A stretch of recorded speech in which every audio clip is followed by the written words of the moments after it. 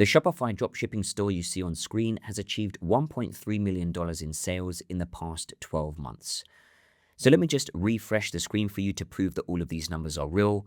So as you can see, all of the numbers do stay the same. And in this complete dropshipping masterclass, I'll be breaking down the exact strategies and steps that were taken to achieve this amount of revenue with this dropshipping store. We'll be covering the dropshipping methods you need to follow to build a long-term branded dropshipping store that can bring in sales all year long. I'll show you how to pick a profitable niche, how to research and find products with massive potential, as well as covering how to find reliable dropshipping suppliers that will allow you to grow your store into a legitimate brand. Once we cover the dropshipping strategy, we'll dive deep into the practical step-by-step lessons where you can look over my shoulder and learn how to build a high-converting dropshipping store from scratch, including choosing a store name, logo design, importing products from suppliers to automate order fulfillment, adding reviews to your store, and how to set up all of the back-end systems on your store, such as shipping settings, email notifications, policy pages, and payment and checkout settings, so you can run your dropshipping business smoothly and grow it into a 6- or 7-figure business. Finally, we'll cover how to start marketing your dropshipping store and bring in traffic and sales using meta ads. The dropshipping store you see on screen achieved $1.3 million in sales in the past 12 months, utilizing meta ads alone. And we'll be giving you a complete step-by-step meta ads breakdown. I'll cover how to set up data tracking for your meta ad campaigns so you can accurately track all of the sales on your dropshipping store that are coming from your meta ads, how to set up the ad campaigns and create high converting video and image ads for your dropshipping products using a number of methods including utilizing AI, how to read the data for your ad campaigns, and how to scale your ad campaigns to achieve 6 and 7 figures in revenue with your dropshipping stores. So if you've always wanted to start your very own profitable dropshipping business and start making money online, then this is the video for you. The timestamps are in the description so you can skip to any part of the video. This is Elliot with Judge.me, and without further ado, let's get straight into it. I want to start off by giving you an overview of each step of the dropshipping strategy you need to use in 2026 and beyond. There are 5 steps, and I'm going to be covering each of these steps in detail throughout this video, but I just want to give you a high-level overview first. So step 1 is picking a niche for your store. We'll go into why that's super important in a moment. Step 2 is picking products to sell within that niche. And there are a certain set of criteria that the products you pick need to meet. Again, we'll be covering that in detail in a moment. Step 3 is picking a reliable supplier in order to sell those products and also fulfill your orders. Step 4 is building out your Shopify store and making it look branded, professional, and trustworthy. And step 5 is getting traffic and sales. These are all the steps you need to take in order to build a profitable dropshipping business. So let's start with step 1, which is picking a niche. There are a number of reasons why you should build your store around one niche. Now, we do have a full guide on how to actually pick a niche for your dropshipping business, so I will leave a link to that video in the description. But now I just want to cover why it's so important to pick a niche for your dropshipping store. And the first reason is that it makes your store look more professional and more trustworthy. So if we take a look at this store here called Tinyland, all they do is sell different types of toys to different types of age groups. So you can see they've got baby toys, toddlers, preschoolers, kids 6+. So they sell all different types of toys on their store. And as you can see, their store looks super professional, super well branded, and most importantly, super trustworthy. The most important thing and most crucial thing you want to do when a potential customer comes over to your store is build trust. If they don't trust your store, if they question whether it's a scam even for 1 second, they're going to click off and they're not going to buy from your store. So when you build your store around one niche, it allows you to create this branded look that looks super professional and super trustworthy. So that's the first reason why you should build your store around one niche. It's all about building trust and making your store look professional and building a brand around your store.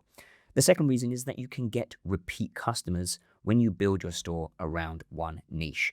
So you can do things like email marketing. If we scroll down on Tinyland here, you can see that they have this subscribe to get 10% off. So customers will enter in their email and get a 10% off discount code. Then Tinyland can actually market new products to those email subscribers. And if a customer has purchased for a particular product, in this instance, they're purchasing a kid's toy, they're more likely to be interested in buying a kid's toy again if you market a similar type of product to them via email marketing. So if you're selling products in all different niches, all different categories, if you sell one customer a pet product, for example, and then you try to run an email marketing campaign with a yoga product, they're most likely not going to be interested in that product because they subscribed to your email newsletter when they came to purchase a dog product or a pet product. So again, that's why it's super important to build around one niche. You can get repeat customers and you can build a proper long-term brand, a proper business around that niche. So as I say, these guys, all they do is sell educational toys and different types of toys. Now they can keep remarketing to those same customers that have purchased from them in the past. So if we go to shop here, you can see they sell baby products, they sell toddler products, preschoolers, and kids. So if somebody comes and buys a baby product, they can continue marketing products to them for a number of years as their kid grows up. They can continue marketing different toys to them through email marketing and through remarketing ad campaigns. So we'll go into that in a bit more detail later on when we look at traffic and actually making sales. But as I say, if you build your store around one niche, you can remarket to your previous customers, which means you don't have to keep finding new customers every time. You can have repeat customers, and it's a much more sustainable way to run your store. The next reason to build your store around one niche is it allows you to actually learn about your audience. You can learn about what types of products they like, and then you can find new products that you can sell to the same audience. You can find out what types of content works with them. So again, if we have a look at Tinyland, we can come over to their Instagram. You can see they create loads of Instagram reels, and these get good engagement. You can see here, this one's got 700K views, 370K, 700K, and even some of the smaller ones, 3.5K views, 8K, 5.5, 33, 6K. So a lot of their videos for their store get good engagement, get a good amount of views. So this allows them to bring in organic traffic for completely free. Now, the only way they're able to do this is because they've been able to figure out what types of content actually resonates with their ideal customer. And when you're selling products from all different types of categories, you're selling pet products, you're selling sports products, you're selling home decor products, you never really narrow down what your audience likes, what type of content they like, what type of copy they actually respond to. So if we have a look at the product pages, the copy, which is the text on the product pages, helps to sell the product. You can really learn about what your customers will actually buy and what they resonate with and what they react well to when you just focus on one type of customer, one type of audience, and one type of niche. So again, like I say, it's super important to build your store around one niche because it allows you to learn about your audience. Again, if we have a look at their ad library, so this is the meta ads library, this allows you to actually look at all of the ads a brand is running. You can see they create loads of different types of ads for their products and for their audience. Again, they're able to learn about their audience, about their customers, to know which types of ads work well for their customers. So it's really just about learning about your ideal customer. And the best way to do that is to build your store around one niche. And you can also tap into a more passionate audience when you build your store around one niche. So again, parents are a very passionate audience. They want to buy toys for their kids. That's a very passionate audience. If you build your store around dogs, again, that's a very passionate audience. People love their dogs. They want to buy product for their dogs. Or if you build it around a particular sport like golf, again, has a very passionate audience. So when you build your store around one niche and that niche is linked to a passionate audience, they're more likely to purchase from your store because, again, it resonates with them better than if you just have a general store selling all different types of products from all different categories. It doesn't really connect with them emotionally. So that's why you need to build your store around one niche so you can actually tap into a passionate audience and learn more about that audience. And the final reason to build your store around one niche is so you can actually build data on your ad pixels. Now, I'm not going to go into this in too much detail, but basically when you run ads on a platform like Meta, so Meta owns Facebook and Instagram. So when you run Meta ads, your ads run across Facebook and Instagram, you can add something to your Shopify store called a Facebook pixel or a Meta pixel now. And what this does is it collects data on all of the customers that come over to your store. So when somebody comes from, for example, Instagram, they click on one of your ads and they come over to your website, that person will have a similar type of behavior on Instagram if they're all from one niche. So again, if we have a look at Tinyland, they're targeting parents. So everyone that comes over to their store is likely to be a parent or a grandparent. So the ad pixel can actually collect that data. It knows the demographic. It knows which audience to show your ads to. So every time you run a new campaign, even if it doesn't succeed, when you run an ad campaign, if it doesn't succeed, at least you know that Meta is starting to figure out who your ideal customer is and who your ideal audience to show your ads is, because it's all centered around one particular type of audience, one particular niche. If you're running ads to pet owners, to dog owners, and then you're trying to sell a golf product to golfers, and then you're trying to sell a yoga product to people interested in yoga, everybody that comes over to your store are from different demographics and different audiences. So the campaigns can never use the data to try and narrow down who your audience is and who to show your ads to. So like I say, that might sound a little bit complex, but basically just think of it this way. Every time you run an ad campaign, if you run it to a similar type of audience, you can collect data around a similar type of audience, and you can use that data to improve your campaigns when you run new ad campaigns. So that's it when it comes to picking a niche. Like I say, there are a number of reasons why you should do this. It's going to help you build a more long-term business, a real proper brand around your store, and it can compound. You can also go and build across multiple platforms. So as you can see here with Tinyland, they're building across Instagram, and they're also building by running ads as well. So you could build across multiple platforms. If you're just running a store selling all different types of products, you can't really build a passionate audience on a platform like Instagram or TikTok or Pinterest, because you're not going to be able to post content that resonates with one audience. So now we've had a look at picking a niche. Let's move on to the next step, which is choosing products to sell in that niche. When it comes to picking products to sell on your dropshipping store, the first thing to keep in mind is that you don't need a massive selection of products to start selling on your store. Now, we do have a full walkthrough on how to conduct in-depth product research, so we'll leave a link to that video in the description. But in this video, I just want to go over the key product criteria that you want to look out for when it comes to selling products. So as I say, the first thing is you don't need a massive selection of products to start selling. You want to build your store around one hero product, so one main product, and then you want to have 4 or 5 other smaller products that are cheaper to fulfill, which you can use as upsells on your store. So you really only need to research around 3 to 4 products that you're going to test in the market as your potential hero products. And if the first product that you test starts to do well and starts to make sales and gain traction, then you're just going to run and go all in with marketing that particular product. And then, like I say, you'll have a few other products that you can use as upsells. So realistically, you only need around 3 to 4 potential hero products on your store and 4 to 5 other potential upsell products. Now, when it comes to key product criteria, there are a few essential things that you need to keep in mind when it comes to selecting your hero products. Now, the first thing is the product needs to be high perceived value. Now, I've just put here high perceived value products make customers feel like they're getting more than they pay for. So whether that's status, transformation, or uniqueness, the product itself might cost $5, for example, but if it looks like it should cost $50, then you've created high perceived value. This is kind of common sense. Naturally, some products will have higher perceived value, things like watches and jewelry and things that actually solve problems. So products that solve big problems will naturally have a higher perceived value. So a product that, for example, solves back pain will have a very high perceived value because people are willing to pay a lot to solve their back pain. They may have already tried expensive things like acupuncture, like going to the chiropractor, or expensive medication. So they're willing to pay a little bit more for a product that solves a big problem. So like I say, you want to create high perceived value. So you don't want to sell things like, for example, water bottles. So these are just a few water bottles here. You can see they have very low perceived value.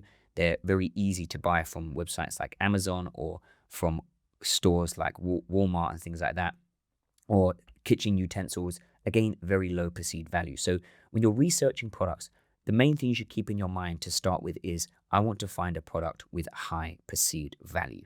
Like I say, it's kind of common sense. Some products naturally have a high perceived value. If they solve a problem, they will also have a high perceived value. And also they should be a little bit unique. So try to find products that you can't just buy anywhere. That creates a higher perceived value. Next up, you want to find products with high margin. So you want products with at least a 70% margin and a $30 monetary margin. And the reason you want to have big margins is so that you can run ads on platforms like Meta, which is Facebook and Instagram ads, on Google, on TikTok, And if you really want to grow your business, you are going to have to run ads at some point. So you need to have high enough margins so that you can spend money on ads to acquire a customer. And that way you've still got enough margin to keep some profits after you spend that money on those ads. Now, an easy way to work out margin is to simply divide your cost of goods by the margin that you're looking for. So in this instance, we're looking for a 70% margin. So if our cost of goods is $12, how much it actually costs us to source the product, we can do $12 divided by 0.3.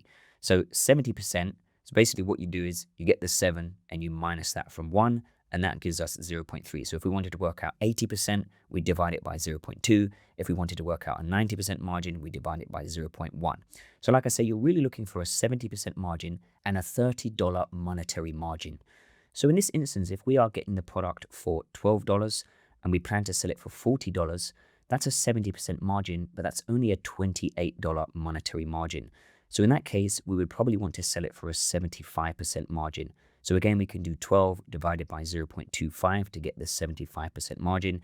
So that means we're going to sell the product for $48, and that actually gives us a $36 monetary margin. So that's a really good margin. It gives us enough margin to actually run ads. So this is how you can work out the margin. Now, of course, when it comes to figuring out how much you can actually sell a product for, like I say, we do have a full guide on conducting in-depth product research, but you basically just want to look at the other competitor stores and how much they're selling the product for, so you can understand how much customers are actually willing to pay for the product. So we looked at the first two product criteria, which is high perceived value and high margin. Ideally, your product should solve a problem or have a wow factor. So that basically just means it's very unique. You can't just buy it anywhere. I generally tend to prefer to sell products that solve problems because they're easier to market, but ideally it should be both of these or one of these. It either solves a very big problem or it has a wow factor. You should be selling products within the $40 to $100 price range. So don't be looking to sell products that are very cheap. So products that you're going to sell for $10, $15, $20. And don't look to sell products that are very expensive. So products that you're going to have to sell for $150, $200. The reason you want to sell in the $40 to $100 price range is because $40 gives you just enough margin, depending on how much you're sourcing the product for, to still run ads and make a profit. But the reason you don't want to sell for over $100 is because customers tend to think a little bit more when they're going to make a purchase that costs more than $100. With dropshipping, you often rely on impulse buys. So somebody will just click on your ad or on some of your content, they'll click through to your store, and you're just relying on them purchasing straight away on impulse. If a product is more than $100, they're more likely to have a second thought about it, do a little bit more research. So that's why you want to sell products in the $40 to $100 price range. As I mentioned, if you're selling products less than $40, you're going to have very small margins. So it's going to be hard for you to actually scale the product and sell a lot of it and grow your business, especially because you need enough margin to be able to run ads. Next up, you don't want the product to be too saturated or prevalent on Amazon. Now, you don't need to worry too much about Amazon. The key thing is you're going to build a brand around your store. When people purchase from your store and you build a really strong brand around it, they're more willing to pay a higher price than if they were to purchase it off of Amazon, because they believe that the product is better quality because you've built a really strong brand around your store. So I'll show you a few examples. If we have a look at this store here, they sell these dumbbell hooks, right? So basically these allow you to do a heavy dumbbell press, and then you can actually just hook it on so that you don't need a spotter. And if we scroll down, you can see they sell these for around £35 for a pair. You can get these for £9 here on AliExpress. Now you can get them on Amazon slightly cheaper here. So we've got £14 here, £19, £15. You don't really need to worry about Amazon too much in this instance because, like I say, you're building a stronger brand around your store. You're making your store look really well branded, high quality, high professional. So people are going to believe that the products are better quality. And as I say, oftentimes you're relying on impulse buys. So people will just come over to the store. They won't even look at Amazon. So you don't need to worry too much about competing with Amazon. This is a very big misconception with dropshipping, is that, oh, why wouldn't people just buy it from Amazon? So that, just get that in your mind. If you build a strong brand around your store, people will think the products are better quality. Also, you're relying on impulse buys. So oftentimes people won't even compare your product to the ones on Amazon. And finally, when you're looking on Amazon, you can see at how many strong listings there are.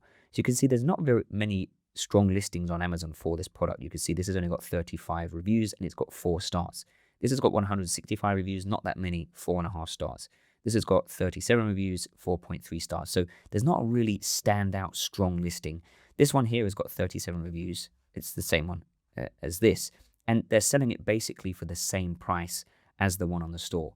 So just have a look at the listings and how strong they are. If you can't see many strong listings with lots of strong reviews, or the prices are very similar to what you would sell it for, then it doesn't really matter about competing with Amazon. If we have a look at this store in stark contrast, they're trying to sell this barbell pad for £57. Well, you can get these on Amazon for a lot cheaper. You can see £6 here.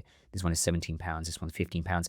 And these are very strong listings. As you can see, 5.7K with a 4.8 star rating, 5.6K with a 4.8 star rating, 12.5K with a 4.8 star rating. So there's a lot of strong listings on Amazon, and they're so much cheaper than what it's being sold for on the store. So in this instance, it would be very difficult to sell this product. So you just want to have a look on Amazon. Just make sure that it's not oversaturated with loads of strong listings that are much cheaper. And like I say, you can find products like this, as I've just given you an example here.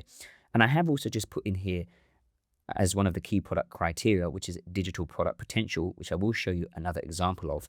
But if you can add a digital product to your product, again, you increase the perceived value of your product and your offer that you're offering your customer, and you're giving them something that they can't get if they purchase it on Amazon. So if we just scroll down here, you can see this store has the Mad Press protocol. So they're giving away this free e-guide on how to get better with your dumbbell bench press. So you can't get that on Amazon. So you can add other things with your product on your store to actually compete and beat Amazon. So the main thing I'm trying to illustrate here is don't worry too much about competing with Amazon. There are plenty of ways you can compete with Amazon. You can compete with them by creating a better brand so your products look higher quality. You can compete with them by relying on impulse buys, and you can also compete with them simply for the fact that there aren't a lot of strong listings on Amazon for the product that you want to sell. Now, I've also put here, you want to find products ideally with multiple marketing angles and multiple audiences you can sell your product to. So if we have a look at this product here, this store here, all they sell is crochet kits, right? If we actually go over to their ad library, we can see all of the ads that they're running, and they're marketing their products to multiple different audiences. So they're marketing it to adults as a new hobby. They're marketing it to parents to reduce screen time for their kids. So that's a different way that they're marketing it, a different audience. Parents that want to reduce screen time and adults who simply want to pick up a new hobby. They're also marketing it as an anti-anxiety product. So people who suffer from anxiety, they can pick up a crochet hobby to reduce their anxiety. They also market it as reducing screen time for adults as well. So the marketing angle is reducing screen time, and there are two different audiences. There are adults who want to reduce their screen time, and there are parents who want to reduce their children's screen time. And they're also just marketing it as another way to be creative. People that are interested in being creative and want to learn a new skill. So that they run loads of different ads to loads of different audiences for the same product, which is just a crochet kit. So as I say, when you're looking at products to sell, you ideally want to find some products that you can market to multiple different audiences. Again, if we have a look at this product, you might just think, right, this is just going to be for gym goers. But this could be marketed to beginners, so people who are completely brand new to the gym and they're a bit nervous about doing a dumbbell bench press. So they could buy this to actually help them. So that's one marketing angle, that's one audience, gym beginners. And they could market this to people who've been going to the gym for years and they want to take their dumbbell bench press to the next level. They want to lift super heavy, and this is going to aid them in doing that. And there are, they could market it to women as well. So they can market in many different ways. So as I say, just try to think about the products that you're picking and choosing and how you could market them to multiple different audiences. And the last key product criteria is digital product potential, which I've already briefly mentioned. So if we have a look at this store here, they sell these massage insoles. If we scroll down on their store, you can see they have this foot health mastery guide. So it's a free ebook on improving your foot health. So any product where you can combine it with a digital product, whether that be an ebook or it could be a video guide. Again, with the crochet store, they have video guides on how to actually crochet. So you get a digital product with your main physical product that they're selling, which is a digital guide, a video guide on how to get better at crocheting. So any product that you can pair with a digital product will increase the high perceived value of the product that you're selling, and it will help you to beat your competitors because you're offering something that your competitors are not offering. So always think about how you can pair your product with a digital product. Not every product needs to have this, but this is just a little extra bonus to have when you're thinking about the main hero products that you want to test on your store. So now we've had a look at the key product criteria.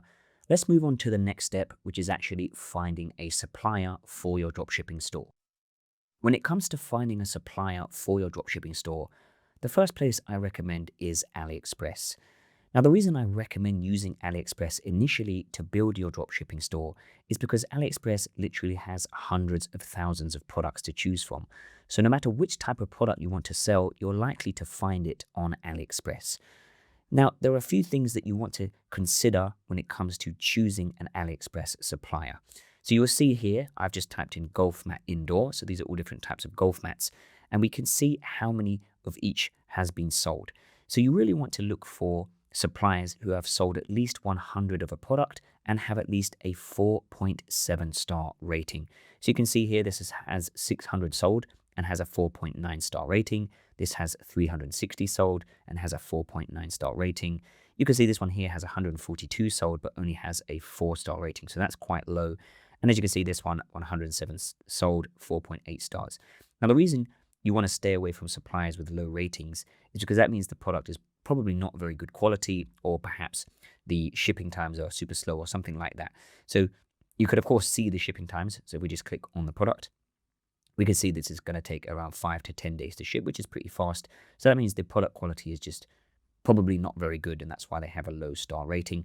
And the reason you want to look for products with over 100 sold is so that you know that the supplier is using AliExpress consistently. Sometimes suppliers will sell on AliExpress and then they will just remove their listing from AliExpress. And that's not good. If you're selling the product and they just remove their listing, that means you can't fulfill the order anymore. So you want to find suppliers that are consistently selling on AliExpress with a high star rating. That means they're much more likely to be reliable. So again, you can see here, this one's got 500 sold, 4.9 star rating. So these are some good suppliers, we could say. Now, the reason I recommend starting with AliExpress is because initially you're just going to be testing your hero products. So whether that be creating content, we are going to look later on in a bit more detail about actually getting traffic and marketing your products, but whether that simply be creating and posting content across social media or running ads, you just want to test your products and you want to gain some traction. You want to see how well they're going to do in the market before you invest any more into actually building your store around that product. And the easiest way to do that is simply to test the product from AliExpress first. If you start making consistent sales, let's say you start making 50, 100 sales per month, then you can start looking for a different supplier and actually move away from AliExpress. Now, when it comes to actually syncing a product from AliExpress to Shopify, you can use this software tool called DSers. DSers is simply a software tool. They're not a supplier. They don't have a warehouse.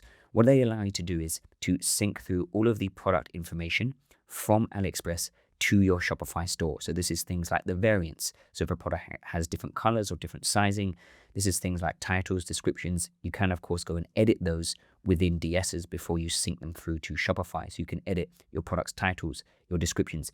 You can choose the price that you want to sell it for. So again, if we have a look at this golf mat, if I wanted to sell this for £50, for example, when I'm syncing this through from AliExpress to Shopify, in DSers, I can choose that I want to sell it for £50, how much I want the price to be on my store. So you can edit all of the information using DSers. The other powerful thing with DSers is it actually syncs through all of your customers' information from Shopify through to AliExpress. So when someone purchases the product from your Shopify store, you don't need to go to AliExpress and manually enter in their name, their address, their zip code, their phone number, all of that stuff. DSers allows all of that information to be synced through to AliExpress automatically from your Shopify store when somebody purchases from Shopify.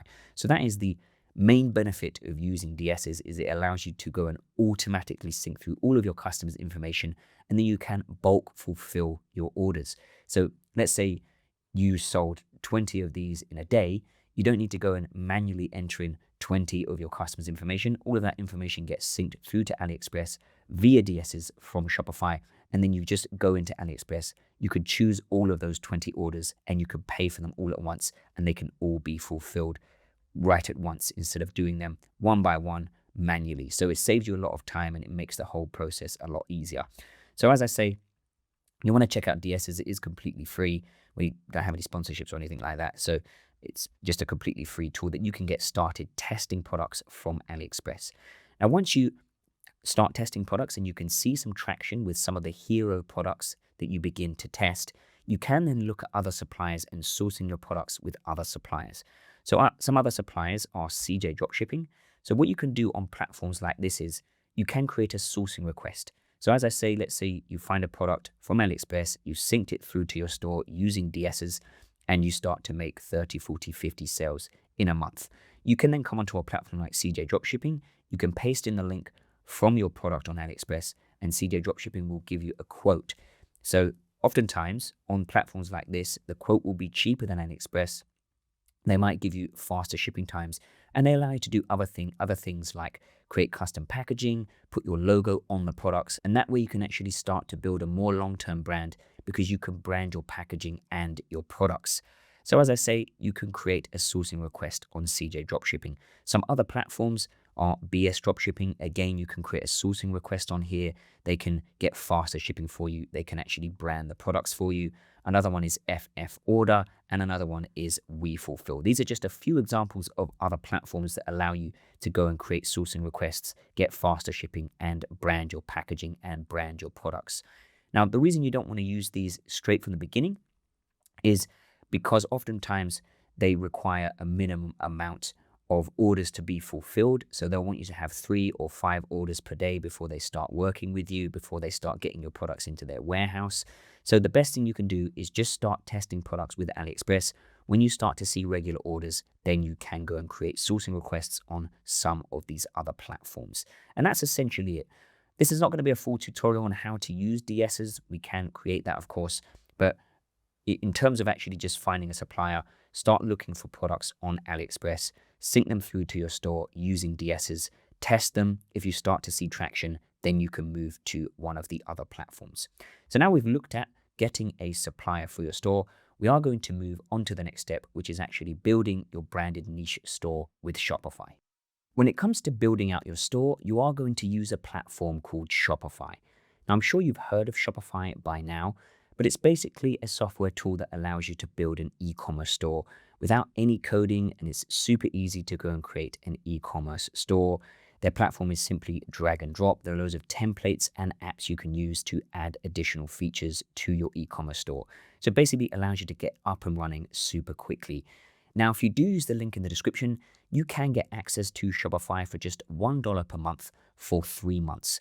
So this gives you an entire 3 months to start building out your store and testing some products and hopefully gaining some traction with your dropshipping business.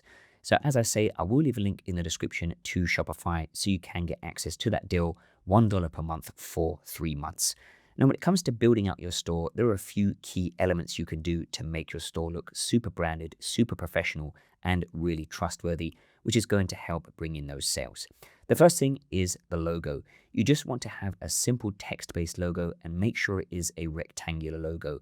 I see a lot of beginner stores and they create these really large square logos and they just don't look very great. They don't look very professional. So go with a rectangular logo that is simply text-based. If you have a look at some of these stores here, you can see a very simple text-based logo. They do have a small icon in their logo, but it is a simple text-based rectangular logo. If we have a look at this one again, a very simple text-based logo with an icon. So just make sure, like I say, it is a rectangular logo rather than a really big square logo. When it comes to choosing your color palette, again, keep it simple. So you just want to choose black, white, gray, and one other accent color. The accent color will be used for things like the announcement bar, which is the bar at the top of the store, your call to action buttons. So these are like your add to cart buttons, your buy now buttons. It can be used for the footer. So the footer is the bottom of your store where all of the information about your store is housed, like your privacy policy, your contact us page, all of those additional pages, and you can use it for things like section breaks. So like I say, have a very simple color palette, black, white, gray, and one other accent color, And if you stick to this color palette, you can create a very professional looking store. Always have a white background on your store. Again, I see some beginners creating stores with, crazy pink backgrounds or a turquoise background. Customers are so used to seeing white backgrounds on almost every website that they shop on. It's a kind of a subconscious thing. If they see something a little bit different, it looks a little bit strange to them, and that breaks the trust. So always just have a plain white background, and like I say, use your accent color for other areas on your store. Now, when it comes to choosing fonts for your store, again, you can keep it super simple. So you can actually just stick to one font if you want to. So as you can see with this Stepper store, they only have one font. They bold the headings, and for the body text, they keep it regular. So you can just stick to one font if you want to. I would recommend using a maximum of 2 fonts. So one for your headings and one for your body text. Keep it super simple. You are also going to want to use sans serif fonts, not serif fonts. Now, the difference between sans serif and serif is serif fonts have this little flick on them, and serif fonts generally are for print media. So things like newspapers, books, documents, formal documents, things like that. And serif is for digital. So websites, etc. So when you're creating your store, only use serif fonts. It's going to make your store look much more professional, your text much easier to read. And again, customers will just view this as looking more trustworthy. If we have a look at some of these stores here, they all use serif fonts. So if we click on this one again, you can see serif fonts. So you just want to stick to serif fonts. When it comes to creating your product images, you are going to want to edit the default Supplier images and just add some information to them, and also make sure that the images actually match the branding of the rest of your store. So don't just go and use the stock Supplier images, go and edit them in tools like Canva. You can also use ChatGPT to go and generate new images, and then you are going to make sure that they match the branding of the rest of your store. So all of your images should match the same fonts and colors. So if you've got images with different fonts, different colors, it's just going to again make your store look very messy, not trustworthy, not professional. And you are going to want to have information on your product images. So you can see here, this store has got arch support, massage, trimmable, fits any shoe. You're providing customers information on the product images. If we look at this store, Tinyland from earlier, if we scroll down here, we can see that it says large enough. So it shows the size, easy to fold, easy to assemble. So you're giving customers lots of information in the product images themselves. Customers will look at your store on a mobile, and the main thing they're going to look at mostly is going to be the gallery. So if you can provide customers lots of information about the product in the gallery, you're able to convince them earlier to purchase your product. If we have a look at this store here, we can see again lots of information in the product gallery. We have some more images here, but lots of information in the product gallery. So that's really what you want to do. Create images that match the branding for the rest of your store and have lots of information on them. When it comes to writing product copy, now copy is just the text on your website. You want to break up your product copy. So don't just have one massive paragraph listing all the things that your products do. Customers won't read it. You want to break it down so it's easily digestible for your customers. Now, the way you can do this is you can create these sections. I like to call it headline, paragraph, image. So if we scroll down again, we can see headline, paragraph, image, headline, paragraph, image. I know this is a table, but you get the idea. We have a headline, we have an image here, we have a paragraph. So you just want to break up your sections into different headlines, paragraphs, and images. Again, we have here headline, paragraph, image. It doesn't necessarily have to be a big paragraph. It can just be a couple of sentences. And the way you want to structure this is you want to focus on the pain points of your customer. So what are they really struggling with, and how does your product solve that? Or you want to focus on tangible outcomes. So why should the customer actually buy it? So don't just list features. Think about why a customer should actually buy your product. What benefit are they going to get from it? How does it solve a pain point in their life? What outcome are they actually going to receive if they buy your product? So you can see here we've got walk pain free. So that is the pain point, or that's the solution. And then this just elaborates on how the product actually does that. The ultimate comfort for your feet. Rediscover the joy of standing, walking, and living. And then we have an image actually showing that. Well, this is a GIF, so you can include some GIFs on your store as well if you can find some GIFs for your product. Again, here we can see the steppers difference. Experience the transformation for yourself and step into a brighter, pain-free future today. So like I say, you really want to focus on the customer's pain points, how your product solves those pain points. You can see here we've got some Key features: improves posture, key outcomes for the customer, boosts performance, size adjustable, easily washable. So these are features and these are benefits of the product. So you really want to focus on that. But the main takeaway here is just don't have a big paragraph of text explaining what your product does. Try to break it up, make it digestible, and look at the product pages of your competitors. Look at product pages of stores selling similar products to you. Use them as inspiration, use them as a skeleton, and think about, how can I improve on my competitors' stores? So always look at your competitors' stores and use those as inspiration and as a skeleton to build your own store around. Now, another key section you want to have on your store is an FAQ section. And the FAQ section should be tailored to the specific product. So if we scroll down here, we can see we have this FAQ section. Are kids TP tent worth it? Can children use them? What age do kids like them? So you want to have specific FAQs related to the product. Now, the reason I'm mainly talking about the product page is because you're going to send most of your traffic to your product pages, and this is where customers actually buy. So the home page and some of the other pages are not that important. You want to put most of your effort into your product pages. And that's why when I mentioned earlier, you only need around 3 to 4 products to test. So you only really need to build out one product page at a time. So start with your first product that you want to test from the product that you've researched, the one with the most potential. You're going to build out a really good product page. You're going to test it. If it starts to make sales, then you are just going to continue to market it. And then if it doesn't get any traction, you can move on to another product to test. So that's why I'm really focusing on the product pages.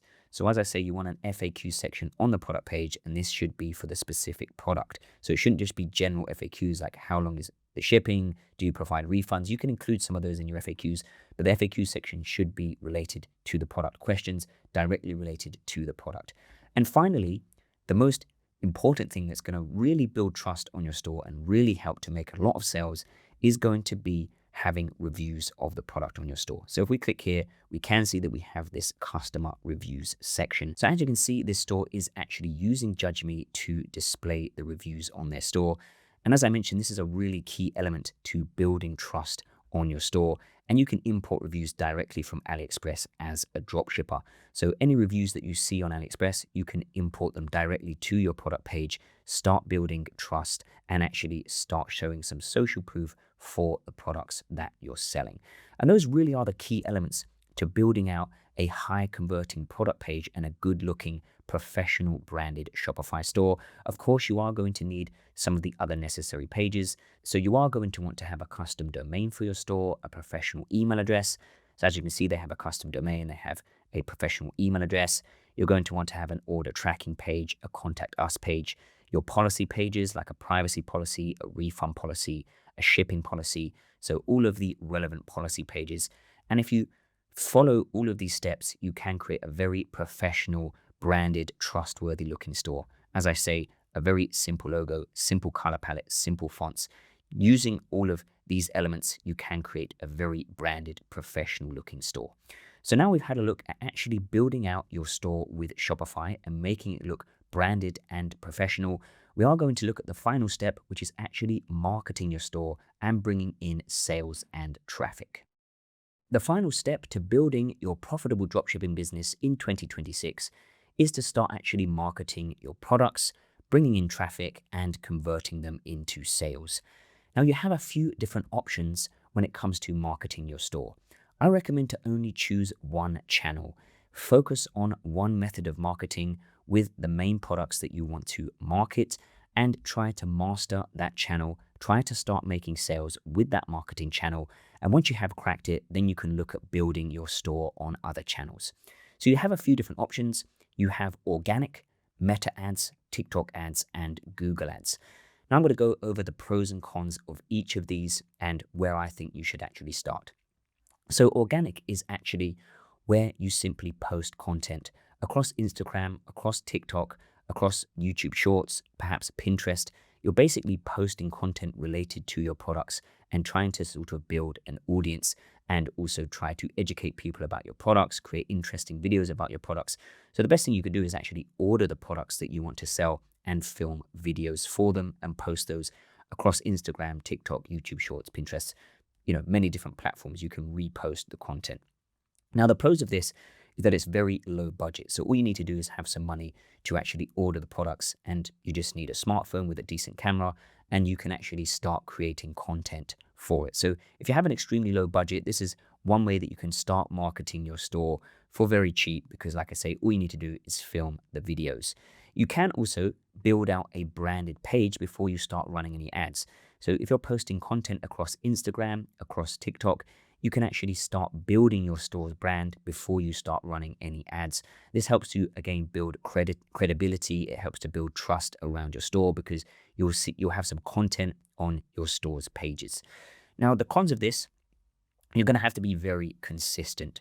So you're likely going to have to post daily, at least for 60 to 90 days. So you really need to be in this for the long run if you're going to post content around your products and try to make sales organically. And of course, you are going to have to post every day. If you're posting infrequently, once or twice a week, you're not going to gain enough traction to actually make any sales. You also need to be fairly creative. So you need to think of ideas that you can actually film for videos. You can use ChatGPT now to prompt you with ideas. So that is one way to come up with loads of different ideas that you can create videos for surrounding your products. And finally, is kind of unpredictable. So, you're relying on an algorithm to make your videos go viral. If the algorithm doesn't favor your videos, they're not going to go viral, and you're not going to get enough views to actually translate that into sales on your store. So if you are on a low budget, this is probably going to be your best route. You simply need to film videos. You can test things out on a very low budget, and you can see how it goes. Next up, we have Meta ads. Now, Meta owns Facebook and Instagram. So when you run ads on Meta, you basically run ads on Facebook and Instagram. Now, these are going to be paid image and video ads shown across Facebook and Instagram. So you can create video ads. Again, you can film the video ads yourself. So you can order the product and film it yourself. You can send your products out to creators, UGC creators. So they're called user-generated content creators or influencers on Instagram, things like that. And they can create the videos for you. Or you can simply create image ads. Again, we will have a full walkthrough on how to actually create ads for Meta. So again, we'll leave a link to that in the description. But essentially, these are going to be image and video ads for your product. Now, the pros of this is that you can get a quick proof of concept for your product. You can start running ads right away, start getting traffic right away, and you can see if people are actually interested in your product, if people are purchasing, and you can figure out whether your product has any potential fairly quickly. And you can actually start making your sales very quickly as well, because you can start bringing in traffic instantly as soon as your ad campaigns are up and running. So this might help to give you a bit more motivation if you're seeing sales coming in fairly quickly. Also, ads are very scalable and mostly predictable.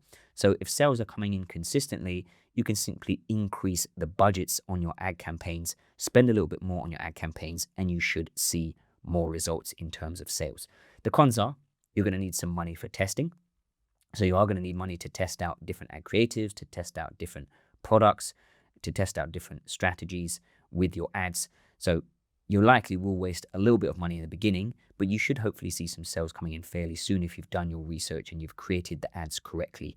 And again, you are going to need a little bit of creativity when it comes to creating image ads, when it comes to filming video ads or sending them out to creators. You're going to have to come up with scripts and things like that. Now, TikTok ads means that you run ads on TikTok. It's essentially the same as Meta ads, except you're running it on the TikTok platform. So it's going to be video ads, less likely image ads. They do have carousel ads on TikTok, but it's mostly going to be video ads on TikTok. Whereas with Facebook and Instagram, you can run different types of image ads. With TikTok, it's mostly going to be video ads. Again, pretty much the same pros as Meta ads, which is you can quickly make your first sale. You can get a quick proof of concept for your products. Again, it's more scalable and predictable.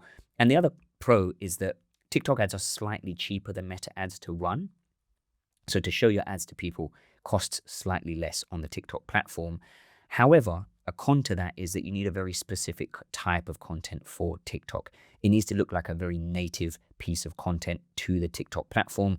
So that is why people use creators to create user-generated content. So it looks exactly like a regular piece of TikTok content and not like an ad. So, like I say, very similar to running Meta ads, just slightly different, more emphasis on creating creative pieces of content via video. And then finally, you have Google ads. Now, Google ads are going to be Google search and Google shopping. So when somebody types in a product that they're looking for. Let's say they type in corduroy jacket. The products that come up at the top on Google, those are Google shopping campaigns. And then you also will see text-based ads, which are Google search campaigns. Again, basically the same pros as any other ad platform. You can quickly make your first sale. They're more scalable and predictable. You only pay cost per click on Google Ads. So every time someone clicks on your ad, you pay. Whereas with Meta and TikTok, you pay every time someone views your ad. They work out a kind of similar price, but this way you know people have a higher intention. And you don't need to create ad creatives. So you don't need to create video ads, image ads. You're simply just running text-based ads across Google. Now, the con of Google Ads, they're a lot more technical to set up for a beginner. They're a lot more tricky to set up for a beginner. And Google have a lot more requirements when it comes to setting up the ads. So it can take a little bit longer to get your ad campaign set up. And you need to do a lot of keyword research with Google Ads to find the keywords that people are actually searching for. So you need a little bit more marketing experience when it comes to running Google Ads. So as a beginner, I recommend to either start with organic, so posting organic videos across Instagram, TikTok, and other social media platforms if you have a low budget. If you have a little bit more budget to test, I recommend running Meta ad campaigns. I think they're slightly easier to get set up than TikTok ads, very low barrier to entry and not very technical to set up. So you can get your ad campaigns up and running pretty quickly. And in an ideal world, you can be running Meta ads and posting organically if you really want to grow your dropshipping store quickly. So like I say, you're going to want to start with one of these channels or ideally both if you have a little bit of budget to run Meta ads. And then if you start seeing traction with one product, it starts to make some consistent sales, you can scale your Meta ads pretty quickly by simply increasing the ad budgets on your ad campaigns and actually creating more ads for your products. Before I show you how to pick a niche, I want to go over why it's so important to build your Shopify dropshipping store around one niche rather than selling products from loads of different categories. The first reason is that you can actually build a long-term business when you center your store around one niche. So if we have a look at this store here called Tinyland, all they do is sell kids' toys. So if we come over to the shop here, you can see that they sell babies' toys, toddlers, preschoolers, and kids' toys. So this way, they're able to actually build a long-term business because they can keep marketing to the same customers over and over again. If a customer purchases a baby toy, as their kid grows up, this store can continue to market them toddlers and then preschooling toys and then kids' toys, and they can continue to get sales from the same customers for years and years. This means that they don't need to keep finding new customers. They can actually run remarketing campaigns with ad campaigns. They can also run email marketing campaigns. So if we actually scroll down on this store, you can see that they have this subscribe to get 10% off. So customers can subscribe to their email newsletter, and then they actually market products to their customers via email marketing so that they're able to remarket to the same customers over and over again. This is a much more cost-effective way to run your business, and it means that you can have longevity because you get repeat customers. And when you build your store and you're selling in loads of different categories, you can never really get repeat customers. Because let's say, for example, you sell a customer a dog product and they sign up for your email newsletter, and then you try to market them a yoga product via email marketing. They're more likely not going to purchase the yoga product because they initially came to your store to buy a dog product. Whereas if you build your store around one niche, if they purchase a product for their baby, then they're more likely to purchase a product for their toddler as their baby grows. Or if you just build your store, for example, around pets or the dog niche, if a customer buys a dog product and then you run an email marketing campaign for another dog product, they're more likely to purchase it. The second reason why you want to build your store around one niche is that it looks more professional, more branded, and more trustworthy. So again, with Tinyland, you can see this store looks super professional, super well branded, and customers are becoming more savvy. They're becoming more aware of dropshipping. So you need your store to look super professional, super trustworthy. It's one of the most important things that you can do when you are building your stores. You need to make them look trustworthy. If customers don't trust your store, for any reason, they won't purchase from your store. And just a quick note on this, one quick and easy way to build trust instantly with your store is to have reviews. So if we have a look at Tinyland, if I just click on the reviews here, you can see that they have this reviews widget on their store displaying all of the reviews from their customers. And it's super easy to go and add this to your store using the Judge.me app. The Judge.me app is completely free, and if you are a dropshipper, you can import reviews directly from AliExpress to your Shopify store so that you can start building trust, you can start building credibility, you can start building social proof with your store to bring in more sales. The next reason to build your store around one niche is the fact that you can tap into a passionate audience and you can learn about your store's audience. If we use Tinyland as an example again, they are building their store organically across social media. You can see they're building a big following on Instagram. They're also building on Pinterest, and their content gets a huge amount of views and engagement. As you can see here, 848K views, 388K, 175K here, 54K here. They're getting a huge amount of views and engagement. And that's because they are creating content for one passionate audience, an audience of parents. So they're able to learn about what types of content resonates with that audience, and they're able to tap into that passionate audience to build a following. This brings them organic traffic, which means they can get more sales for completely free by simply posting content on Instagram. They're not completely relying on ads. So it allows you to tap into that passionate audience and learn about what your audience actually likes, what connects with them emotionally, what resonates with them, and then you can create more types of that content. And this goes the same for ads. When you build your store around one niche, you can see Tinyland are also running huge amounts of ads. It allows them to learn about their audience again, what types of ads resonate, what types of ads perform best for that particular audience. When you're always running cold traffic to new audiences and you're running testing products in loads of different categories, trying to sell to loads of different audiences, you never really learn what your customers like. What types of products do they like? What types of content do they like? And you can never tap into that passionate audience to build a following on social media so you can get sales for completely free. And the final reason to build your store around one niche is that you can build better data with your ad pixels. Now, this is a little bit too in-depth. If you're a beginner, don't worry too much about this. But essentially, when you run ad campaigns, for example, on Meta, which is Facebook and Instagram ads, you have something called a Facebook pixel or a Meta pixel that you add to your Shopify store. And this collects data around every person that comes over to your store. So when somebody clicks on one of Tinyland's ads and they come over to their store, that data is collected by Meta.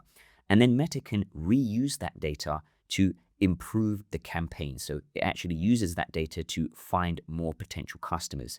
So if you are simply running all of your ads to similar types of audiences because you've built your store around one niche, you collect more meaningful data, and then Meta can reuse that data to improve your ad campaigns.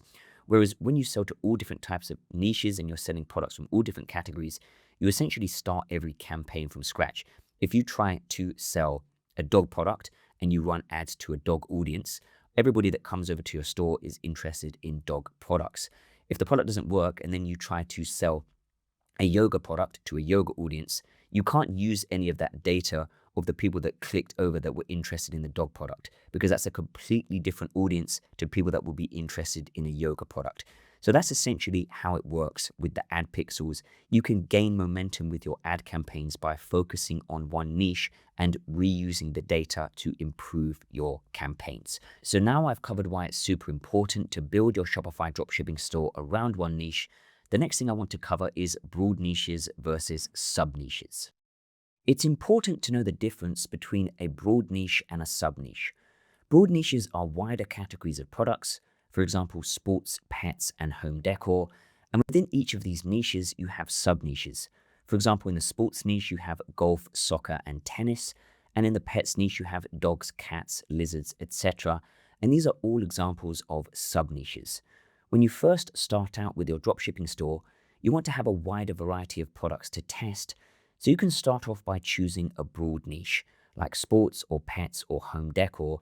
And once you test a few products and find one making consistent sales, you can then narrow your store down to a more specific sub-niche. So now I've covered broad niches and sub-niches, let's move on to how to actually pick a niche. The first thing you can do when it comes to picking a niche is think about your own interests. It's generally easier to sell to audiences that you have some knowledge of or some interest in. It doesn't mean that you have to be an expert, but it does help you to think about the types of products the audience in that niche would want to buy, the pain points that they face, and how you can market those products to them. For example, I have a golf store because I have a lot of friends and family who play golf. so I can easily run ideas by them and understand what types of products and marketing could work. Another reason to pick a niche that you have some level of knowledge of or some interest in is that it helps to keep you motivated. If you pick a niche that you know nothing about, when you face a difficult time with your store, you're more likely to give up because you simply don't have any interest in the brand that you're trying to grow. The next thing I want to talk about is the total addressable market, or the TAM of a niche. You want to pick niches with a large total addressable market. For example, you could build a niche store selling beekeeping equipment, but this audience has a very small market. There are only roughly 125,000 beekeepers in the US. So if you wanted to build a store in the beekeeping niche that made any significant amount of sales, you would have to sell to almost every beekeeper in the US, which is basically impossible. So pick a niche that has a large market. This gives you more potential customers to sell to, allowing you to bring in more sales and build a more profitable dropshipping business. You can use ChatGPT to estimate the total addressable market of any niche that you want to go into. So as you can see, I'm on ChatGPT here. I've just said I'm an e-commerce seller looking to build a Shopify brand. What is the total addressable market for dog owners in Australia as of 2025? I know we're in 2026 now, but this is data based on the previous year. And it has gone and gathered some data for me. So as you can see, 49% of Australian households own at least one dog, which is a huge amount of people. 7.3 to 7.4 million pet dogs in Australia. And if we scroll down, you can see that it's estimated 5.2 to 5.3 million dog owning households in Australia. So that is a massive total addressable market. You would only need to sell to about 1% of that market to bring in, for example, $1 million. Let's say 1% of 5 million is 50,000. If you made $20 profit on each sale, you bring in $1 million, right? So that's why you want to pick a niche with a large total addressable market, because you only need to tap into a very small portion of that niche to bring in a large amount of money. Now, you can also use AliExpress and Alibaba to brainstorm niche ideas. So if we come over to AliExpress and Alibaba, we can find loads of different niches that we can build our store around. Now, the reason that we look at AliExpress and Alibaba is because they have the widest selection of products to choose from. So if we come to all categories, we can see all of these different categories, and these are basically different niches. So you can see we have home improvement and lighting, we've got home and garden, home appliances, pet supplies, all of these different niches here. And within these niches, you have sub niches as well. So you can see under pet supplies, we have dogs, cats, small animals, birds, and so on. And the same with Alibaba. If we come over to Alibaba, we can come to all categories and we can click on any of these categories. So if we come to sports and entertainment, we can see all of these sub niches. So bicycle accessories, flying cars, sailboats. So again, you can go and check the total addressable markets for any of these niches using ChatGPT, but Alibaba and AliExpress are a great way to also brainstorm niche ideas. Now, one final thing that I do recommend doing once you have come up with some initial niche ideas is to then start thinking about potential products. Now, we do have a full guide on in-depth product research, so we'll leave a link to that video in the description. But when you are picking a niche, you can just start to briefly think about products that you could potentially sell within that niche as well. So again, you can come over to ChatGPT and you can just say, I'm starting an e-commerce brand and I need to pick a niche for my store. I want to pick a niche that aligns with solving problems, and I want to pick a niche from these categories. And then you can go and enter in the categories that you maybe briefly want to build your store around. And then I've just said, can you come up with 50 problems for each of these niches? Now, the reason that you want to align your niche with problems is because it's easier to sell problem-solving products. Problem-solving products are much easier to market because you can address customers' pain points and you can provide them a solution with your product to their pain points. So by doing this, this will help you to come up with those pain points and those solutions and think about what problems you could solve within your niche. So if we just scroll down now, we can see for the sports and entertainment niche, it's come up with these 30 problems. Lack of portable fitness, you can see inadequate recovery tools, hard to carry sports gear. So we can start then brainstorming ideas and thinking about what types of products that we could sell in that niche. And it's really important to get in this habit when you're picking a niche, because like I say, it's much easier to sell problem-solving products. So if you already start thinking about the problems that you can solve within your niche, when it comes to picking products, it's going to be a lot easier for you to think about the products that you want to sell within your niche because you're aligning them with the problems that you can solve for your customers. Before I show you how to start finding winning dropshipping products, I want to go over the key product criteria. Every product that you sell on your Shopify dropshipping stores should meet these key product criteria. So when you are researching products, you should reference back to the key product criteria to make sure that the products that you plan on selling actually meet the criteria. So let's start off with the first key product criteria, which is the product should have high perceived value. Now, the more you start practicing and researching products, this will get much easier to identify products with high perceived value. But as you can see, I've just said here, high perceived value products make customers feel like they're getting more than what they pay for. Whether that's status, transformation, or uniqueness, the product itself might cost $5, but if it looks like it should cost $50, then you've created high perceived value. I'm going to show you a few examples, but as I say, when you are researching products, always have this at the top of your mind. The product should have high perceived value. Otherwise, it's going to be very difficult for you to sell it. So like I say, I'll show you a few examples. Let's say you wanted to sell products in the pets niche. You can see this product here, a GPS tracker for dogs. This is going to have a much higher perceived value than a very simple product like this portable dog water bottle. The first reason being is that this product solves a much bigger problem. So if we go back to the key product criteria, you can see one of the key product criteria is that the product solves a problem or has a wow factor. Products that solve problems naturally have a higher perceived value because customers are more willing to pay for them rather than something that's very simple. Again, a product like this can pretty much be purchased from anywhere. You can get it from a convenience store like Walmart. You can get it from Amazon. It's very easy to purchase. It's not very unique. It's not very hard to come by. Whereas a product like a pet GPS tracker is much more unique. If I show you another example, we can see this LED sand lamp. This is going to have a much higher perceived value than something very simple like this ceramic table lamp. The reason being that it has a much more unique design. It looks more sleek, and it's much harder to come by once again. So it's going to have a higher perceived value. So something like this is what we would say has a wow factor. So as you can see on the key product criteria, the product should ideally solve a problem or have a wow factor or both. In this instance, this product has what we call a wow factor in comparison to this simple ceramic table lamp. Now, if we have a look at one more example, you can see this store here called The Foot Collective. They sell this soulmate kit. This helps to alleviate foot pain. So again, it solves a very big problem, which means naturally it will have a higher perceived value. Now also, the reason why they're able to create a higher perceived value with their product is because they've bundled multiple products together. So as you can see, they've got these resistant bands, they've got these toe spreaders, they have this foot sack, this foot massage roller. They also have a free training guide. They have a community. So they're bundling it with digital products as well. So in comparison to this simple acupressure foot roller, this product has much higher perceived value.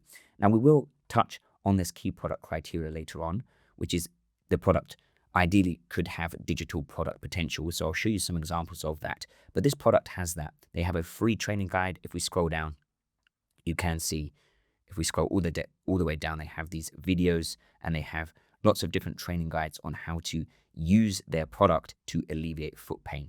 So the point I'm trying to get at is you can create perceived value by bundling different products together, and by adding digital products to your offer, you can create a higher perceived value. So always have this at the top of your mind when you are researching products. The product should have high perceived value. Like I say, naturally, if it solves a big problem, it will have higher perceived value. It should look luxury. It should look like it's worth more than it actually costs you to purchase. So that's the first key product criteria. It should have a high perceived value. The second key product criteria is that the product should have a high margin. Now, naturally, if a product has high perceived value, it will also have a high margin, but not in all cases. Now, when I say high margin, you're looking for products with a 70% margin and a minimum $30 monetary margin. So if we take a look at this as an example, I've just done a margin calculation here. If a product costs you $12, now you can easily work out margin by doing divide by 0 point and the margin that you're looking for. So you minus that away from 1. So because we're looking for 70% margin, we take that away and we get 0.3. If you were looking for 80% margin, you do 0.2. If you're looking for 90% margin, you do 0.1. So if a product costs us $12 and we want to sell it for 70% margin, that means that we are going to sell it for $40. But in this instance, we don't have a $30 monetary margin. We only have a $28 monetary margin. So If a product is costing us $12, we want to sell it for a little bit more. So probably 75% margin. So to find 75% margin, we just divide it by 0.25, which means we would sell the product for $48. So that gives us the 70% minimum margin, and it also gives us a $36 monetary margin. Now, the reason that you want to have enough margin on your products is because at some point you are going to run ads for your product, and ads are getting slightly more expensive. So by the time you actually acquire a customer through ads, you need enough margin left to leave you with some profit. So like I say, when it comes to working out margin, when you're researching products, always use this calculation. You want to sell for at least 70% margin, and you want to have at least a $30 monetary margin. Now, the next key product criteria is the product will solve a problem. So we kind of have already touched on this. If we have a look at this GPS tracker for dogs, it solves a big problem. Customers losing their dogs, customers being able to find their dog if it gets lost. It makes them feel at ease and it relieves their anxiety. If we have a look at this product here, it relieves foot pain for you, so it solves that problem. I have just put here that the product should solve a problem or have a wow factor. So again, if we have a look, use the sand lamp as an example, it has a wow factor. It has a very unique design. It's not something that you can buy anywhere. The next key product criteria is you should be looking to sell the product between $40 and $100. The reason that you want to sell products between the $40 and $100 price range is that is the perfect price range to capitalize on impulse buys. So with dropshipping, we really are relying on customers impulse buying the product. So they'll see your product in an ad, they'll click through to your store, and if they like the product, they'll purchase it right away. They won't do much extra research into the product. If you're selling products for more than $100, so let's say $150, $200, $250, customers are going to think twice about making a more expensive purchase, naturally, because it's going to cost them more money. So they might research the product in a little bit more detail. They might take their time to finalize that purchase. So that's why you don't really want to sell products for more than $100. The reason you don't want to sell them for less than $40 is because you simply just won't have enough margin. Just selling products for $20 and it's costing you $5 or $10 to source the product, then you only have $10 to $15 margin. So you really want to be selling products in the $40 to $100 price range. So again, when you are researching products, think about how much you could sell the product for, think about the margin, and if your products sit within this price range. Now, when it comes to some of these last key product criteria, I'm going to go over this when we actually start researching products. So where I put not too saturated or prevalent on Amazon, we will have a look at that later on. You do just want to keep this in the back of your mind. You want to find products that have multiple marketing angles or multiple audiences to market the product to. So I will show you an example of this. If we have a look at this store called The Rubles, they sell crochet kits. If we go over to their ad library, so this is where they run Facebook and Instagram ads, they are marketing this product in multiple different ways, which is a marketing angle, and to multiple different audiences. So they market this product as a product to reduce screen time for kids. So they're basically marketing the product to parents to help reduce screen time for their kids. They also market this product as a tool to reduce screen time for adults. So if you're an adult who spends a lot of time on their phone, they are marketing this to adults and to parents. So they're using that angle, which is to reduce screen time, and they're marketing it to multiple different audiences, to parents and also to adults. They also market this product as just a new hobby to take up. So if you're an adult and you want to try a new hobby, they market this to you. And they're also marketing it as an anti-anxiety product. So if you naturally have high anxiety, you can use this product, you can do some crocheting, and it will relieve your anxiety. So they're marketing this product to multiple different audiences with multiple different marketing angles. Now, this is not an essential product criteria because naturally some products will only have a few marketing angles or a few audiences that you can market the product to. But ideally, you want a product that has multiple different audiences and angles that you can test out and you can market the product to, because it just means that you have a wider variety of people to sell the product to, so you can bring in more sales. And then the final key product criteria, this one is more of a bonus, but the product should have digital product potential. So again, I could show you an example of this. If we have a look at this jump rope set, it's a very simple product. It's a weighted jump rope. But if we actually scroll down, you can see they have an app And their app has multiple different workouts that allow you to use the jump rope within the workout. So they basically created their own digital product, which increases the perceived value again of the product. So the reason why this is more of a bonus product criteria is because if you can find products that allow you to add a digital product to it, again, it just increases the perceived value of the product without you having to actually fulfill an extra product. It doesn't increase your cost of goods. It just means that you can create another product, increase the perceived value, and keep your margins strong without having to fulfill another product. So now that we have gone over the key product criteria, let's get into researching products live. The first thing you're going to do when you want to start researching products is use ChatGPT to find problems that you can solve. As I have mentioned with the key product criteria, it's much easier to sell products that solve problems because you can market them in multiple different ways to multiple different audiences. But the main thing is if you can solve customers' problems, it's going to be easier to convince them to purchase the product. So you can come over to ChatGPT and you can say, I'm starting an e-commerce brand. I need to pick a niche for my store. I want to pick a niche that aligns with solving problems, and I want to pick a niche from these categories. Now, we do have a complete guide on picking a niche for your dropshipping business as well. But like I say, this is going to help you also to research products because you are aligning your niche with problems that you can solve. And then we're going to refer back to those problems when we are researching products. So I've just entered in a few niches here, and I've said, can you come up with 50 problems for each of these niches?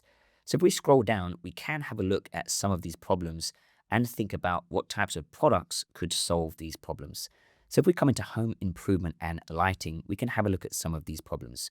We can see dangerous exposed wires or sockets. We can also see no power outlets in key areas. If we scroll down, we can see messy cables and power strips. So all of these are making me think about wireless products or wireless lighting.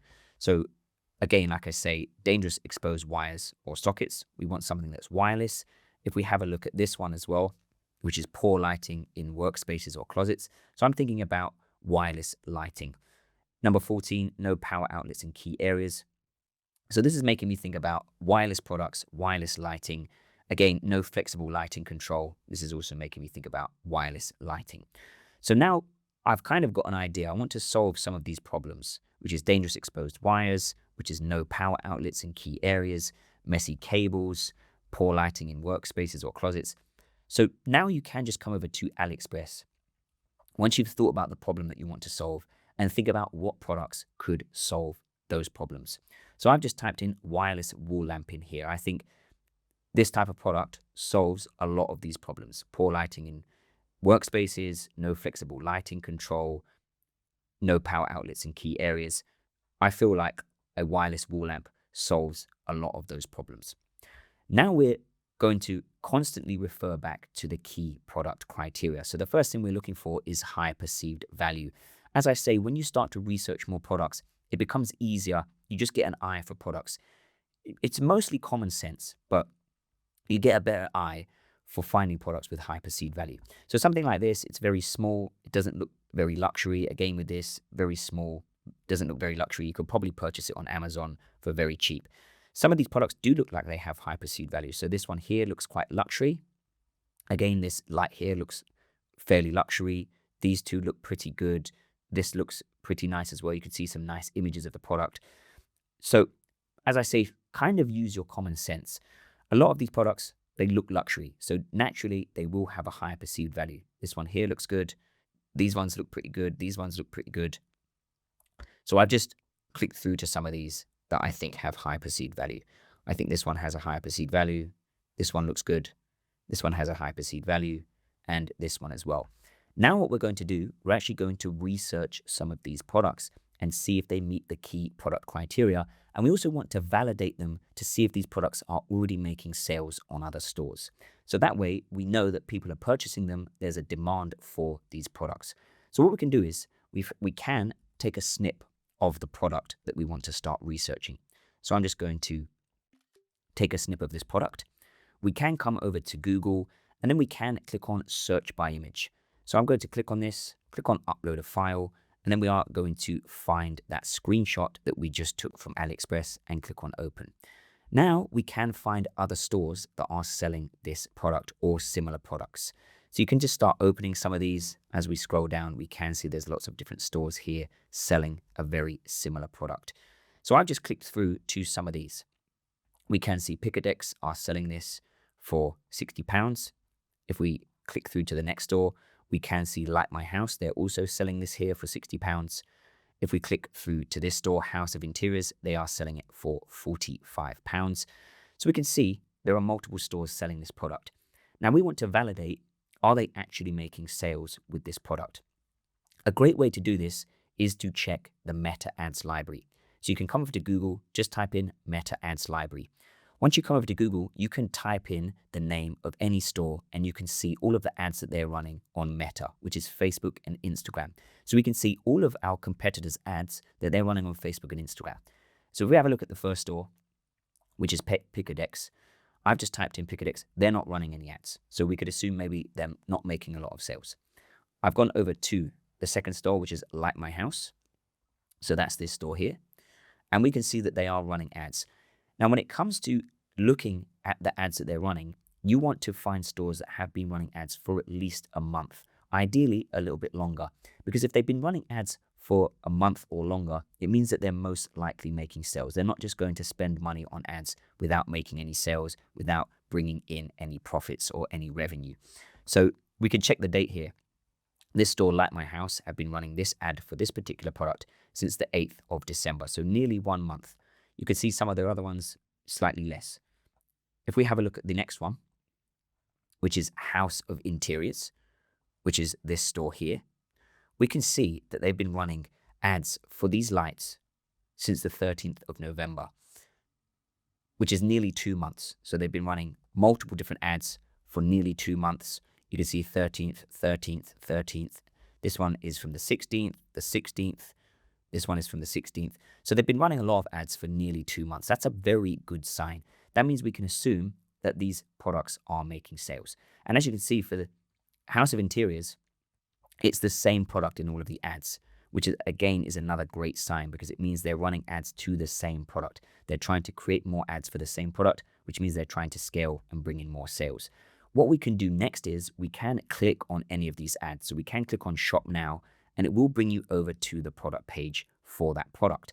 So we know that they're running lots of ads for this particular product. If we come back to the meta ads library, they're running 1, 2, 3, 4, 5, 6, 7, 8. They're running 8 ads, 9 for this as well, 9 ads for the same product. And they've been running all of these ads for nearly 2 months. So we can assume that they're bringing in some good sales. Now, the next thing that we can do is estimate how much revenue our competitors are bringing in. So in order to do this, you can install a Chrome extension called SimilarWeb. And SimilarWeb allows you to see the traffic that any website is bringing in for completely free. So this is a completely free Chrome extension. You can install it into Google Chrome. And then if you come over to a competitor store, we can click on SimilarWeb and we can see how much traffic they're bringing in. So we can see in November, this store brought in 6,200 visits. Now we can estimate the revenue based on how much traffic they brought in. So if we do 6,200, the average conversion rate for an e-commerce store is 2%. So we could do divide by 100, and then we can do times by 2, which is 124 sales. This looks like it's their best selling product. They're running the most ads to this product. So we could see £125. So 124 sales times £125. They're bringing in around 15,500. We can also estimate the profit. Average profits for dropshipping stores are around 25%. So if we do divide by 4 to find 25%, we can see they're making around £3,000 to £4,000 in profit on this particular product. So now we have validated that this product is bringing in some pretty decent sales. Now, one other thing that I would encourage you to do when you are conducting product research is to have a look and start to think about how you could beat your competitors, how you can improve on their store and on their product pages. So can you create better product images? Can you write better product copy? Can you design a better product page? Is there anything missing from their store that you could add to your own store? So like I say, we have validated that this product is bringing in sales. So what we want to do next is we want to see if we can find a supplier for this product, which will allow us to have a high margin. So we always want to refer back to the key product criteria. So what we are going to do is we're going to have a look on AliExpress and see if we can find a supplier for this product, and we're going to see if this product has a high margin. So again, we can take a snip of this particular product. So I am just going to take a snip here like this. And then we can come over to AliExpress. Again, we can do an image search on AliExpress. So I'm going to click upload photo, and I am going to find a screenshot of this product and just click on open. Now, we can start searching through all of these different suppliers. We want to find a supplier that is reliable. We can see this one here, 69 sold, 5 stars. So that is a good sign. This one's not great, 3.8 stars, 119 sold. This one, 1 star, 3 sold. So you want to find one that's ideally over 50 sales and around 4.7 stars. So we'll have a look at this one. We are going to click on this, and we can look at these specifications of this product compared to our competitor. Now, this is the wired version, so you can see plugins, so we don't want that. We can have a look at this one, USB style, and we're going to look at the most expensive one. For some reason, the left one is more expensive than the right one. So this is going to cost us £16.39. We can see it's 49 centimeters. If we have a look at the competitor one, we can scroll down. We can have a look at how big this one is. We can see this is 58 centimeters. So their one is slightly bigger, but that's fine because they're selling it for a much higher price. So we can do a simple calculation based on our key product criteria to see if this product has high margin. So what we are going to do is we're going to do 1639 divided by 0.3 to find 70% margin. So we could sell this product for £54.99. So we could say £54.99 minus £16.39, which means that we have a £38.60 margin, which is a lot more than the minimum $30 monetary margin. So with this particular product, we could sell this for £54.99. We could have a 70% margin, and we have around a $40 actual monetary margin. So this product definitely has high perceived value. It has high margin. It solves a problem. If we come back to ChatGPT, we can see it solves a problem. No flexible lighting controls, dangerous exposed wires and sockets, no power outlets in key areas. So it solves some good problems. It's being sold within the $40 to $100 price range. We're going to sell it for $54.99. We could potentially sell it for a little bit more. We can also have a look at other competitor stores and see how much they're selling it for. So you can see they're selling it for £125. It's a slightly bigger product, but we can also go and have a look at other competitor stores in a moment and see how much they are selling the product for as well. But we know that we can sell it for at least $54.99, which is in our price range. Next up, we want to see, is it too saturated or prevalent on Amazon? I did touch on this key product criteria earlier, but we will look into this in more detail now. Again, we can come over to Google and we can do an image search of the product. I'll click on upload file and I will simply click on open. And now we can see if there are any sellers selling this product on Amazon. So we can see here's the product here on Amazon. So we can click on open in a new link. We can see it here on Amazon as well. We can also see on eBay and some other stores, but we mainly want to have a look, is this product prevalent on Amazon? Now, the main thing here is the product isn't being sold for less than we would sell it for.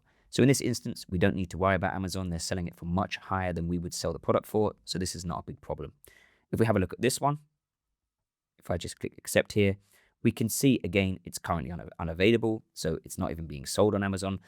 We can try and have a look if there are any other Amazon sellers selling this product. I don't think I can see any here. So that's a great sign. But if you do find the product that you're trying to sell on Amazon and it meets all of the other criteria, don't worry too much. It's very easy to compete with Amazon as a dropshipper. The first thing is you just want to have a look at the quality of the listing. If it's only got a few reviews and a few purchases, or if it has a very low star rating, don't worry too much about it, even if it's being sold for less than what you're selling it for. People have this perception that products on Amazon are lower quality. So if you create your store and you make it look professional, you make it look well branded, people will perceive that the product on your store is of a higher quality. And they'll be more willing to pay a higher price for it. So if we have a look at this store, House of Interiors, the store looks decent, it looks well branded, and don't forget about the ads that you create as well. When you're creating ads and you are running them on Facebook and Instagram, just like House of Interiors are doing here, your brand and your store will naturally, again, have a higher perceived value. So don't worry too much about competing with Amazon. The only instances where you should worry about Amazon is if your product is much cheaper and the listing is very strong. It has thousands and thousands of reviews. It's a lot cheaper than you're able to sell your product for and still have a good enough margin. So that's the only real time you should worry about Amazon. But in most cases, as you can see with a few of these different products here that I've had a look at, they're not very prevalent on Amazon. So for this particular product, it's meeting all of the criteria so far. It has a high perceived value, it has high margin, it solves a problem. We're able to sell it in the $40 to $100 price range. It's not too saturated on Amazon. Multiple marketing angles. We have a few different marketing angles. We can market it as a flexible lighting product. We can market it to people that don't have power outlets in key areas. So most of these different problems here are how we can market the product. So it does have multiple marketing angles, and generally it will have a bigger audience because loads of people are interested in buying lighting for their homes. Now, finally, digital product potential. Well, with a lighting product, it is kind of hard to have digital product potential. Maybe we could create a guide on how to improve your home on a budget, things like that. But really, this product doesn't have massive digital product potential. Like I say, this is more of a bonus product criteria than part of the key product criteria. So we pretty much have just done a live run of finding a product and researching a product. We validated that it is bringing sales. We can see that it is running ads. And now all we would want to do is to build our store around it and start testing. Now, the last thing that you can do, you can always check Google Trends as well. And this will allow you to see what people are searching for. So I've just come over to Google Trends. I have chosen the United States in the past 12 months. I've typed in wireless lamp, and as you can see, the trend is very strong. You really want to see on Google Trends, is it going up or is it at least stable? It isn't going down. If we have a look, I've typed in ceiling light worldwide for the past 5 years. This is also going up and it's very steady. So Google Trends is a great way to just see if the products that you're looking to sell are still in demand. They're not on a decline. So this is one thing again that I would encourage you to have a look at.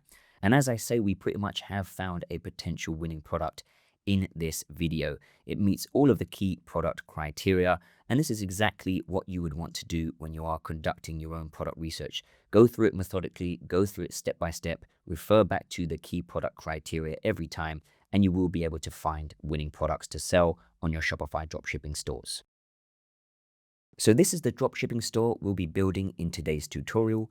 As you can see, it is beautifully branded with a custom logo and color scheme, making the store look super professional and trustworthy. The product page is highly optimized for conversions, including these high quality product images, product copy that's easy to digest for your store visitors to convert them into customers. And we also have this video carousel section that builds social proof and trust, as well as a product review section where we've imported reviews directly from AliExpress, which I'll be showing you how to do in this tutorial. We also have all of the necessary pages, such as a contact us page and your store's policy pages. So let's begin the tutorial by signing up for Shopify. In order to build your branded Shopify dropshipping store, the first thing we're going to do is sign up for Shopify. If you use our link in the description, you can get your Shopify plan for just $1 per month for 3 months. This gives you a solid 3 months to build your Shopify dropshipping business. So I'll leave a link in the description to our Shopify deal, and from there, all you need to do is enter your email address, choose a password for your Shopify account. You can enter in your billing details to access the $1 per month for 3 months deal, and then skip the Shopify setup survey, as I'll be showing you all the steps you need to take to build your branded Shopify dropshipping store. You'll then be brought to your Shopify dashboard. I want to start off by giving you an overview of Shopify. It is a very simple platform to use. Firstly, you have Home. This is where you'll see an overall snapshot of your store, for example, store updates and recommendations. You have Orders. This is where you'll see all of your store's orders. You have Products, so every time you add a new product to your store, you'll be able to view and edit the product from this tab. You have Customers, so when a customer purchases from your store, all of their data will be held within this tab. You have Marketing. This tab allows you to set up campaigns such as email marketing automations. You have Discounts. This is where you can create discount codes for your store to share with your customers. You have Content. So this is where you'll house all of your store's content, such as images and videos that you'll be adding to your store. You have Markets. So this allows you to sell to different countries from your store by setting up new markets. So for example, you could sell to the US, UK, and Australia all from one store. You have finance. This is where you can see your Shopify payouts after a customer purchases from your store. You have analytics. So this is where you can see how much revenue you've brought in, how many sales you've made, your store's conversion rate, and other reports. You have online store. So this is where you can actually edit your store. So change things like the color, add your store's logo, change the fonts, and edit the overall design of your store. You have apps. This allows you to add additional functionality to your store by installing a Shopify app. So we'll be using a few different apps in this tutorial to add additional functions to our branded Shopify dropshipping store. And finally, we have settings. So this lets you edit your store settings, such as adding a custom domain, creating shipping rates, setting up payments, taxes, and much more. So now I've given you an overview of Shopify. Let's install a theme onto our Shopify store. The first thing we're going to do is install a theme on our store. A theme is a pre-built template that helps speed up the process of creating your branded dropshipping store. So you're going to click on Online Store, and you will see that there is a theme already installed on your store called Horizon. We are going to install another theme called the Refresh theme. The Refresh theme is a completely free theme, and it has all of the sections and features that you need to create a high converting store. So from themes, we are going to scroll down and click on Visit Theme Store. From the Shopify theme store, you are going to come to the search bar and just type in Refresh, and you will see the Refresh theme. So click on this, and then you are going to click on Try Theme, and after a few moments, you will see the Refresh theme has been installed on your store. Now we are going to make this our default theme for our store. So we are going to scroll down and just wait a couple of moments for the Refresh theme to finish installing. And now the Refresh theme has finished installing, we can click on Publish, and we can click on Publish again. Now that we have installed and published our theme, we can move on to importing our first product to our store. To import your first product to your store, we'll be using a software tool called DSers. I want to start off by giving you some context on what DSers actually is. DSers is a software tool that allows you to connect AliExpress products as well as Alibaba and Temu products to your Shopify store.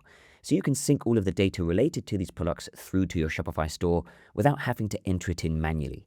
DSers allows you to sync your customers' information from Shopify through to AliExpress.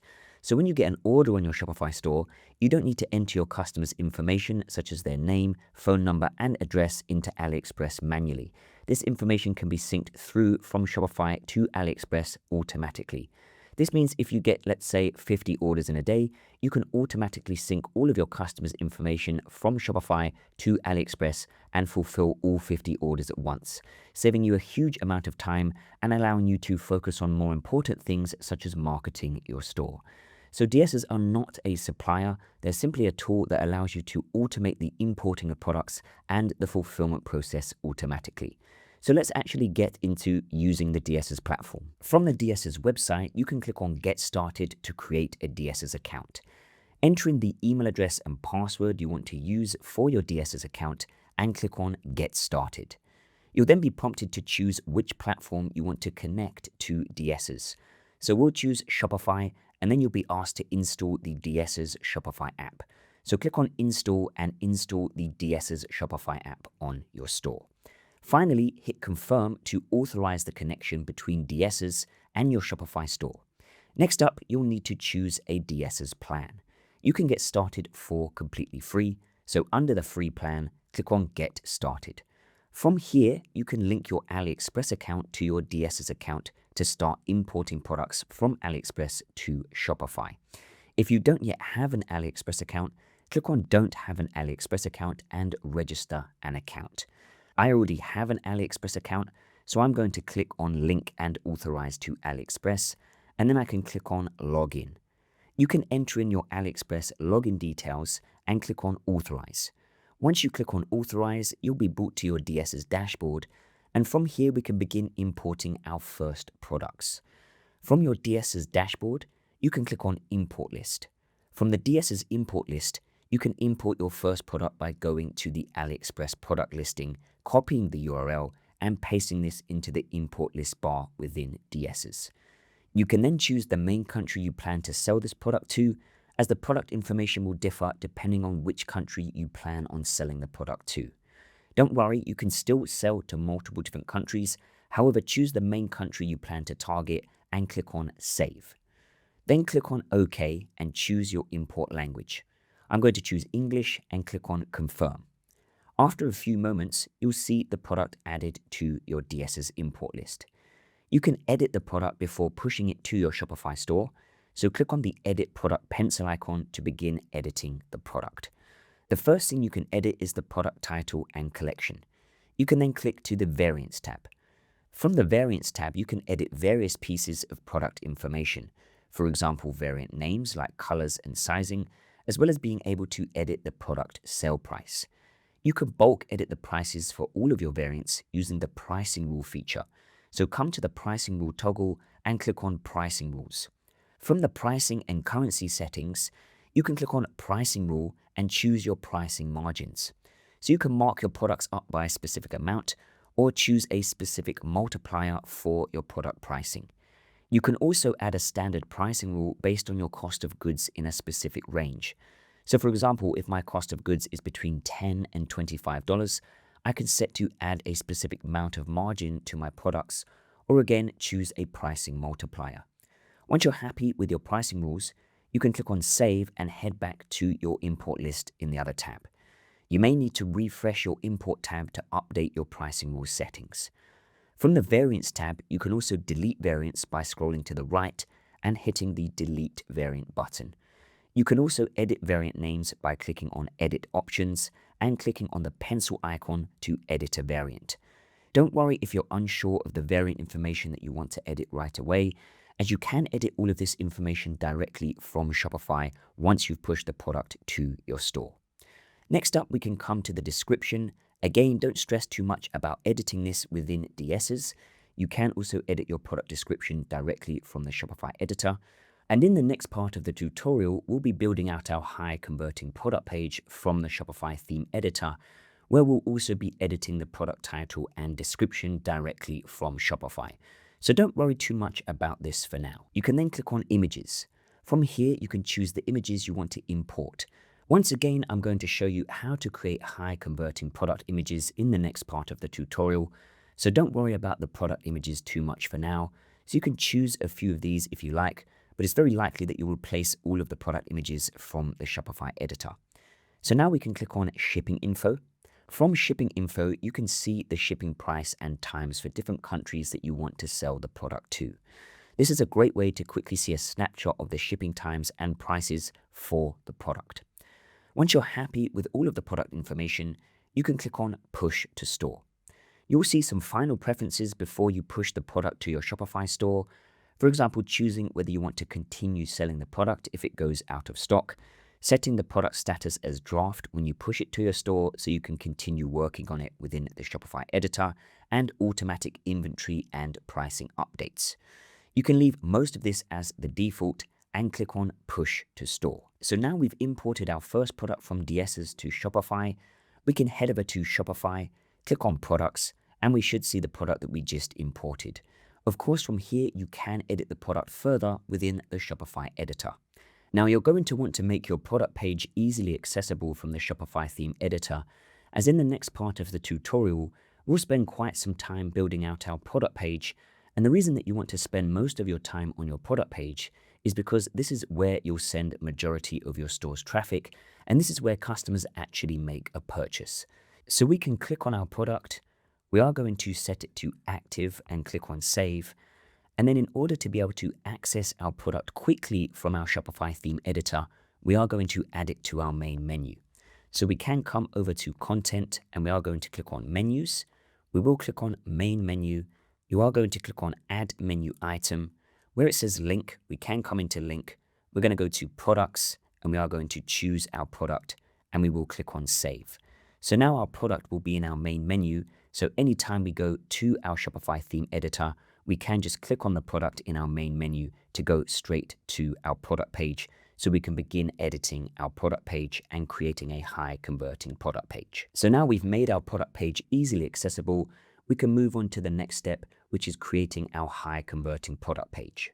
It's important to create a product template for your product pages so you don't apply your product page design to every product on your store. In order to create a product template, click on Online Store, click Edit Theme, navigate to one of your product pages, and at the top of the Shopify theme editor, you'll see a drop-down menu. Click on this and click on Products, and then click on Create Template. Give your template a name so you can name it after the product you want to apply the template to, and hit Create Template. Then click on Exit, and then go back to your Shopify dashboard. Click on Products, click on the product you want to apply the template to. On the right-hand side, you'll see Theme Template. Click on the drop-down and choose the product template you just created and click Save. Now we've created a template for our product, we can move on to picking a color scheme. A core part of building a high-converting product page is making your store feel branded, professional, and trustworthy. And a simple way to do this is by applying a relevant color scheme. To choose a color scheme for your store, you can use this website called coolors.co. Simply click on Start Generating and you can start generating color schemes. I recommend sticking to black, white, gray, and 1 or 2 accent colors, so you can lock black, white, and gray in and hit the spacebar to generate accent colors. Choose an accent color that is related to the niche of your store. So as our store is in the outdoors and hiking niche, we've gone for these greens and browns. Once you've chosen your color scheme, you can come to the Shopify theme editor, click on Theme Settings, and you'll see the Colors tab. This allows you to create various color schemes. I recommend creating at least 3 color schemes, one with a white background, black text, and the button color as your main accent color, and the second where your main accent color is the background color with black or white as your text color, depending on your accent. You can also create a third color scheme the same as this if you have 2 accent colors. So we've created 2 color schemes, one with a lime background and one with a brown background, and the final color scheme should have a gray background. You can use this color scheme to break up sections on your product pages. You can now apply any of the color schemes to specific sections on your store. So if I choose my header, I can make this brown with white text. And if I choose my announcement bar, I can make this lime with black text. As you can see, our product page is already coming to life by simply implementing a branded color scheme. So let's move on to adding a branded logo to our store. As I've mentioned, you can't create a high converting product page without adding a branded feel to your store. And an easy way to achieve this is to have a professional looking logo. You can create a logo using Canva, a free online graphic editing tool. From Canva, click on Custom Size, choose 265 by 95 pixels and click on Create. This allows us to create a rectangular logo, which is optimal for a high converting store. You don't want a large square logo as it makes your store header look too big. From here, we can choose a heading and enter the name of our store. So I've just entered in Pure Soul and resized the text to fit the canvas. You can then edit the font of your logo to match your store's fonts. Next, we can add an icon to our logo. So we can click on Elements, type in something related to our product or niche. So I've typed in footprint, and we can add this to our logo. Resize the icon and then align your text with the center of the icon. You can then select both your icon and your text, hit Group to group them together, and then align your logo to the center. Finally, you can change the colors of both your text and your icon. If you plan on having a header with a colored background like ours, which is brown, you'll want to download your logo with a transparent background, which will require you to upgrade your Canva account. You don't want to have a logo with a white square around it. If you download your logo with a white background, make sure your header's background is also white. Once you download your logo, you can come to the Shopify theme editor, click on Header, click on Theme Settings, and upload your logo. You can edit your logo position and size to perfect how it looks on desktop and mobile. Now we've added a branded logo to our store, let's move on to choosing a font pairing. Fonts can make or break the look of your store, so use simple font pairings that are relevant to your niche. You can use a website called FontJoy to come up with the font pairings on your store. You can use one font for the headings on your store and another font for the body text. If you want to keep things super simple, you can use one font across the entirety of your store. So for example, this store here, Steppers, use a bold version of their font for the headings and a regular version of the font for the body text.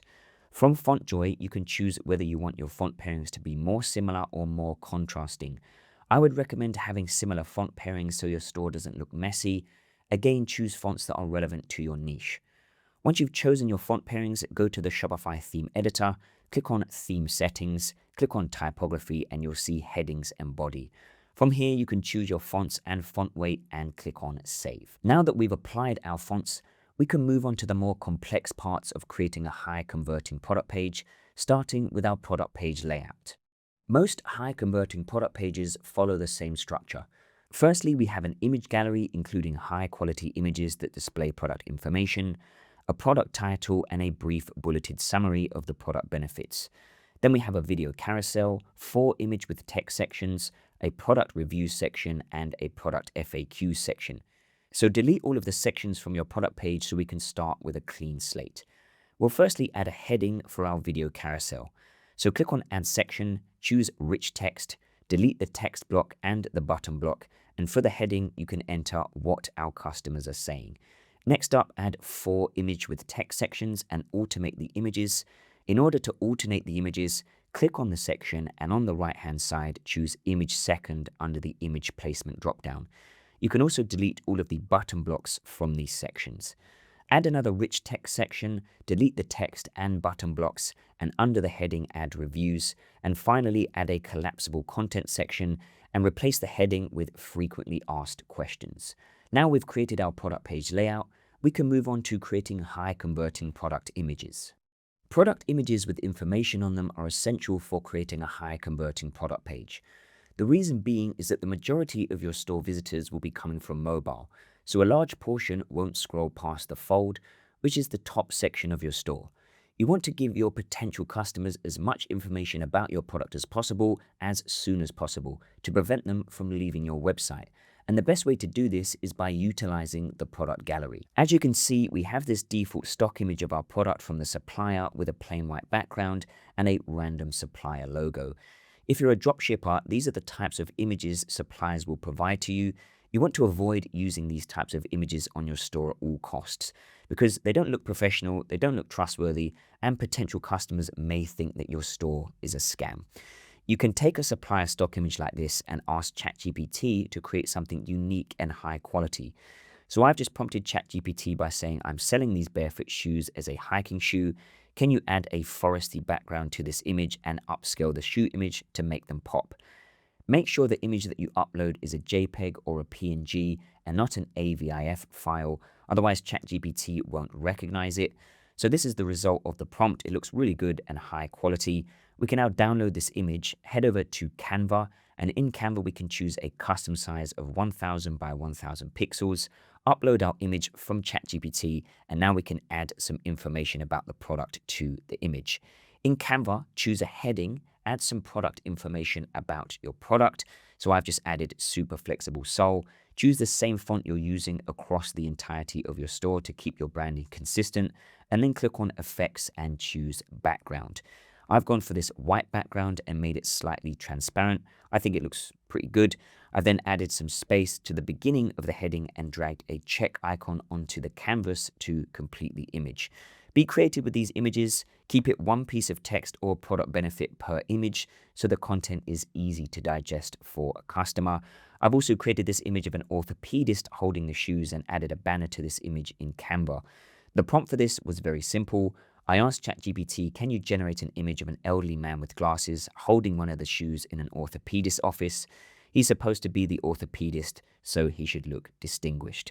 And I think this image has come out pretty well. So once you've created all of your product images, head over to Shopify, navigate to your product, and in the gallery, we can upload our product images. Once they've finished uploading, we can reorder them by simply dragging and dropping the images in the image gallery. We can then head to the front end of our product page. So again, just click on Online Store and click on Edit Theme. And within these image with text sections, we can upload our product images here too.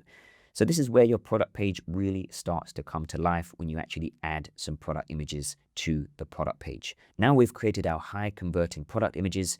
Let's move on to writing the product copy. Product copy is what actually sells your product to a potential customer. It's a crucial part of creating a high converting product page and is often overlooked by store owners. All start with the product title. You want your product title to follow this format: your brand or product model name, then the product type, and then the primary outcome or solution that your product provides. You can use ChatGPT to come up with a cool product title. So I've just said I'm selling barefoot shoes. They help to relieve foot pain, give you healthier feet, ground with the earth, etc. I want to create a catchy product title that follows this format. Then I've put in brand/model name, product type, and primary outcome. Our brand name is Pure Soul, and then I've included a link to the AliExpress product, which you can do if you're a dropshipper. As you can see, it has come up with various different product titles that I can use. So pick one that you like the most, and then come back to the product in Shopify and paste the title into the title section. Next up, we have the product description directly under the product title and price. You want to avoid adding large paragraphs and blocks of text in this section. This should be used to summarize the main product benefits, tangible outcomes for customers, and solutions your product provides. When writing your product copy, this is the main thing you want to focus on: how your product solves customers' pain points and what tangible outcomes it provides to customers. We can come back to ChatGPT and prompt it again, this time saying I want to create a bulleted description with 3 short bullet points summarizing the key solutions and tangible outcomes the product provides to customers' pain points. Be sure to read these bullet points and make sure all of the information is actually correct about your product. We can then head to our product from the Shopify dashboard and paste these bullet points into the description area.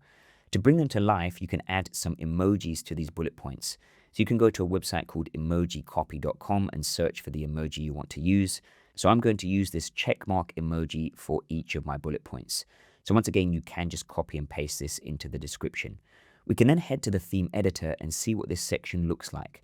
Now, depending on your theme, this section may come out very small. That's not to worry, there is a workaround. From the left-hand side, we can choose a text section, paste your first bullet point into this text section, and then repeat this process for the other 2 bullet points. Then we can just drag these 3 text sections under our title and price to create our bullet points.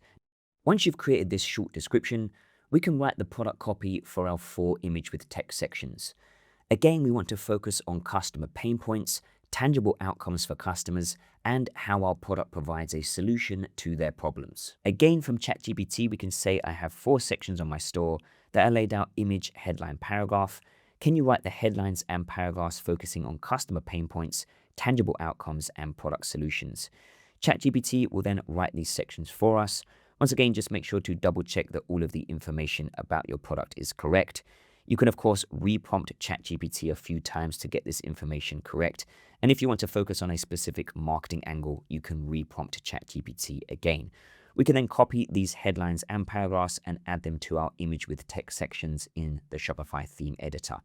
Next up, we have our FAQ section. We can come back to ChatGPT and ask it to write some product-specific FAQs for our product.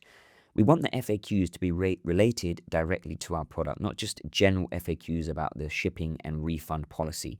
So prompt ChatGPT once again to write some product-specific FAQs, check all of the information is correct again, and then we can copy this information into our collapsible content section. To add another question to your FAQ section, click on Add Collapsible Row, and then you can just drag and drop this among your other questions. The final piece of copy you want to utilize to create a high-converting product page is the announcement bar. Don't waste your announcement bar with copy that doesn't help to convert your visitors into customers. So instead of having "Welcome to our store," use it to announce a promotion, an offer, or a discount that you're running on your store.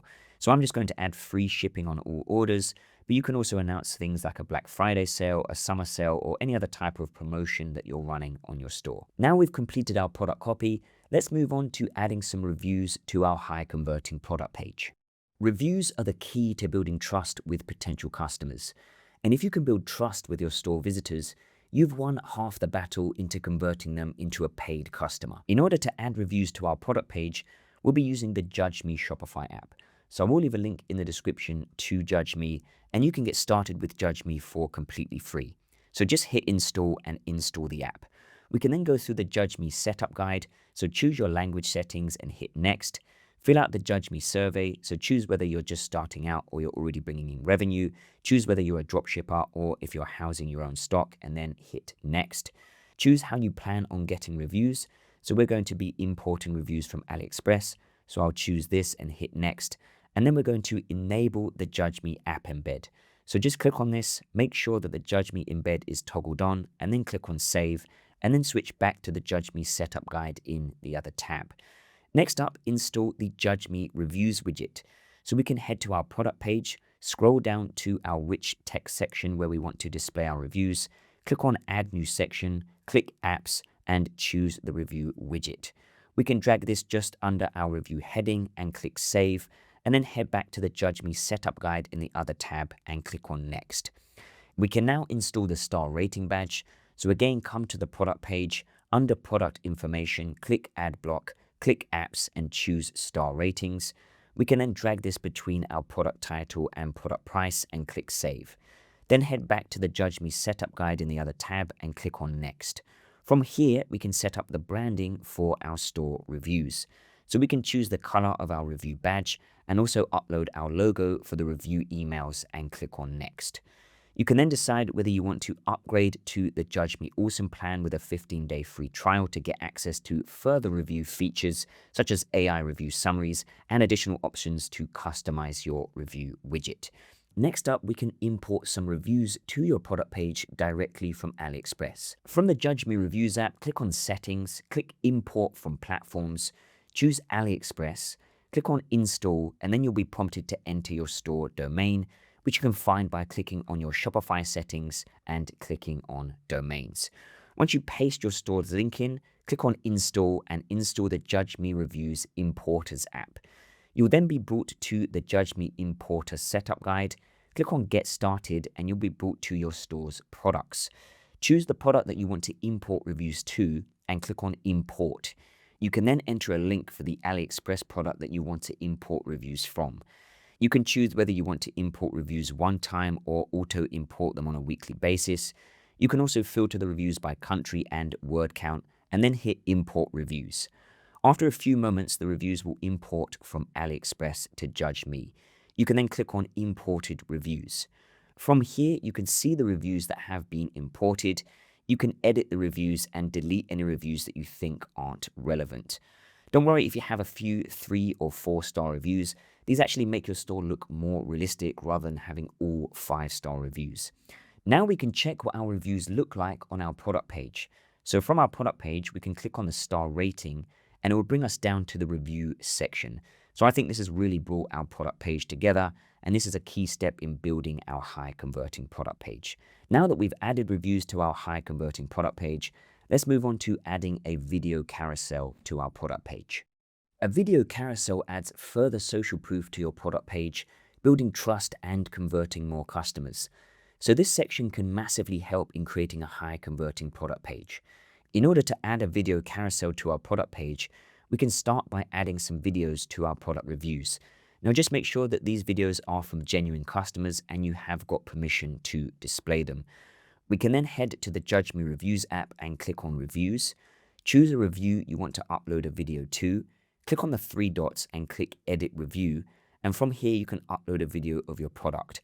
Vertical videos are going to work best for this video carousel section. You can then repeat this process for at least 2 other reviews. So you need a minimum of 3 videos to create the video carousel. Once you've uploaded your video to the reviews, you can click on this heart button on the review to mark them as a featured review. Don't miss this step as we'll be displaying these featured reviews in a moment to create our video carousel. Now we can head to the Shopify theme editor and navigate to our product page. Under our What Our Customers Are Saying rich text heading, we can add our video carousel. So click on Add Section, click on Apps, and choose the Judge.me Video Carousel section. In the Review Selection dropdown, choose Featured and toggle off Show Sample Reviews. You can edit some of the styling, such as the star and text size, corner styling, border color, and other different features that you can edit. So just have a play around and see what you like for your own store. And then you can also edit the header text from here as well. Once you're happy with your video carousel, just click on Save. Now we've added our video carousel, we can move on to adding the final sections to create our high converting product page. The final sections we're going to add to our high converting product page are going to be product relevant. So for this particular product, which are barefoot shoes that help to relieve foot pain, I've added this multi-column section explaining the steps to being free from foot pain once a customer starts using our product. So you can add these types of sections around your other image with text sections depending on what the product is. So this could be a how to set up section, a product comparison table, a before and after section, or any other section that you think is relevant to your product. Once again, make sure that these sections are educating your visitors on how your product solves their problems and provides solutions and tangible outcomes to their pain points. And then finally, to complete our high converting product page, we can add a related product section to display other products from our store on our product page so that we can potentially make some upsells on our product page with other products from our store. To edit your store's homepage, head to your Shopify theme editor and navigate to your homepage. You don't need to spend a huge amount of time designing your homepage because you're going to send 90% of your traffic to the product pages where visitors will actually make a purchase. So we just need to make sure that our homepage looks clean and professional. So we're going to start off by adding a slideshow section. So click on Add Section, we are going to type in slideshow, and by default, this slideshow section will have 2 slides. We're going to delete one of the slides so we only have 1 slide which will act as a hero image for our homepage. We can then click on this and you will see that we can upload an image. You can also explore the free images from Shopify. So I'm going to explore the free images. You can type in a word related to the niche of your store. So my store is hiking and outdoors, so I'm just going to type in hiking, and then you can choose one of these free images as your hero image. So I'm just going to select this image and click on select. You can then go and edit the text on your slideshow. So down the side, you will see heading, subheading, and you will see your button label. So I'll show you a slideshow I've already created. So I'll just turn this one on. You can see I've just typed in shop our bestsellers. And then for the button, I have just linked to our best selling products. You can create a simple hero banner like this. So now I am just going to delete this second slideshow. Next up, we can add some featured products to our homepage. So I'm going to click on Add Section, and I am going to choose Featured Collection. And then on the side here, I am just going to select my collection. So I'm just going to choose best sellers. So as you can see, I've imported some additional products to the store. So these are going to now be on our homepage. And then finally, you can just have a subscribe to our email section. So you can come into the footer, click on Add Section, and just type in email sign up and choose the email sign up section. And that's basically it when it comes to our product page. As you can see, it looks pretty clean and professional on our mobile version of our store and also on the full screen version of our store. You don't need anything extravagant when it comes to the homepage design when you're starting out, because as I say, you're sending most of your traffic to the product pages. Of course, when you start bringing in sales, you can look at the homepages of competitor stores and see how they're utilizing their homepage, and then you can start to build it out more. But in the beginning, when you just want to get your store launched, it's easiest to just keep your homepage super simple and super clean like this. So now we can just click on Save. Now we have created our homepage, we'll move on to creating a Contact Us page. To create a Contact Us page for your store, come to Online Store and click on Pages. You will likely have a Contact Us page created by default when you installed the Refresh theme. So you can click on this Contact Us page and just make sure the template is Contact, and then you can click on View and you will see the current design of your Contact Us page. So it's very simple to create a Contact Us page on your Shopify store. In order to create the policy pages for your store, you can come to Settings and you are going to click on Policies. And the first policy we can set up is our return and refund policy. So you can click on this and then you can head over to ChatGPT and just say, I am a dropshipper, I want to write a 30-day return policy. It is the customer's responsibility to pay for shipping the item back unless the product is damaged. Our email is, and you can put the email to your store. Just make sure that you read through it and make sure all of the information is correct. And then we can simply copy our return policy, head back to Shopify, and we can paste this in here. And then we can click on Save. Once you have saved that, we can now create our shipping policy. So click on Shipping Policy. And again, we can come back to ChatGPT. This time I've said we ship items from AliExpress with a 3-day processing time, and the items take 10 to 14 days shipping using multiple shipping couriers such as UPS, USPS, Royal Mail, Every, Express, and more. Write a shipping policy. Again, it will write a shipping policy for you. Make sure all of the information is correct. And once again, we can copy all of this and we can paste this into our shipping policy within Shopify. So we will just hit Save. Your privacy policy will be created automatically. So if you just click on your privacy policy, you will see that it is updated automatically and it has been created when you opened your store. And you can create a terms of service. So you can come into your terms of service and click on Insert Template, and you can edit the information in the terms of service template.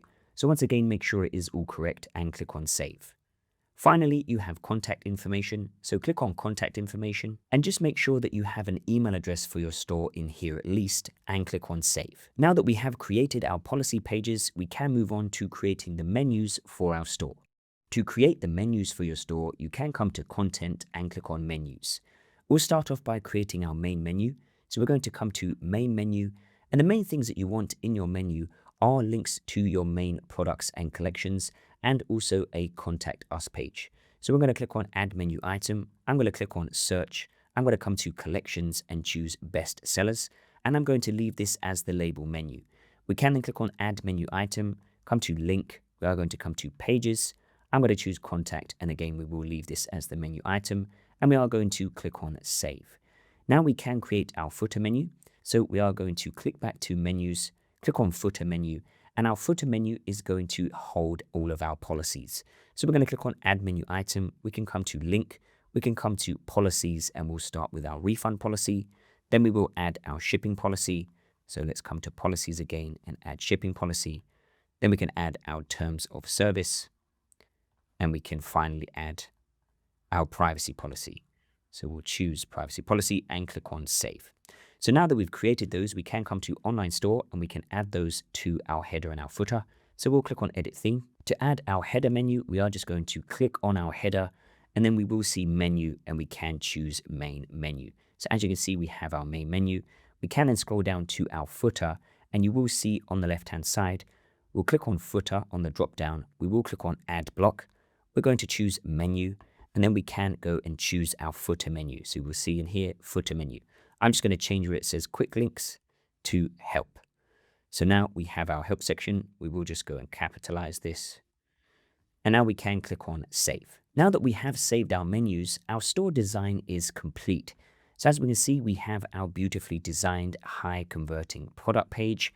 We have our necessary pages, such as all of our policy pages, our best sellers, and our Contact Us page. So for the next part of the tutorial, we are going to focus on the backend settings of our Shopify store, starting with adding a custom domain to our Shopify store. A custom domain legitimizes your store and allows you to build a real brand around your store. In order to add a custom domain to your store, click on Settings, go to Domains, and you can either buy a new domain directly from Shopify or connect a domain you already own that you registered via another domain provider, such as GoDaddy or IONOS. If you click on Buy New Domain, you can then enter in the domain name you want to use for your store. If you're unsure what name you want to use, you can use an AI name generator like Namelix to generate a domain name for your store. Simply enter some information about the products you sell and the niche of your store, choose the styling of the generated names, and start generating names. Any name with a green tick is a domain name that is currently available, so you can use these on your Shopify store. You can then click on Buy Domain to finalize the purchase of your domain, and the domain will be automatically connected to your Shopify store. If you choose Connect Existing Domain, you can enter in the domain name you want to use, click Next, and Shopify should automatically recognize which domain provider you used to purchase the domain. You can simply log into your domain provider from Shopify to automatically connect your domain name to Shopify. To create a shipping rate on your store, head to your settings and click on Shipping and Delivery. At the top, you'll see General Shipping Rates. Click on this. If you scroll down, you'll see your shipping zones. You should have some default shipping zones already set up. A shipping zone is basically a group of countries you group together to create a shipping rate. For example, you can create a shipping zone for North America and choose the United States, Canada, and Mexico, then create a shipping rate for this zone. If a country is already assigned to another shipping zone, you won't be able to assign it to a new shipping zone. You can then add your shipping rates for each zone. Once again, you'll see some shipping rates already set up for you by default. If you click on the three dots, you can then edit your shipping rates. So you can decide how much you want to charge your customers for shipping. You can name your shipping rates and also leave a custom delivery description, which your customers can see at checkout. As a dropshipper, you might want to enter your shipping times here to set expectations with your customers. You can also add conditional pricing to your shipping rates. For example, if a customer spends over £50, they can become eligible for free shipping. Of course, if you want to offer free shipping on all your orders, you can add all countries to one shipping zone and simply create a shipping rate that is set to 0. When a customer purchases from your store, they'll be sent an email notification confirming their order. You can edit the sending email for these notifications. So click on Notifications within your settings and you'll see Sender Email. If you've connected your custom domain to Shopify, you simply need to follow through the setup guide on Shopify to set up a custom sender email. You can also edit the email templates that get sent out to customers so they match your brand. Click on Customer Notifications and then click Customize Email Templates. From here, you can upload your store logo and choose your store's accent color so that email notifications match the branding of your store. In order to start accepting payments on your Shopify store, you'll need to set up a payment gateway. You can click on Payments within Settings and activate Shopify Payments. All you need to do is follow through the setup guide within Shopify and connect your bank account to Shopify.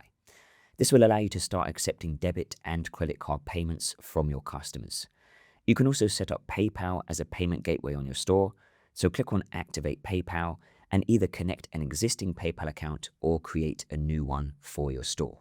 You can also edit the appearance of your checkout within the checkout settings. So click on your checkout and click Customize under Checkout Configuration. From here, you can upload your brand logo to your checkout and again choose the accent color of your store so your checkout matches the branding of your store. Then you can hit Save. Once you've completed these settings, your store is now ready to go live and start selling. So the final thing you need to do is to remove the password from your store. So go to Online Store, click on Preferences, and toggle off the password protection to your store so that it is now live to the world. When you receive an order on your Shopify store for a product you imported from DSers, you can come back to DSers and under the Open Orders tab, you can choose the supplier platform that you imported the product from. So we're going to click on AliExpress. From here, you'll see all your orders sync through from Shopify under the Awaiting Orders tab. You can fulfill all of your orders at once by selecting the checkbox at the top of your orders and clicking Place Order to AliExpress. Alternatively, you can also fulfill an individual order by selecting the order and clicking on Order. You'll then see a summary of the order. Choose Order via API and click on Order. Whether you fulfill your orders all at once or individually, your orders will now go into the Awaiting Payments tab. From this tab, you can pay for your orders to fulfill them. Select your orders and click on Make Payment. You'll then be brought to an invoice page for the supplier. So in this instance, we'll see the invoice amount for our orders from AliExpress. You can then click through to the supplier platform to pay for your orders. So I'll click on Go to AliExpress. From AliExpress, you can come to the Pay tab, select the orders you want to fulfill, and click on Pay All Orders. You can then finalize the payment of your orders. You can then switch back to DSers, and your order will now go from the Awaiting Payments tab to the Awaiting Shipment tab. Once the order is shipped out, we should eventually see it move into the Fulfilled tab, and the tracking information will be updated. So we'll wait a few days for this order to be fulfilled by the AliExpress supplier. So I've come back to my DSers order after 3 days, and I can see the order has moved to the Fulfilled tab. If I click on this, I can see the tracking number, and this tracking number has been automatically synced through to Shopify and sent out to my customer via email so they can track their order. The first supplier I recommend starting out with is AliExpress. The first reason I recommend starting out with AliExpress is because it has the widest selection of products. So no matter what type of product you're looking to sell, you'll likely be able to find it on AliExpress. The second reason to start with AliExpress is that you can easily use it to test products quickly. You can import any product from AliExpress to your Shopify store, start testing the product, see if you can bring in some consistent sales, and then you can start looking for a supplier that offers better options such as faster shipping, custom packaging, printing your logo on the products, and all of that good stuff. Of course, before you start searching for a supplier on AliExpress, you should have in mind the product that you want to sell. So I recommend checking out our full guide on conducting in-depth product research to find winning products for your Shopify dropshipping business. So I'll leave a link in the description to that video. And once you know the product that you want to sell, you can come over to AliExpress and start looking for a supplier. So let's say we wanted to start selling this golf putting mat. We can come over to AliExpress and just type in golf putting mat. We are going to see a number of different golf putting mats. Of course, if you have done your product research correctly, you know the one that you're already looking for. You can then just click through to one of these product listings, and what I recommend doing is taking a snip of one of the product images. So we are just going to take a snip of this product image, and once you have taken a snip, you can come back to the AliExpress homepage. You are going to click on this search button. Once you click on the search button, you will see search by image. Click on upload a photo, and then you can upload that screenshot that you just took of the image. Click on open, and then you are going to be presented with a number of different suppliers for that product on AliExpress. Now you want to look for a supplier that has around 100 sales of the product and at least 4.7 stars. So we have a look at some of these suppliers. You can see this is only 21 sold, 2.7 stars. So it's probably going to be very low quality. This has 124 sold, but only 4.5 stars. So again, probably not very good quality. We can see that we have a number of different ones here. So we've got this one, 4.9 stars, 146 sold. This has 4.3 stars, 190 sold. This has 4.9 stars, 194 sold. So you are going to click through to some of these listings. The first thing that you are going to check is going to be the shipping price and shipping time. So you can compare them in terms of shipping price and shipping time. So you can see this one is free shipping. The estimated delivery date is February 12th. If we have a look at this one, it's also free shipping and the same estimated delivery date. So in this instance, they have the same rating, they have a similar amount of sales, they have the same shipping costs and delivery time. So we're just going to go for the one that's cheaper, so we have more margin when we are marketing our products. So when we are selling this product, we can make more profit. And that's essentially it when it comes to looking for a product on AliExpress. Now, once you've found a product on AliExpress, you can import it to your store using a tool called DSers. DSers is a software tool that allows you to import products from AliExpress to your Shopify store and automate your fulfillment. So they aren't a supplier, they're simply a software tool that allows you to connect AliExpress and Shopify. So once you have created a DSers account, and you can get started with DSers for completely free, you can come over to find products and you can search for the product that you want to import to your store. Or alternatively, if you have found the supplier that you want to use on AliExpress, you can simply copy the link, come back to DSers, and you are going to click on import list. You can paste the link in to this search bar here, click on OK, and then you will see the product added to your import list. From here, you can click on this pencil icon and you can edit the product before you import it to your store. So you can go and edit the title, you can go and add it to a collection, you can go and edit the variants, you can go and edit the sell price, the description, images, all of the product information before you go and push it to your store. Just on that note, if you're importing products from AliExpress, you can also import reviews into your Shopify store from AliExpress as well using our free Judge.me reviews app. Displaying reviews on your store massively helps increase your sales by building trust and social proof with potential customers. So I'll leave a link in the description to our Judge.me reviews app so you can install it on your stores and start importing and displaying reviews on your own Shopify stores. Now, the reason that you want to use a tool like DSers to connect AliExpress with Shopify is so you can automate your fulfillment. If a customer purchases a product from your Shopify store, you can sync all of their information through to AliExpress automatically using DSers. So your customer's name, address, phone number, etc. You can sync customer information from Shopify to AliExpress using DSers for multiple orders. So if you get 20 orders in a day, you can sync all of the information for those orders from Shopify to AliExpress at once.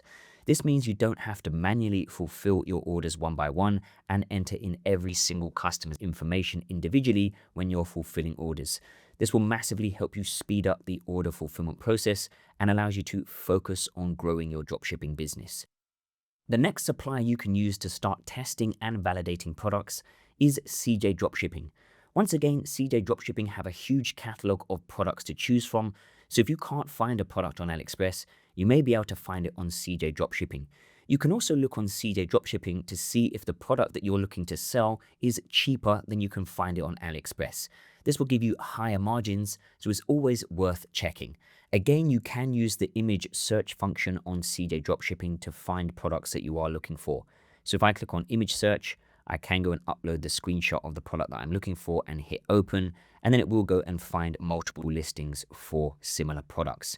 The other thing that you can do with CJ Dropshipping is create a sourcing request. So if you want to just go and check the price of a product, you can come down on the left-hand side here, click on sourcing, and then under here, you can click on post sourcing request. You can then enter in the title of a product, upload an image, upload your target price, enter in a sourcing URL. So this could be an AliExpress URL or an Alibaba URL. You can choose your sourcing purpose. So do you want to get a better price, ensure better quality, and so on. Enter in a description if you want to accept similar products, so not the exact same product that you're looking to source. And you can go for paid sourcing, but in most cases, the free sourcing is good enough when you are starting out. You will then be shown whether your sourcing request has succeeded or it has failed. So if CJ Dropshipping are able to source the product, you will see sourcing succeeded, and then you can click through to the listing. You can check the price, and you can also check the shipping fee and shipping time to the country that you want to sell the product to. So as I mentioned, it is always worth checking out CJ Dropshipping for your product to see if you can source it cheaper than you can find it on AliExpress. The other thing that you can do with CJ Dropshipping is completely automate the fulfillment process. So if we just scroll down here, you can click on authorization and you can connect your Shopify store to the CJ Dropshipping platform. All you need to do is install the CJ Dropshipping Shopify app, and then all of your orders will sync through to CJ Dropshipping. And again, you can go and fulfill all of these automatically. So CJ Dropshipping will go and update all of the tracking numbers. They will be synced through to your Shopify store and sent out to your customers via email, so your customers can keep up to date with regard to their orders. We're going to start off by connecting your Metapixel to your Shopify store. The Metapixel allows you to track visitors to your Shopify store from your Facebook and Instagram ad campaigns, so you can measure how effective your ad campaigns are. You can track things like clicks through to your store, add to carts, and purchases to see which of your ad campaigns and ads are performing the best. Setting up the Metapixel correctly is an essential part of running a successful Meta Ads campaign for your Shopify store. If you don't track your ad campaigns accurately, you won't be able to see what's working. The timestamps are in the description, so you can skip to any part of the tutorial. And without further ado, let's get straight into it. In order to connect your Metapixel to Shopify, the first thing you need to do is create a Meta Business account. So go to Google and type in Meta Business Suite, then click on the first link. From the Meta Business Suite, click on Get Started, and from here you can create a Meta Business account. So either log in with a Facebook or Instagram account that you already own, or click on Create New Account and create a new Facebook account. Once you create a Facebook account and have logged in, you can go back to the Meta Business Suite in the other tab and click on Get Started again. You'll then see a message saying unable to access Meta Business Suite with this account, and that is because you need to create either a Facebook page or an Instagram account for your store.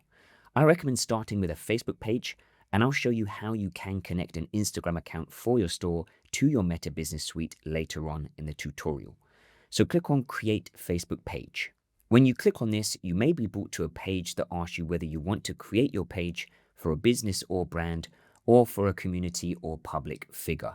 Re-log into your Facebook account again, and you'll be brought to the Facebook page setup. So don't worry about choosing business/brand or community/public figure on the previous page, as from here you can now set up your Facebook page. You can start off by giving your Facebook page a name. So just choose the same name as your Shopify store, then choose a category for your page. This can be related to the products you sell, and finally add a bio to your page.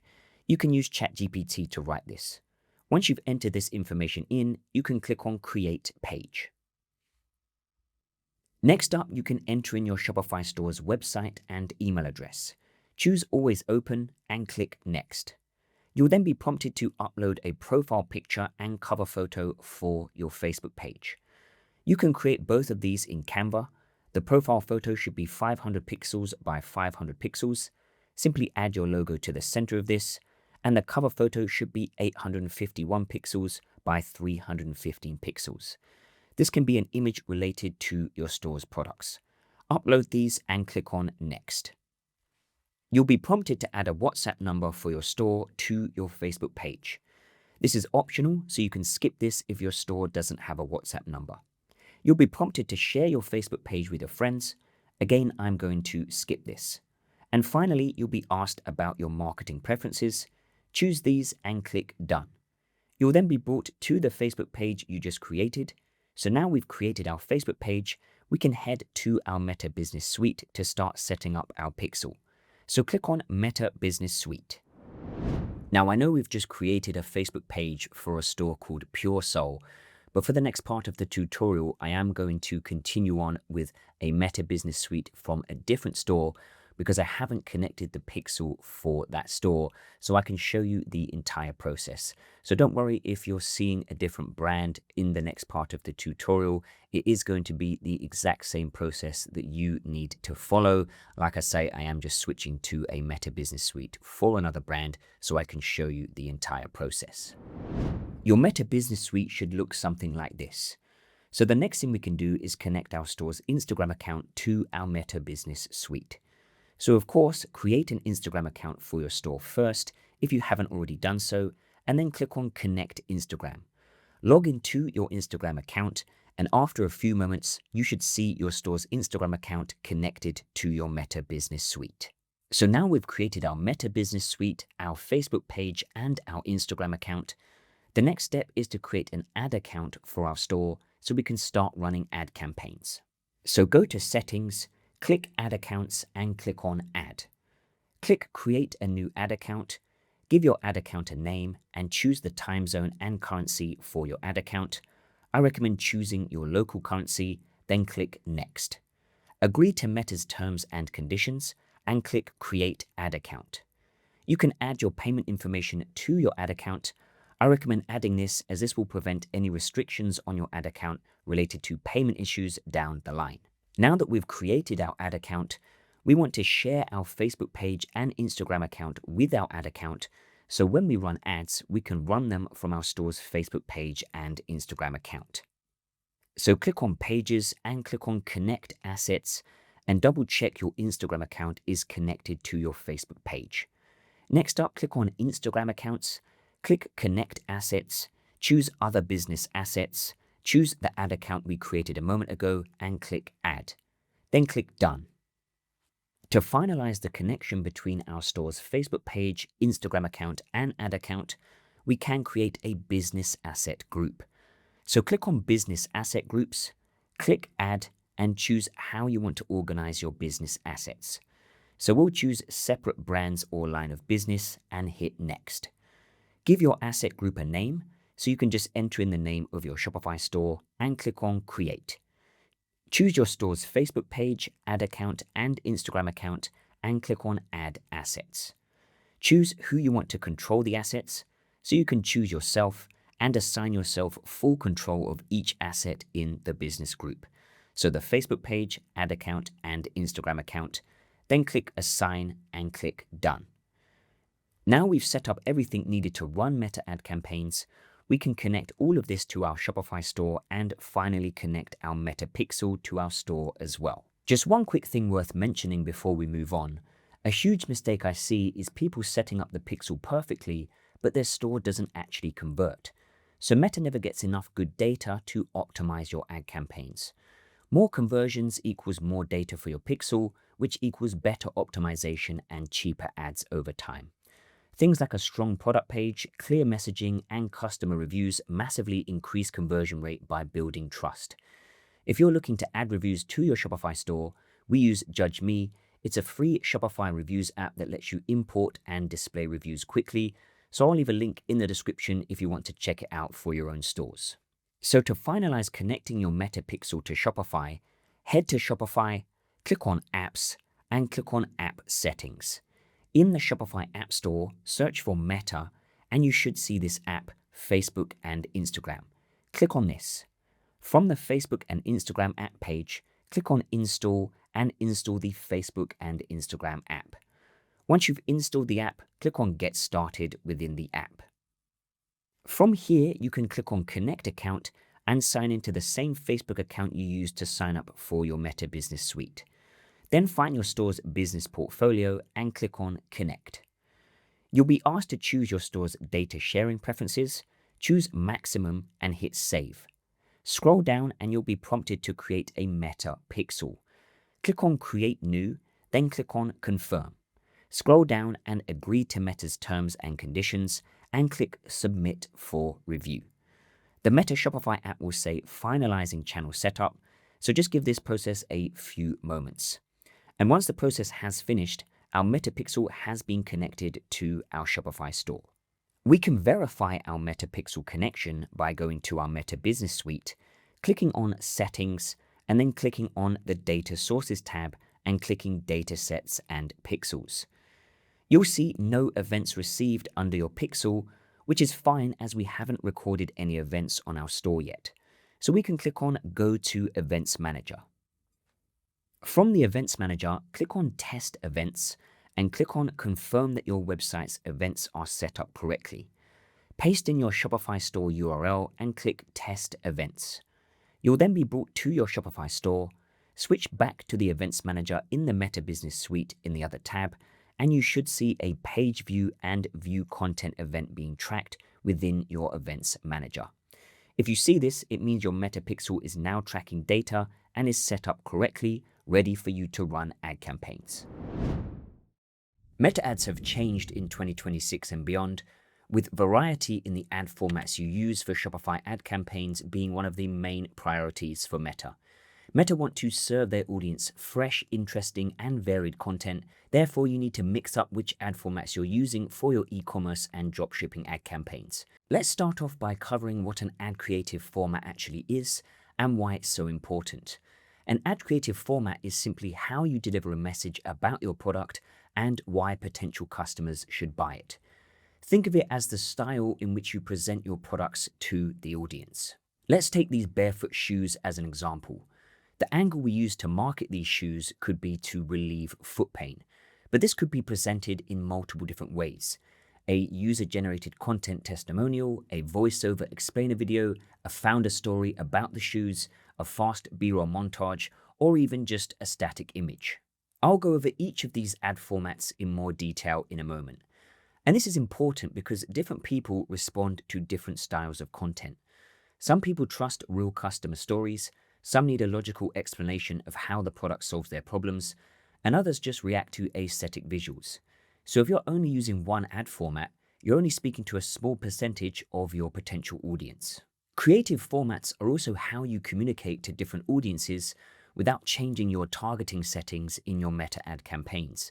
The footage, captions, and storytelling inside the ad creative helps Meta understand who the ad is relevant to and who to serve it to. So again, for these barefoot shoes, we could be targeting gardeners, gym goers, or busy parents within our ad creatives while still running a broad targeting campaign. Meta's AI can scrape the ad creative and understand which audience to serve it to, and some ad creative formats will resonate better with certain audiences. That's why testing multiple formats isn't optional with Meta. It's how you reach more potential people with the same product and bring in more sales. So let's look at some ad creative formats you should be using for your own Meta ad campaigns with your e-commerce and dropshipping stores. First up, we have UGC, or user-generated content. UGC ads are designed to look like they were made by real customers and not by a brand. Think casual phone footage, someone talking directly to the camera, sharing their experience with a product, almost like a social media post. And that's exactly why they work so well. Let's take a look at a UGC example for the Barefoot Shoe brand. So they're super lightweight, like I can't even feel them on my feet. They're waterproof, like the water just drains right out of them.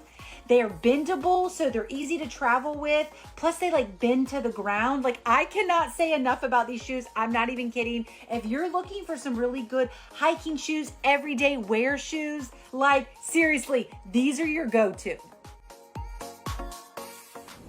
On platforms like Instagram, people scroll past anything that feels too polished or too salesy.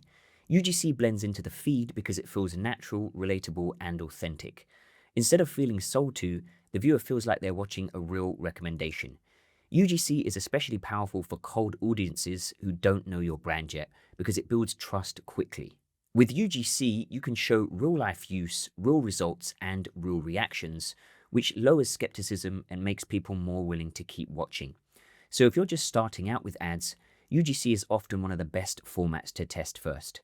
It stops the scroll, increases watch time, and helps your product feel believable instead of promotional. And if you have multiple creators creating UGC for you, Meta will retarget your audience with different ads. When the audience sees multiple people talking about your product, the product is more likely to resonate with them and pique their interest. You can source UGC on platforms like Fiverr, Collabstar, Billo, and UseClip. The prices will vary depending on the platform and the experience of the creator, but you can get UGC at some reasonable prices even if you're just starting out. Alternatively, you can also film the footage yourself with friends and family if you're on a budget. Next up, I'm going to show you how to read the data on your first Meta Ads campaigns for your Shopify e-commerce and dropshipping stores. I'll be covering the key metrics to look out for, how to set up your Meta Ads columns to monitor the data quickly, and when to kill or scale your Meta Ads depending on how they perform. Firstly, we have CPM. CPM stands for cost per milli or cost per 1,000 impressions. And this is basically how Meta charges you for your ads. So they charge you every time your ad is shown to 1,000 people. The CPM is actually very important because if you can get your ads in front of more people for a cheaper price, that means you have a bigger potential audience that will be interested in your products, click through to your store, and make a purchase. You want to keep your CPMs under $40. This way you can get your ads in front of enough eyeballs to get enough clicks through to your store and make enough sales. So you can see the CPMs on my ad account here. Most of them are very cheap because I'm able to create good ads. You can do some simple maths to work out what a good average CPM is for your own store based on your product margins. Let's look at an example. So if I source a product for $15 and I sell it for $75, that gives me a $60 margin. The average click-through rate on a Meta ad campaign is between 2 and 5%. So let's be conservative and say our click-through rate is 3%. If my CPM is $45, that means it costs me $45 to show my ads to 1,000 people. If 3% of those people click through to my store, that means I get 30 clicks through to my store.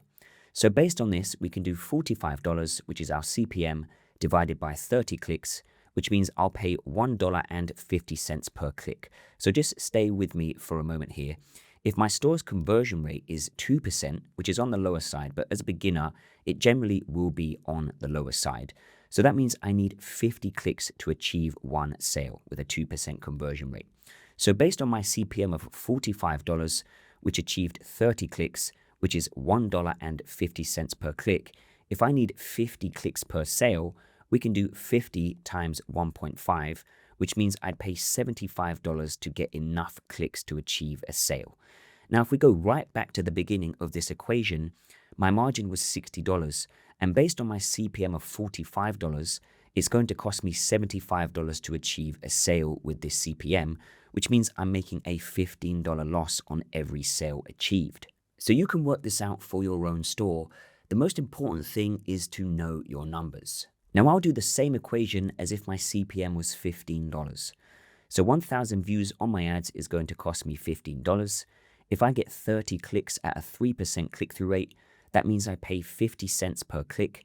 If my store's conversion rate is 2%, I need 50 clicks for a sale, which means I pay $25 for 50 clicks or $25 to achieve a sale. If my margin is $60, it means I make $35 profit on every sale. So just based on looking at the CPMs, I can make a good guess as to whether the ads will be profitable or not. Now, don't write off your ads too early based on the CPM. I'd recommend to spend at least the sell price of your product on an ad campaign before you get an accurate measure of your CPMs. So if you're selling a product for $60 on your store, spend $60 on your ad campaign. Of course, if you have super low CPMs, something like $10, that's a really good sign. If you spend the sell price of your product on an ad campaign and your CPMs are super high, like $120, then you can pretty much kill these ads as they're never likely to be profitable.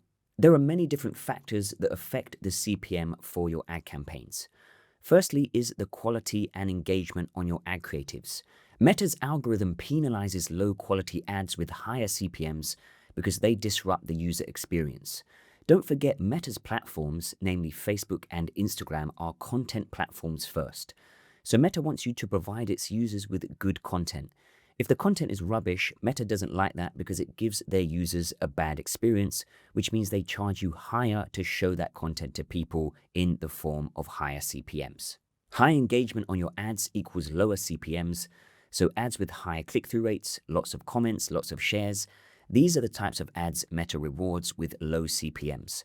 So focus on creating high-quality, engaging, interesting, and entertaining ad creatives to lower your CPMs. CPMs are also affected by something called ad fatigue. Ad fatigue is when an audience sees the same ad repeatedly, which causes engagement to drop and CPMs to rise. So be sure to refresh your ad creatives every 1 to 2 weeks. Swap in new, engaging, and unique creatives into your ad campaigns. Scroll-stopping ad creatives that stand out in the feed and encourage immediate interaction like high click-through rates generally get lower CPMs. There are a few other factors that cause high CPMs. Firstly, targeting Tier 1 countries such as the US, UK, Canada, and Australia is a lot more expensive than targeting developing nations because they have higher purchasing power and more competition. Your ad account age can also affect your CPM. New accounts often face higher CPMs until they prove they're not fraudulent or spammy. So the more you spend on your ad campaigns, the lower your CPMs will be over time. Your campaign objectives and conversion event optimization also affect your CPMs. Campaigns optimized for sales generally have higher CPMs than those optimized for traffic or reach. And if your pixel is new or hasn't collected enough data yet, the algorithm will struggle to find buyers, resulting in a higher cost to reach them. So you can test running a traffic or awareness campaign first just to build some data on your pixel. So the key takeaways when it comes to CPMs are to know your numbers, create engaging ad creatives and update them on a consistent basis, and simply expect to pay a little more as a beginner whilst you're building data on your ad account and store pixels. Next up, let's talk about click-through rate. Click-through rate is how many people click through to your store from the number of people that viewed your ad. Average click-through rates for meta ads are between 2 and 5%, so of course you want to be on the higher end of this. The best way to get a good click-through rate is to create interesting, unique, engaging, and educational content around your products. So if you're struggling to do this, go to the Meta Ads library and have a look at some of your competitors' ads for inspiration. So you can see the click-through rates on my ad account are hovering between the 2 and 3% mark, which is pretty decent. Again, if you spend the sale price of your product on a campaign and you're seeing very low click-through rates, for example, under 1%, you'll want to go back to the drawing board and start creating some new ad creatives. We've kind of already gone over cost per click earlier when we looked at CPMs. Cost per click is pretty self-explanatory. It's how much it costs you when a person clicks through to your store from your ad. Again, you can do some simple maths to work out what your average cost per click needs to be if you know your store's conversion rate and the margin on your products. So if we're selling a product for $60 and it costs us $15 to fulfill, that gives us a $45 margin. If our store's conversion rate is 3%, that means we need 34 clicks to achieve a sale. If we pay $1 per click, it means we pay $34 to achieve a sale. Meaning if our margin is $45 and we spend $34 to achieve a sale, we make an $11 profit. So a dollar cost per click is just about profitable for us in this scenario. Of course, if you're a beginner and you don't know what your store's conversion rate is yet because you haven't had enough traffic to measure it accurately, just aim to have a cost per click under $1. In most cases, this is pretty good depending on your margins, of course. Cost per click and click-through rate kind of go hand in hand. The higher your click-through rate, the lower your cost per click will be. So if you have a very high cost per click, try to improve your click-through rate by creating better ads. You can see my cost per clicks for this ad account are all under £1, which is pretty decent. Cost per result is how much it costs you to acquire a customer with your ad campaigns. This is a super important metric to track because it basically shows you whether your campaign is profitable or not. Again, this is based on your product's margin. So if I'm selling a product for $60 and it costs me $15 to fulfill, I have a $45 margin. Therefore, if I keep my cost per result under $45, it means I'll be profitable. It's actually quite a simple metric to track, so keep an eye on it. It will fluctuate as you run your ad campaigns, so monitor it over a 7-day period to get an accurate measure of the actual cost per result instead of stressing over it every single day. So you can see some of the cost per results I've achieved on the ad campaigns in this ad account. As you can see, it fluctuates quite a lot as we've tested many different ad campaigns, but the best performing campaign has a very good cost per result. ROAS stands for return on ad spend. This basically means how much you make back in revenue for every dollar you spend on ads. For example, if your ROAS is 1, that means for every $1 you spend on ads, you bring in $1 in sales on your store. Now, of course, when you minus off your cost of goods, your payment processing fees, and your Shopify fees, having a 1 ROAS means you actually make a loss, not break even. You can use this website called breakevenroascalculator.com to work out what your break-even ROAS is. Simply enter in your cost of goods, your shipping costs, transaction costs, and any other costs associated with your store. Enter in the revenue you bring in when you make a sale on the product that you're advertising, and this website will show you what your break-even ROAS is. Now, when you're running your ad campaigns, as long as your ROAS is at break-even or above, then you're not losing money on your ad campaigns. So you can see I've achieved almost a 3 ROAS on my most profitable campaign with this ad account. So now you know which metrics to look out for. Let me show you how to set up the columns in your Meta Ads account so you can track all of these metrics easily. So from your Ads Manager, click on Columns and then click on Customize Columns. From here, we can choose the metrics we want to see. So choose Cost per Result, Results. Amount spent should be selected by default, so you can leave this. Choose CPM, Clicks All, CPC All, CTR All, Add to Carts, Checkouts Initiated, and finally Purchase ROAS. You can then reorder the metrics on the right-hand side by dragging and dropping them.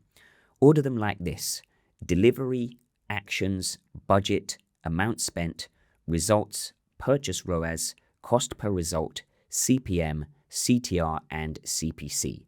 You can leave any default metrics such as impressions and reach, then click Apply. You can now see a snapshot of the most important metrics we've covered within your Ads Manager. Next up, I'll show you how to create high-converting UGC ads. I'll show you how to write scripts for your UGC ads, how to source footage from UGC creators, and how to edit the footage to create engaging scroll-stopping ads that convert into sales. We're going to be creating a UGC ad for the putting mat product on this golf store, but you can apply the principles I'm going to show you to pretty much any product. So let's take a look at the ad we're going to be creating in this video.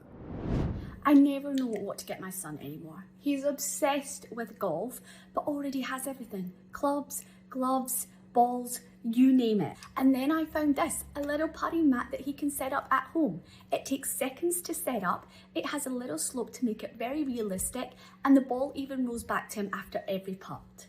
He's been using it non-stop. Honestly, I think it's the only gift he didn't return this year, and it's actually helping him get better. And these are the exact types of ads I've used to achieve thousands of sales on my own Shopify stores. When it comes to creating UGC ads, you want to start off with the script. You can then send the script to the creator to source the footage, and then you'll use that footage to create your UGC ads. We can begin writing our UGC script in ChatGPT, and there's a specific format you want to follow when writing your UGC script. You want to structure your script like this: the hook, discovery, benefit, and then a soft call to action. UGC works best when it feels like a person sharing their personal experience and not a brand selling a product. This structure follows a natural storytelling pattern that our brains trust. The problem followed by the realization, followed by the relief, and then a recommendation. This mirrors how we talk to our friends on a daily basis. Come into ChatGPT and enter this prompt. I want to write a UGC meta ad script for my product following this structure: hook, discovery, benefit, and a soft call to action. Then enter some information about your product. Try to provide ChatGPT with as much detail as possible about your product. So I've just said my product is a putting mat that lets you practice putting at home. It has a slope for realistic putting simulation and automatic ball return. You also want to include some information about your target market or the marketing angle of your product. So we're looking to sell this product to parents who are buying it for their kids who like to play golf. So based on this prompt, here is the script I've come up with for my UGC ad that I'll send to the creator. So we have our hook. So the hook is just, I never know what to get my son anymore. He's obsessed with golf, but already has everything: clubs, gloves, balls, you name it. Then we have our discovery section. Then I found this, a putting mat that he can use at home. We have our benefits section. It sets up in seconds, has a little slope that makes it more realistic, and the ball even rolls back to him after every putt. And then finally, we have our soft call to action. He's been using it nonstop. Honestly, I think it's the only gift he didn't return this year, and it's actually helping him get better. So you can rewrite the script a few times and fine-tune it, make sure all of the information is correct, and then we are ready to move on to the next step. You can also come up with shot ideas for your product that you want to use as B-roll over the top of the creator's voiceover if you don't plan on them showing off the product directly in the video. So in my instance, because I'm targeting parents looking to buy this product for their kids, I want some shots of a kid using the product to be displayed whilst the mum talks through the script. So these are the shots that I've come up with that I'd like the creator to include. We've got one shot of the child unboxing/unwrapping the product. We have another shot of the child unrolling the mat. We have another shot of a quick setup or assembly of the putting mat. We have a shot of them using the putting mat directly from behind, one of over the shoulder when they're putting, one from the front putting, and one from the side putting, and then finally a shot of the ball being automatically returned. So these are all of the shots that I want to use as B-roll, and they're going to go over the top of the creator's voiceover. So now I've got my script and the footage I need for my UGC ad, I can start searching for creators to create the ad. There are a number of websites you can use to find creators for your UGC ad. You can start off by using Fiverr. So just come over to Fiverr and search for UGC creator and find a creator that fits your product. You can also use a website called Collabster. Collabster lets you search for creators in any niche. So just sign up for an account. It is completely free. Create a profile for your store so you can add your store's URL, social media links, and logo as a profile photo. And now you're ready to start searching for and reaching out to creators. So click on search, and from here you can use the filters to search for creators for your UGC ad. You can filter by location, so we're just going to say we're looking for creators in Australia. You can filter by price, so let's say our maximum budget is $150. And you can also filter by gender, so we're going to go for females because we're looking for mothers to promote our product. If you upgrade to a premium account, you can also filter by age, ethnicity, and language. You don't really need to worry about this as a beginner. We can also enter in keywords related to the type of creator we're looking for. So because we're looking to create UGC ads targeting parents, I'm going to add the family search term to my search. Now I want to find a creator with children so I can get the product shots of the child using the product to use as B-roll in my UGC ad. So let's take a look at this creator here. She'll create one UGC ad for $150, and she has a son as well, so she can use her son to get the product shots that we're looking for. So I can start a campaign with her. So once you've found a creator you like, you can click on Add to Cart and you can finalize the purchase. You'll then be brought to your orders dashboard, and under the In Progress tab, you can message the creator with the brief of your UGC ad. So you can add your script and all of the shots that you need. So send the creator a brief of the UGC video you want, including the script and an outline of any shots you need. So you can see I've just added a description about my store in this section. So you can pause the video and have a look at the description if you want to. And then I've entered in the content requirements. So I have gone and included the script that we wrote earlier. I have just said shoot it in your own natural way. I have also included all of the shots that I need. So you can see shots including her son and some other shots that I need for the UGC that I want to create. I have entered in the aspect ratio, which is 9:16, so that's the mobile view.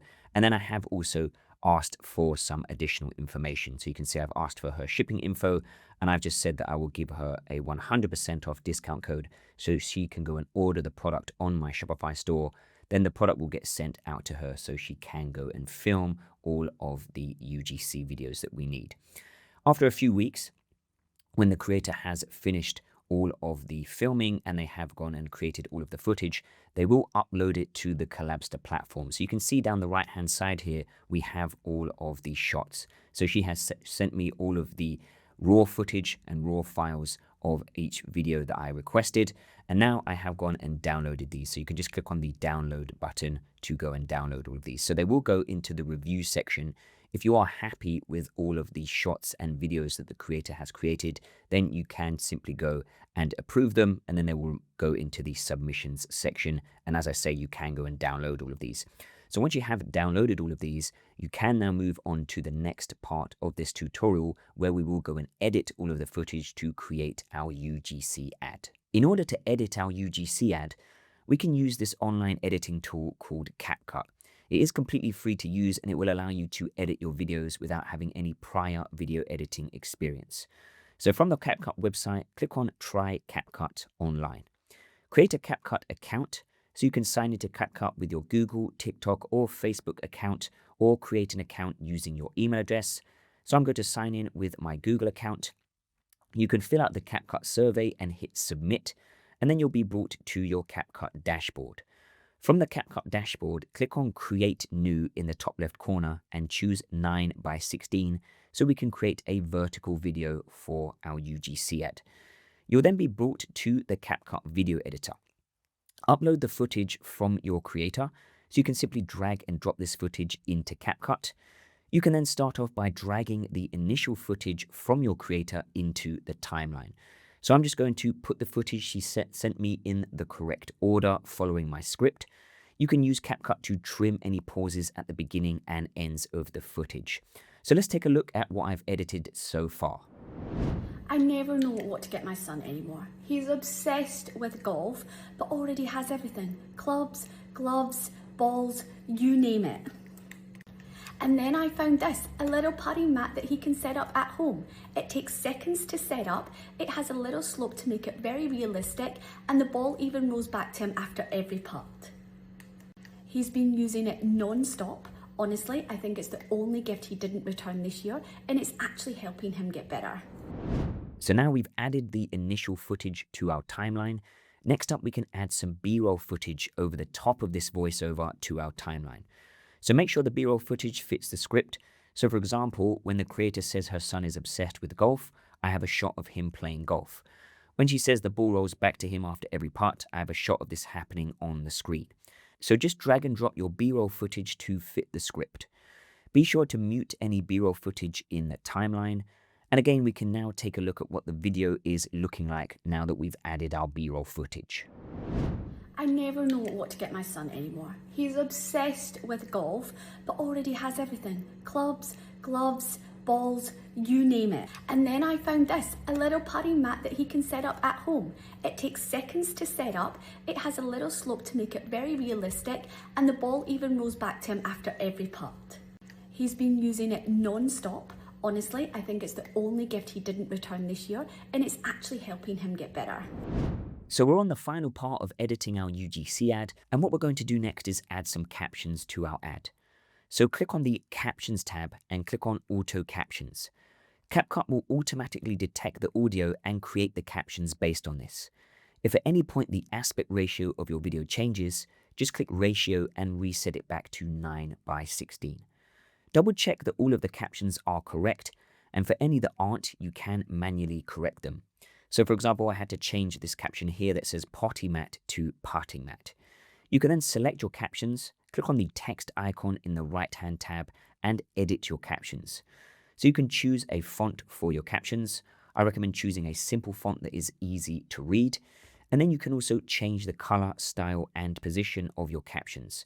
So I recommend to move them just under the center of the video so they don't get cut off when you're uploading your video to the Meta Ads platform. Once you're happy with your UGC ad, click on Export, click on Download, choose 1080p for the resolution, and hit Export.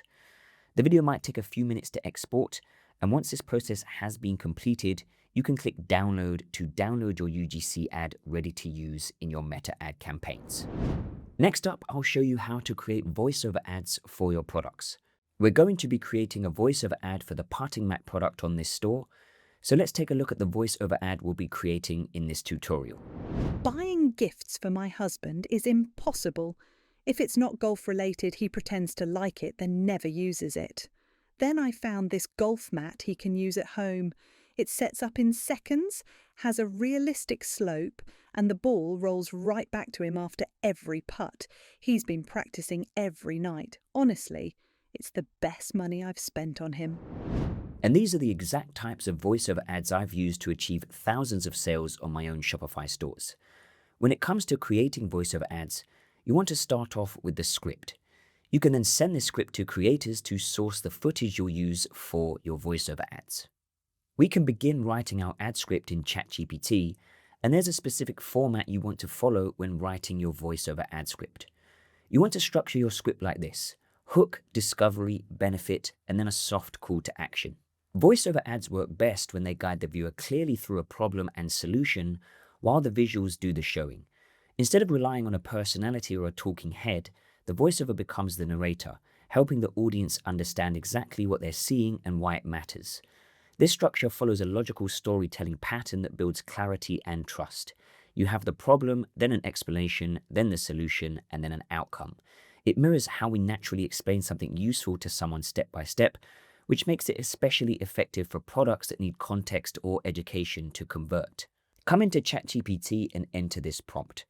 I want to write a voiceover meta ad script for my product following this structure: hook, discovery, benefit, soft call to action.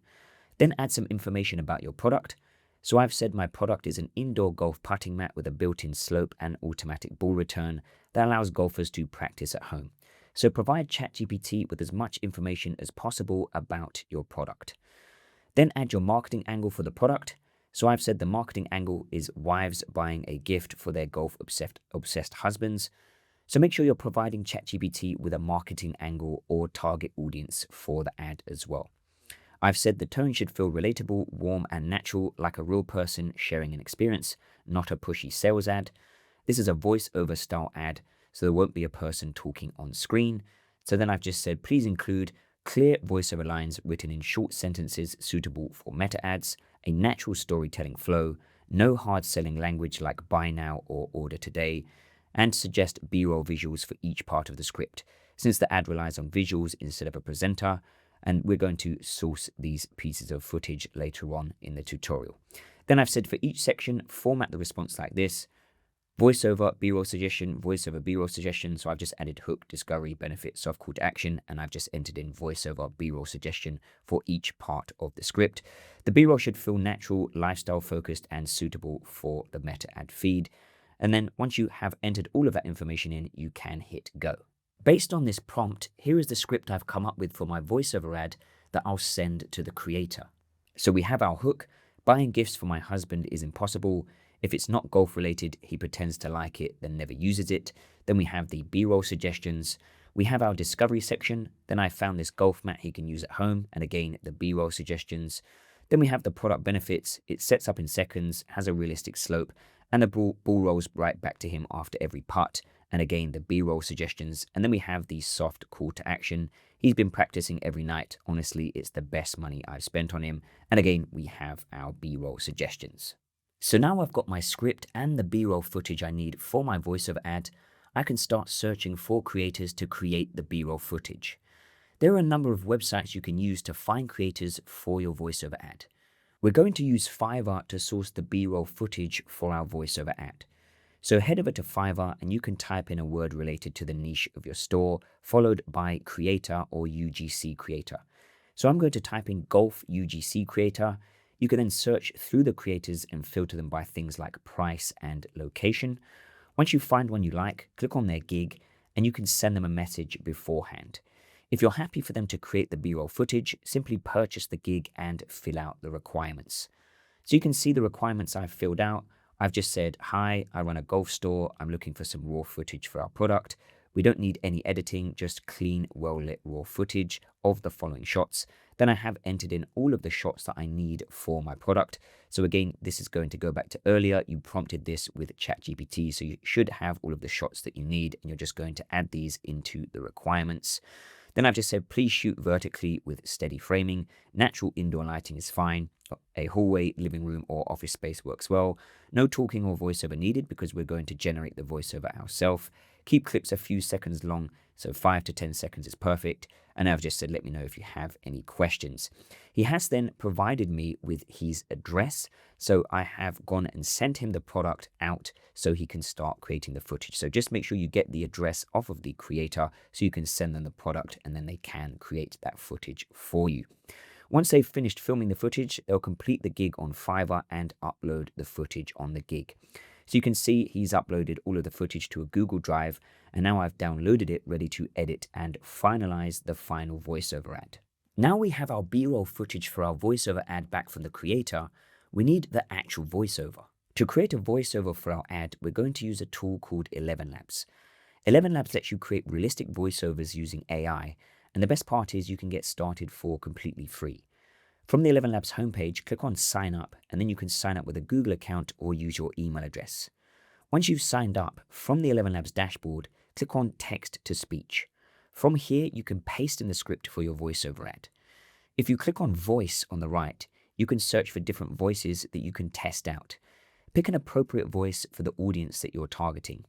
So I plan on running my ads to a UK audience, so I'm going to search for a female British voice. When you find a voice you're happy with, you can click on this and now you can hit Generate Speech to generate your voiceover. You can use the sliders to edit the style of the voiceover, so you can make it faster, more stable, and the style of the speech more similar or exaggerated. Regenerate the voiceover a few times if you need to, so just make sure it has good pacing, it isn't too slow, and it sounds natural and realistic. Once you're happy with it, you can click on Download to download your voiceover as an MP3 file. So now we have our voiceover and the B-roll footage. It's time to edit it all together to create our final voiceover ad. In order to edit our voiceover ad, we're going to be using an online video editing tool called CapCut. It's completely free to use and it will allow you to edit your videos without having any previous editing experience. From the CapCut website, click on Try CapCut Online. Create a CapCut account so you can sign into CapCut with Google, TikTok, or Facebook, or create an account using your email address. So I'm going to sign in with my Google account. You can fill out the CapCut survey and hit Submit, then you'll be brought to your CapCut dashboard. From the CapCut dashboard, click on Create New in the top left corner and choose 9:16 so we can create a vertical video for our voiceover ad. You'll then be brought to the CapCut video editor. Upload the voiceover and the footage from your creator into your project, so you can simply drag and drop this into CapCut. Then you can start off by dragging the voiceover onto the timeline. Now we'll add our B-roll footage over the top of this to create our voiceover ad. Just make sure that the B-roll footage matches exactly what's being said in the voiceover. So for example, when my voiceover says the ball rolls back to him, I have footage of this on the screen.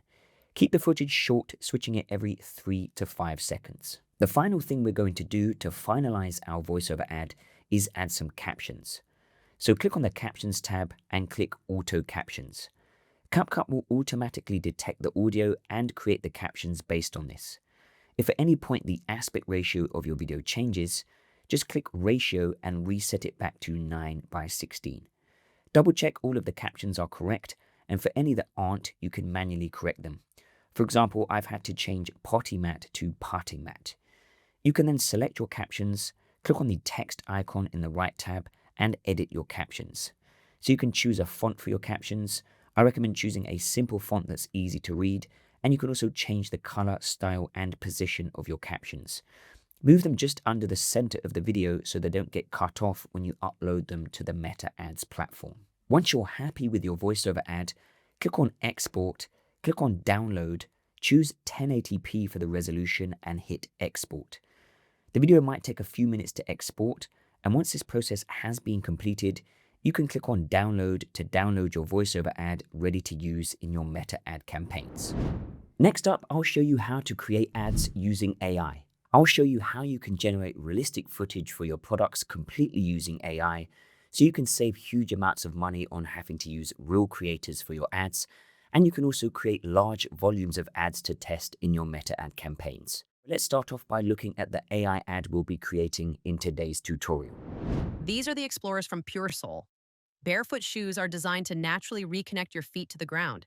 It's the best way to get all of the benefits of being barefoot while still getting the protection of shoes. The Explorers are a unisex fitness barefoot sneaker, and they've become my favorite shoe for my gym workouts. It's so much easier to keep my feet flat and connected. This means I'm more stable and can lift more weight with better form. Movements feel more natural since my toes are spread wide and gripping the floor. Everything I do feels way more effective since I'm not fighting for balance. The flexibility of the sole means I can do just about anything while wearing them, making them extremely versatile. Hit up their website and free your feet. In order to create video ads using AI, we'll be using this tool called Creatify. Creatify has a number of different features that allow you to create ads using AI. You can create ads based on a URL, you can create UGC-style avatar ads in different styles, image ads, and unique product shots using B-roll in your ads. The main tool we're going to use to create our ads with AI is the Creatify Ad Clone tool. This tool lets you replicate any of your competitors' ads using AI. So it's super powerful because it takes the guesswork out of finding winning ads. You can just see what's working for your competitors and replicate this. In order to use this tool, you will need to sign up for Creatify's Pro plan, which is $99 per month or $49 per month on the annual plan.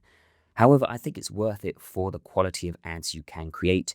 You can sign up for a month, create as many ads as you can, and then simply cancel your subscription after. Now, we're not sponsored or endorsed by Creatify. It really is the only AI ads platform that I've used that has allowed me to create high quality video ads with AI. And I have tried a few other platforms like Higgsfield, Arcads, Make UGC, and a few more. And I haven't been able to produce good quality video ads the same as I have been able to create with Creatify. So that's why we are going to be using Creatify to create our ads with AI. So from the Creatify pricing page, click on Get Started on the Pro plan. You can create an account with your email address or sign in with your Google account, and then you will need to sign up for a Pro plan, of course. Once you create a Creatify account, you will be brought to the dashboard. From the dashboard, the first thing we can do is set up the product we want to create our ads for. So under Manage Assets, click on Products. From here, click on New Product, and you can create a product in your Creatify account using a link, or you can add the information manually. Because I'm dropshipping, I'm going to add a link from AliExpress to these barefoot shoes, and then click Analyze URL. After a few moments, Creatify will gather all of the product information from the URL, so we'll get the product name, the category, description, and images. You can add your own unique selling points as well. I recommend editing the product name and description, so you can just use ChatGPT to write this. Once you're happy with the product information, click on Create Product. From our dashboard, we can now click Home, and then we can click on Ad Clone. We can select the product we want to create our ads for, and then we need to upload an image or video of the ad we want to clone. So come over to the Meta Ads library, and we can search for a competitor ad we want to clone. Under Select Country, choose All. Under the Ad Category dropdown, choose All Ads, and then search for the name of your competitor. We can then see all of the ads they're running.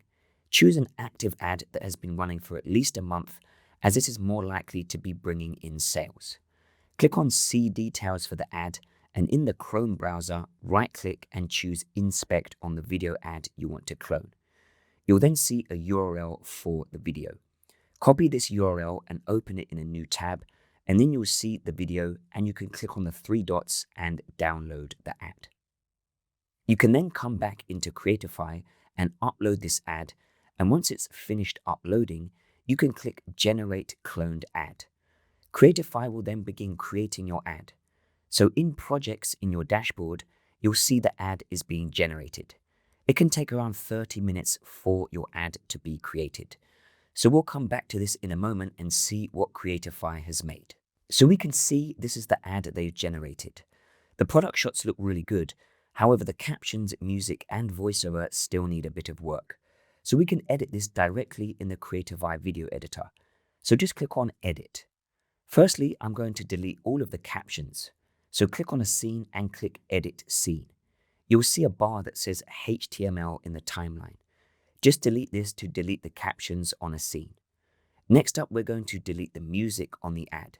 So just select the music and hit Delete. We're also going to write our own script for the ad and upload our own voiceover. So I've written my script based on my competitor's script and tweaked it a little bit. But you can of course write your own script for your ad and use a tool like ChatGPT to do this.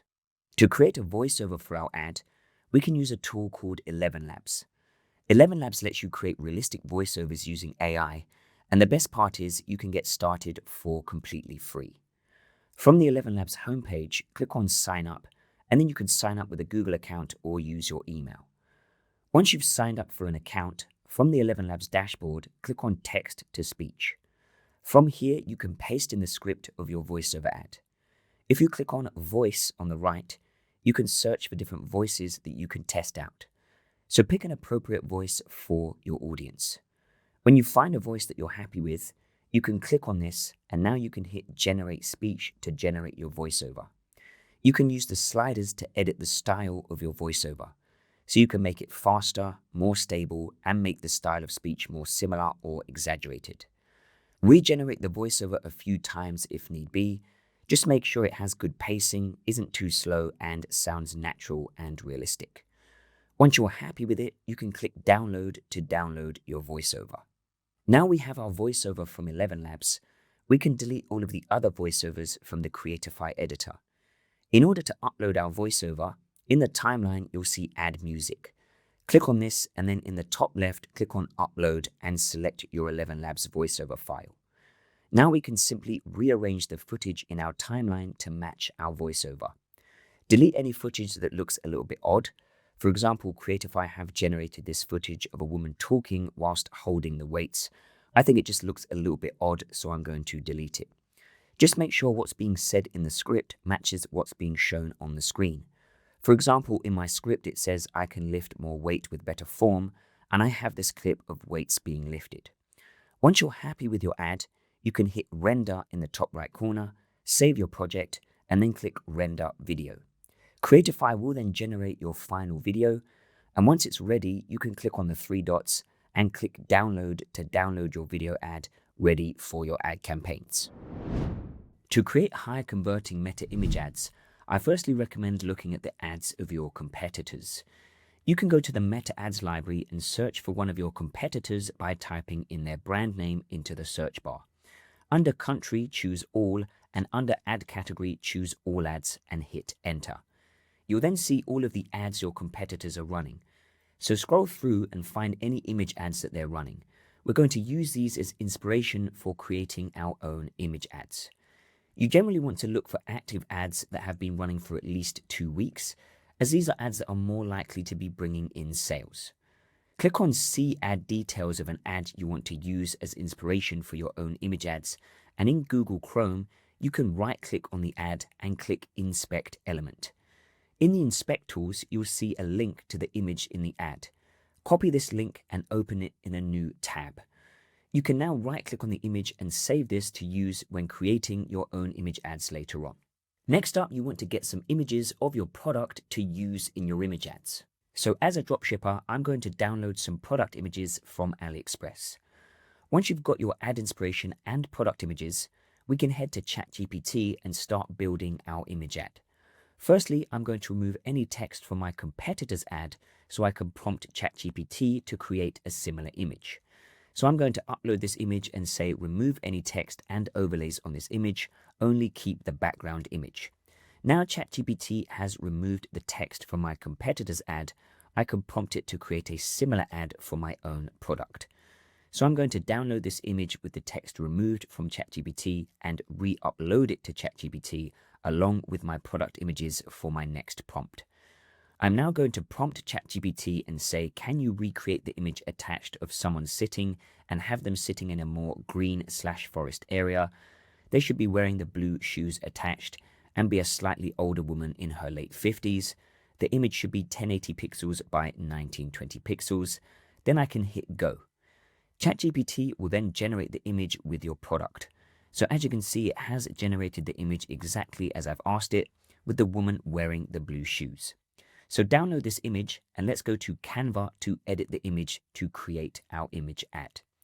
From Canva, create a custom size canvas and make it 1080 pixels by 1920 pixels. If the ad you're using as inspiration is a square ad, you can make it 1080 pixels by 1080 pixels. Both vertical and square image ads work on Meta. From here, drag your image into Canva and resize it to fit the canvas. We can then drag in our competitor image ad, make it slightly transparent, and start to add our own elements to the image to replicate our competitor's ad. So I'm just adding some text boxes to my image here in the exact same spots as the competitor ad. You can of course select fonts and colors that match the branding of your store. Once you're happy with your ad, you can download this from Canva ready to use in your Meta ad campaigns. So here is a side-by-side comparison of my competitor's ad and the ad I just created. I'd argue that mine looks even better. So now I've shown you the free tools you can use to create image ads. Next up, I'll show you a paid tool you can use to create image ads that will allow you to create more unique image ads without having to use your competitors as inspiration. I use this tool called Creative OS to create huge amounts of image ads, allowing me to test lots of variations. Creative OS creates image ad templates based on image ads that are actually converting for big brands. Creative OS does offer a 3-day free trial, so from the homepage, click on Pricing and then click on Start Your Free Trial. You can create an account with your Google account or email address. So I'm going to sign in with my Google account. You'll then be brought to your Creative OS dashboard. From here, you can browse the ad templates by clicking on Browse Templates. There are hundreds of high-converting image ad templates for every niche. You can also search for specific templates related to your niche. So if I type in shoe in the search bar, then I can click on See All under Ad Templates to see all of the image ad templates for shoe-related products. When you find an image ad template you like the look of, click on Edit and you'll be brought to the Creative OS image editor. On the top page, you'll see the original ad template, and on the second page, you'll see the template you can edit. We can start off by dragging an image of our product into the editor. We can use the Background Remover tool to remove the background from our product image. We can then drag the product image into the image placeholder section to replace the original image in the template with the image of our product. We can also drag an image of our logo into the template and replace the logo placeholder. Make sure your logo is a PNG image with a transparent background. Next up, we can edit the colors of the template. You can ask ChatGPT for a color scheme for your ad.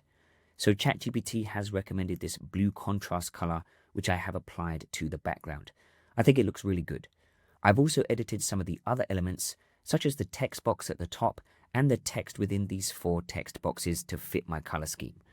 Try to use colors that match the branding of your store. You can also edit the fonts, so again choose fonts that match the branding of your store. Finally, you can edit the text within the ad itself. So I've changed where it says wide toe box to non-slip, and where it says featherlight, I've changed this to breathable. Once you're happy with your image ad, click on Export and export the ad as a PNG. So here is the original image ad, and this is the image ad I've been able to create based on the template. Once again, I'd argue that the ad we've created is more eye-catching. Next up, we're going to cover how you should structure your meta ad campaigns when testing a product. Now, let's start from the beginning. The most important thing for your meta ad structure is your ad creative, the videos and the images that you're going to use to actually market your product. Now, we have 2 things that create your ad creative.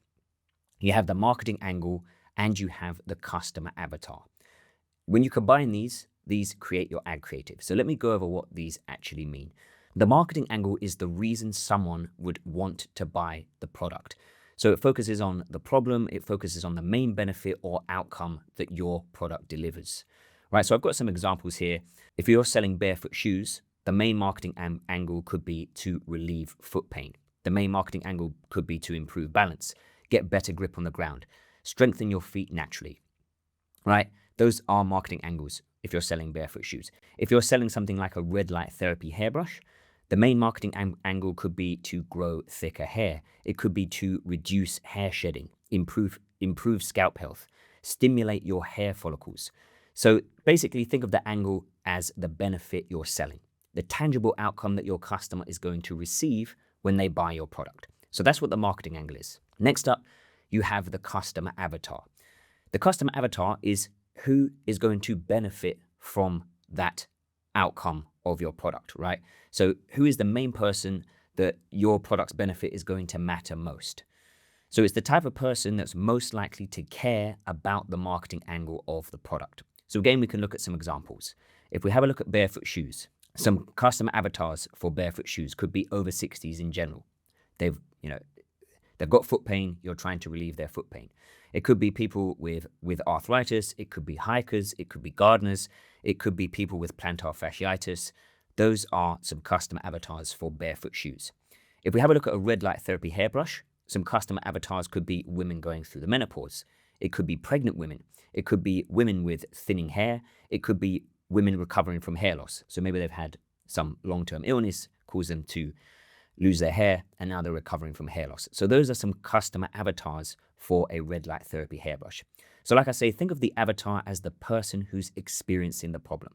So the marketing angle is the solution that your product provides, and the customer avatar is the person experiencing the problem. So when you combine these, that is your ad creative. So your ad creative is the intersection between the angle and the avatar. You combine the marketing angle and the customer avatar, and you have your ad creative. So let's look at some examples again. You could create an ad creative for barefoot shoes, relieve foot pain for the over 60s. That's your ad creative. Relieve foot pain for gardeners. That's your ad creative. Get better grip as a hiker. That's your ad creative.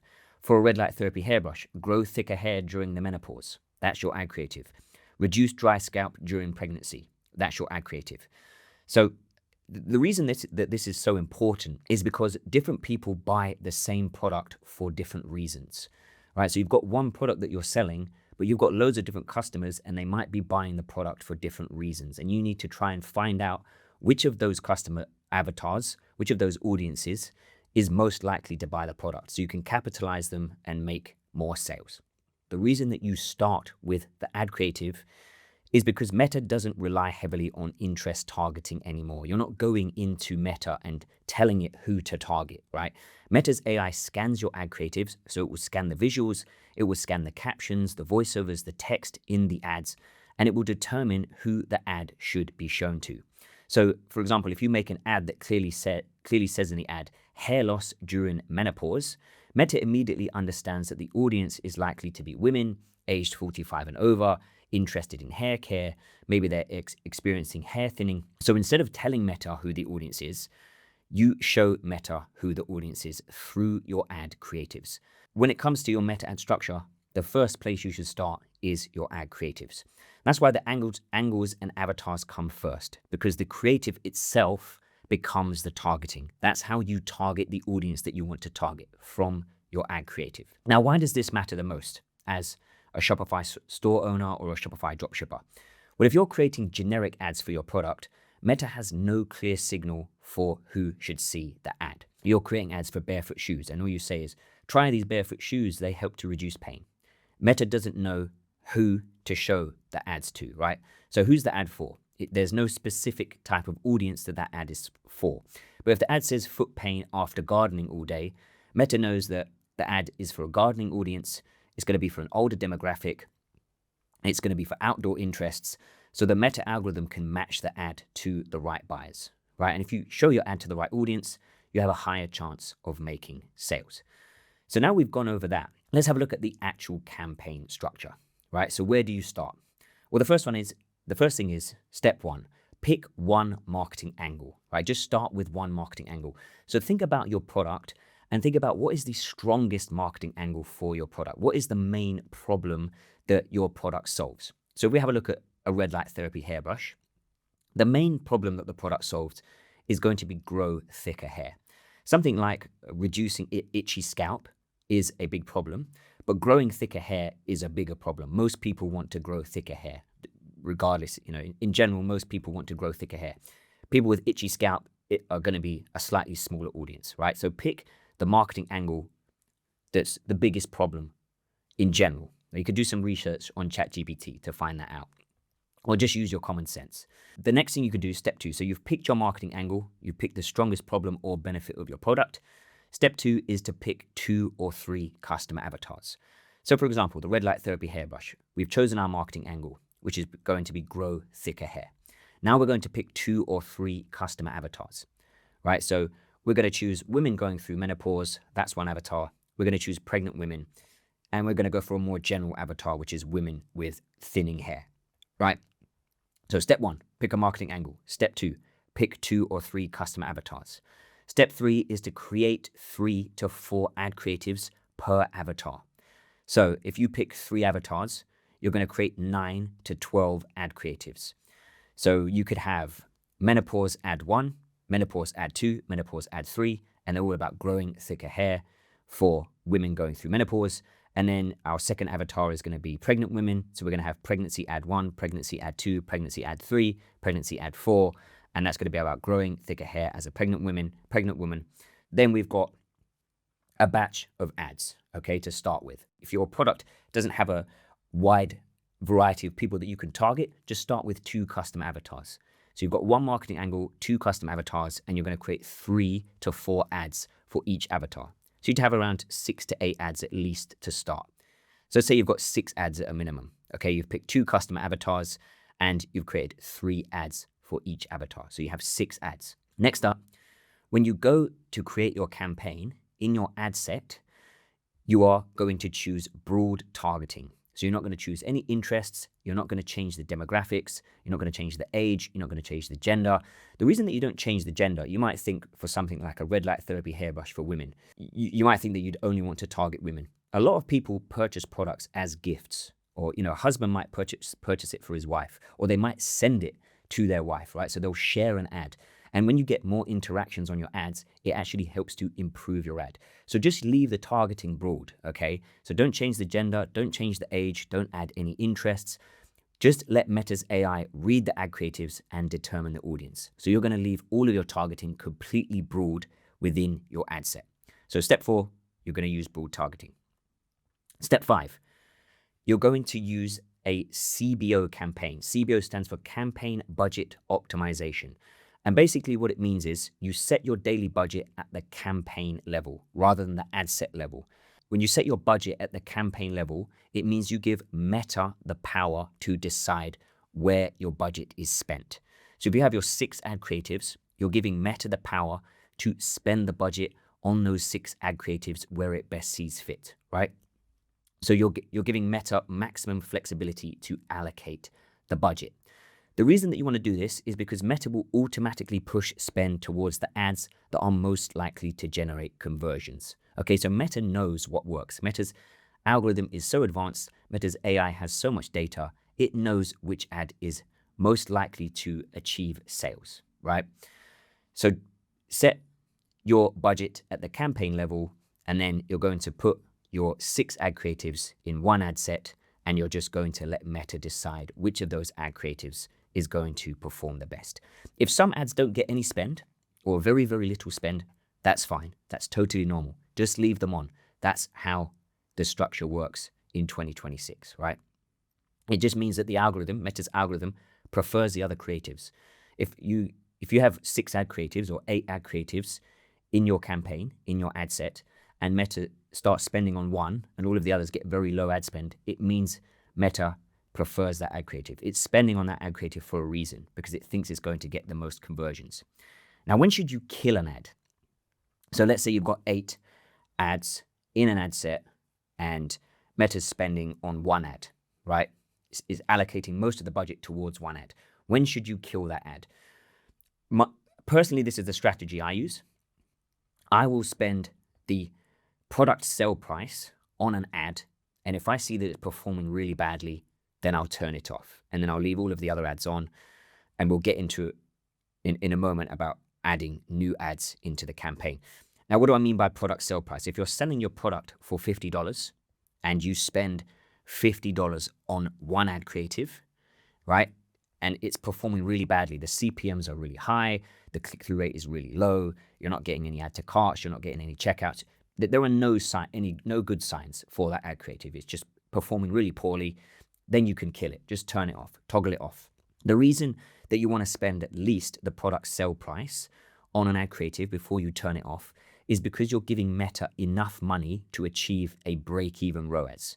Okay, so if you're selling your product for $50 and you spend $50 on an ad creative, you're basically giving Meta enough money for a 1-for-1 ROAS. You spend $50, if you achieve one sale, you bring in $50 in revenue. Okay, so like I say, look at the metrics. We have a full tutorial and a full guide on reading the metrics for Meta ads, so you can check that out as well. I'll leave that linked in the description. So that's when to kill an ad. When should you scale an ad? If an ad campaign is profitable, then you can go to the daily budget. So go to the campaign level, go to the daily budget, and you can just increase the campaign budget 10% every 3 to 5 days.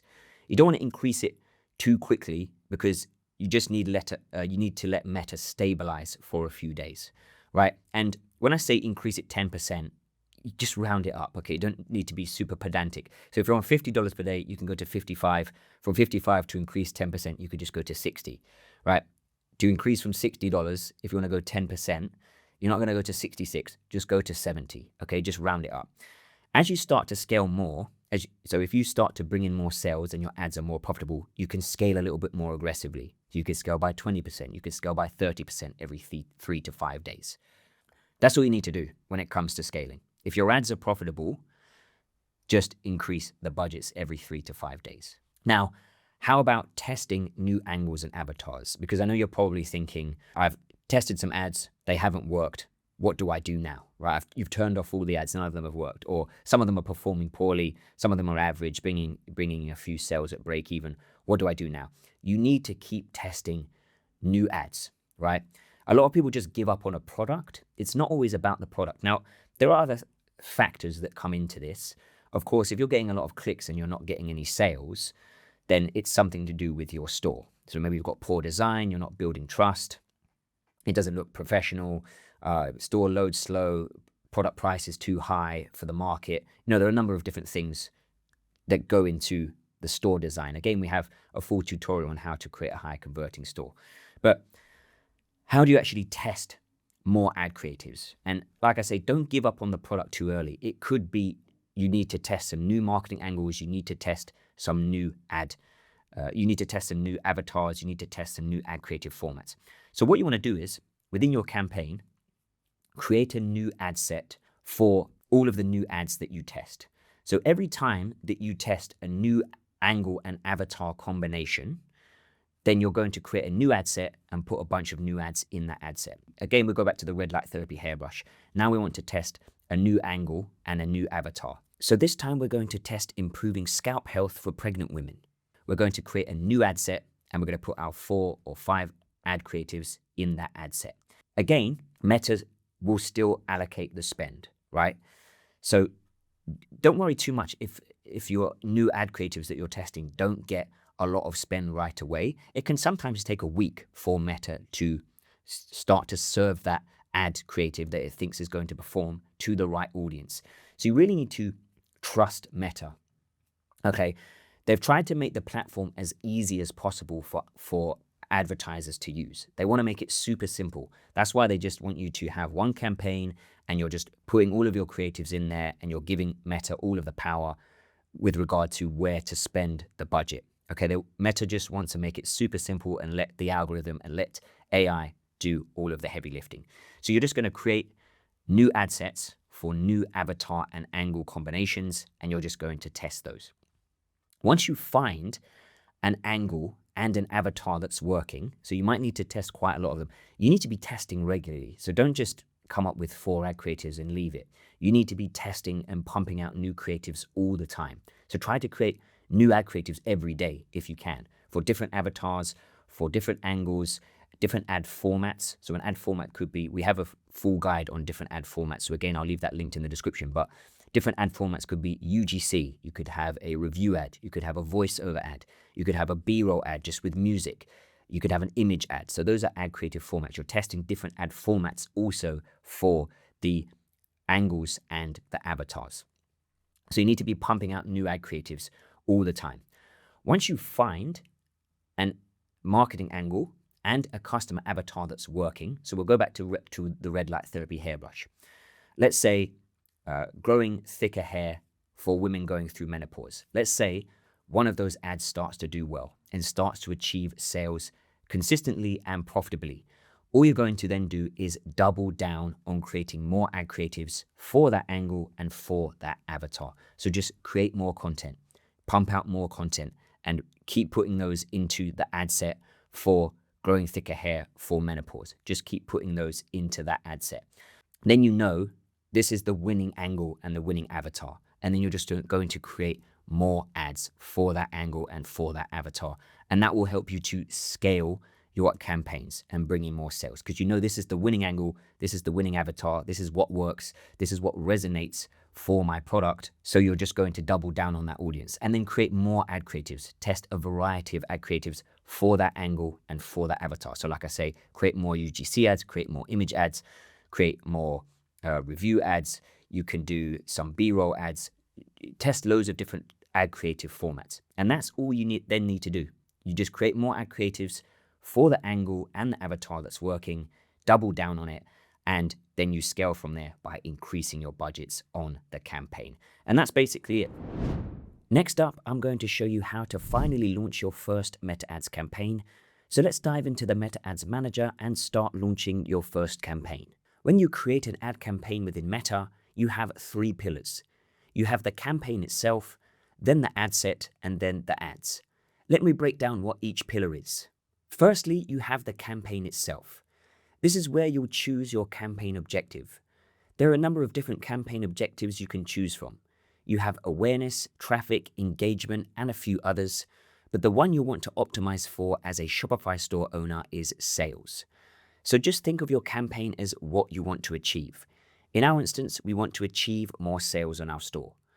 One other thing to mention is that we only want to launch one product per campaign.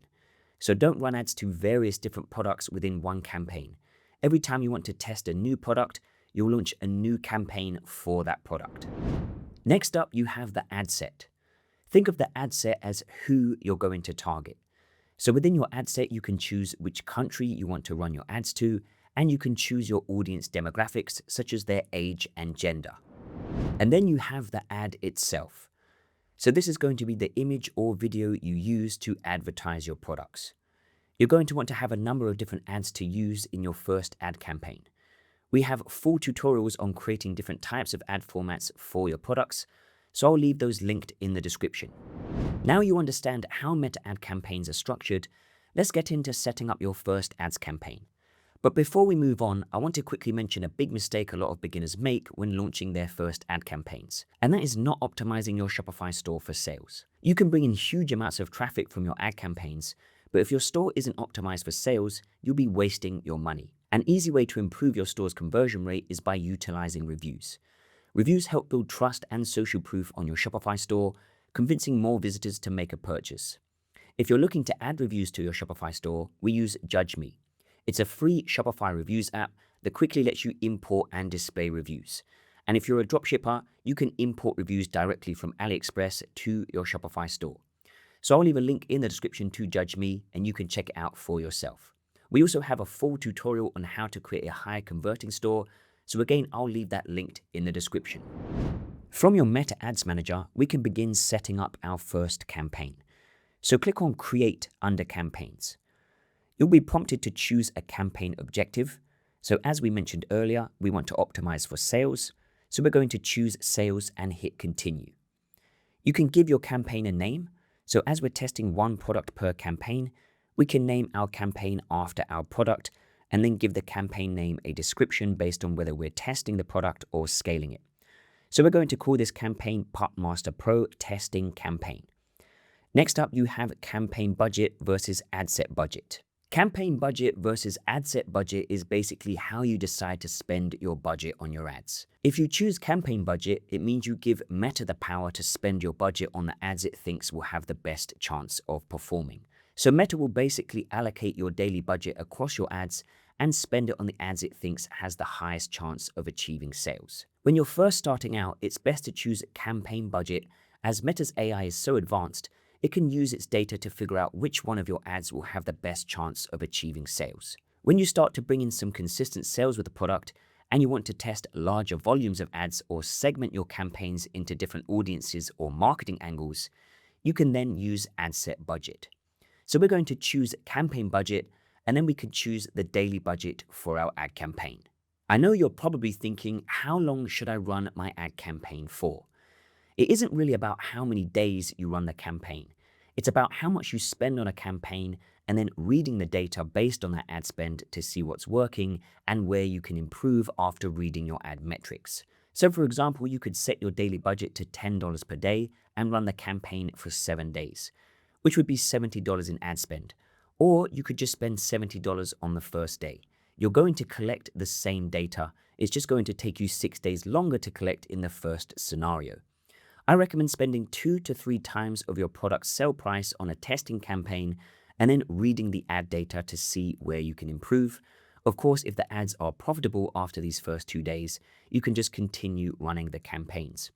So if you're selling your product for $40, you can set your daily budget to $40 and then run the campaign for 3 days. If you're selling your product for $80, you can set your budget to $80 and perhaps you want to be a bit more conservative with your budget and run it for 2 days as you're going to be spending slightly more. So I'm selling my product for £45, so I'm going to set my daily budget to £50. You can leave everything else under the campaign tab as default and click next. Now we're in the ad set level. Again, we can give our ad set a name. Because the ad set is who we're targeting, we can name it after this. I recommend running a broad targeting campaign as your first campaign, and you can simply narrow it down by the countries you want to target. Broad targeting basically means we don't change any of the demographics or add any interest targeting.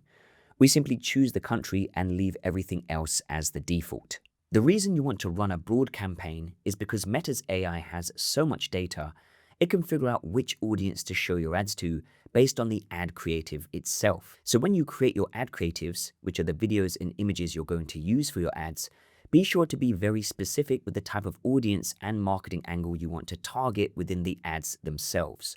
So if you're selling barefoot shoes, for example, don't make ads just listing the benefits of barefoot shoes. Your ad should be relieve foot pain for gardeners or improve foot pain for nurses. Think specific pain points for specific audiences. Meta can understand who your ads should be served to simply by scraping the content in your ads. So I'm going to name this ad set Broad UK. Under conversion location, choose website. Under performance goal, choose maximize number of conversions. Under data set, choose your Shopify store's pixel. And under conversion event, choose purchases. Don't worry if you see a message saying you haven't received any activity from the conversion you've selected. This is completely fine. Scroll down to the budget and schedule section. From here, you can choose when you want your ads to start. If you leave this, your ads will be scheduled to start as soon as they've been reviewed by Meta. Or you can choose a specific time you want to start running your ad campaigns. This isn't massively important, but a lot of people choose to start their campaigns from midnight the next day, so they know the exact day they started their campaign. Now scroll down to the audience section. From here, you can choose the target location for your ads. Click on the pencil icon and you can add or remove locations and countries. If you click on Show Settings within the audience section, you can also choose specific age and gender demographics, as well as add specific interests and behaviors. As I mentioned earlier, leave all of this as default as we'll be running a broad targeting campaign and letting Meta's AI optimize the rest. Under Ads Transparency and Placements, you can leave everything else as the default. In the bottom right corner, you can click on Show Estimated Audience, and you'll see the potential audience size your ads will be shown to. Don't worry if you see a huge number. It's better for Meta to have a bigger potential audience to show your ads to, rather than a more narrow one, as sometimes Meta can struggle to serve your ads if the potential audience size is too small. Now we can click on Next. From here, we can upload our actual ad. Start off by giving your ad a name. Name your ad something that makes it easy to identify, so later when you're reading your ad metrics, you know which of your ads are performing the best. So I'm going to call this Video Ad 1 Mum UGC. You can choose the Facebook page and Instagram account for your store, as these are the accounts you'll be running the ads from, and then scroll down to Ad Setup. Leave the media setup as manual upload and format as single image or video, then scroll down to Destination. The destination is where you want to send the traffic from your ads. So choose Website, and within Website URL, add the link to your product page. Make sure to send your traffic to the product page of the product you're advertising so the customers can purchase right away. Don't send them to the home page of your store, as you're adding additional steps to get your traffic to make a purchase. You can click on Use Display Link and enter a shorter link if you want to, just to make the URL in your ad look a bit tidier. Scroll down to Add Creative and click on the Setup Creative dropdown. Choose whether you want to upload an image or video ad. So I'm going to choose video. You'll then be brought to the Creative Setup section. Leave everything as the default except under the tab that says Apply Website Highlights, toggle this off. This takes assets directly from your website, but because we're uploading our own ad creatives, we don't need this. You can leave your product catalog on and click Next. From here, you can upload your ad. So click Upload in the right corner and choose the ad you want to upload. Once it's finished uploading, click Next. You'll then be prompted to add some copy to your ad. From here, you can add 3 sections. We have primary text, a headline, and a description. The primary text is the most important. It appears above the image or video in the feed. The primary text is your main story or hook and helps to stop people scrolling depending on which platform they're viewing your ad on. For most e-commerce products, a short, punchy primary text works best. For certain products, long-form copy as the primary text can work, but really you want to get to the point and focus on calling out your main target audience or marketing angle for your product. So I'm just going to say, got a young golfer at home. This might be the one gift they actually use. You can bring the copy to life by adding relevant emojis. I use ChatGPT to help me write the copy for the ad. Next up, we have the headline. The headline appears as bold text just above your call to action. Your headline should be a short one-liner that reinforces the core benefit of your product. So I'm just going to say the perfect gift for young golfers. Finally, we have the description. This appears as small grey text under the headline, but it isn't visible on every placement or device. This should be used to add some minor supporting information. So I'm just going to add 30-day money-back guarantee. For the call to action, choose Shop Now. Meta's AI will also generate some additional pieces of copy for the primary text and headlines. Leave these on, as this gives Meta more variety when testing your ads and can help them perform better. Then click Next. Next up, you'll see Advantage Plus enhancements. You can turn all of these off except for text improvements, which is the AI copy we just left on. Then click Next. Now under the ad preview, you can see what your ads will look like on different placements and devices across Meta. If you're happy with your ads, you can click Publish to publish your campaign. Your campaign will now go into a review, and once Meta have reviewed and approved it, it will be scheduled to go live at the time you scheduled it to go live. Now currently, we've only added one ad to our campaign. So you can come back into your ads manager, choose your campaign and click Edit. Click on your ad and then click the 3 dots and click Duplicate. You can rename this ad for the next ad you plan on uploading. So I'm going to call this Video Ad 2 Wife Voiceover. Then scroll down to Ad Creative, click on the bin icon to delete the original ad creative, click on Add Media and choose Image or Video Ad, and then upload your next ad creative. Again, you can add the copy for your next ad, make it relevant to the target marketing angle or audience for this ad, and then go through the same setup process as the previous ad. You can then click Publish again and repeat this process as many times as you need to upload your additional ads. As I say, once you've done this, your ads will go into review, and once Meta reviews and approves them, your ad campaigns will begin running. Next up, let's look at how to know when you should kill or scale your ads campaign based on the metrics and data. The first thing you are going to want to do is create a spreadsheet with a snapshot of all of the numbers of the campaign.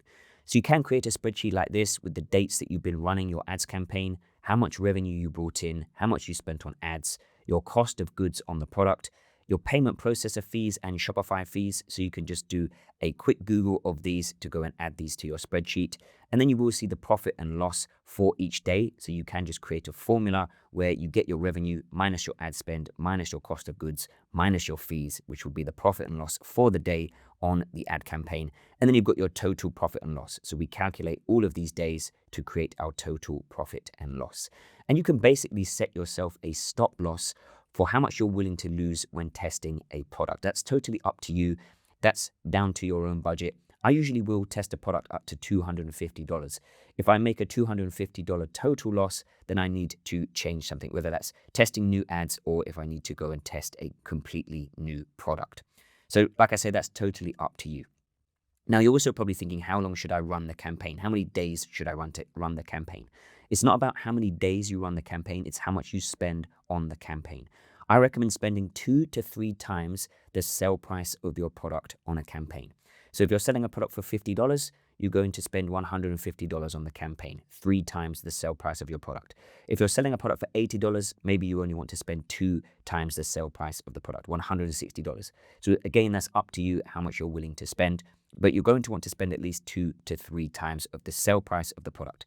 And the reason that you do this is because you're giving the ads enough money to collect enough data and to give you a 1-for-1 ROAS. So if you're selling your product for $50 and you spend $50 on the campaign, you've given your ads campaign enough money to achieve a 1-for-1. If you spend $50 on the campaign and you make 1 sale, you bring back $50 in revenue.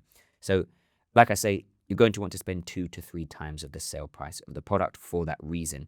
And that's why we don't measure it on how many days we run the campaign, because you could set your campaign to $10 per day and you could run it for 7 days. You're going to spend $70 on the campaign, or you could just spend $70 on the first day. You're going to get the exact same data back. So that's why it's better to just spend the money quicker so you can get the data quicker and make quicker decisions for your store. So we've got 2 different examples here. We've got store example 1. I'm going to go over a campaign that we ran where we killed the product. And then I'm going to go over a campaign that we ran where we scaled the product. And then you can see the difference. But it's basically the same thing. This is what you're going to want to do. You're going to want to go into your store every day, track the revenue, the ad spend, and the cost of goods, and see the profit and loss each day. So let's go for the first day of this particular product. We'll come into the store. We can see on the 17th of November last year, we brought in 0 in revenue. Then we can come to the ads manager. We're going to come to the 17th of November. You can see we spent £29.25. So we can come in here and we're going to put £29.25.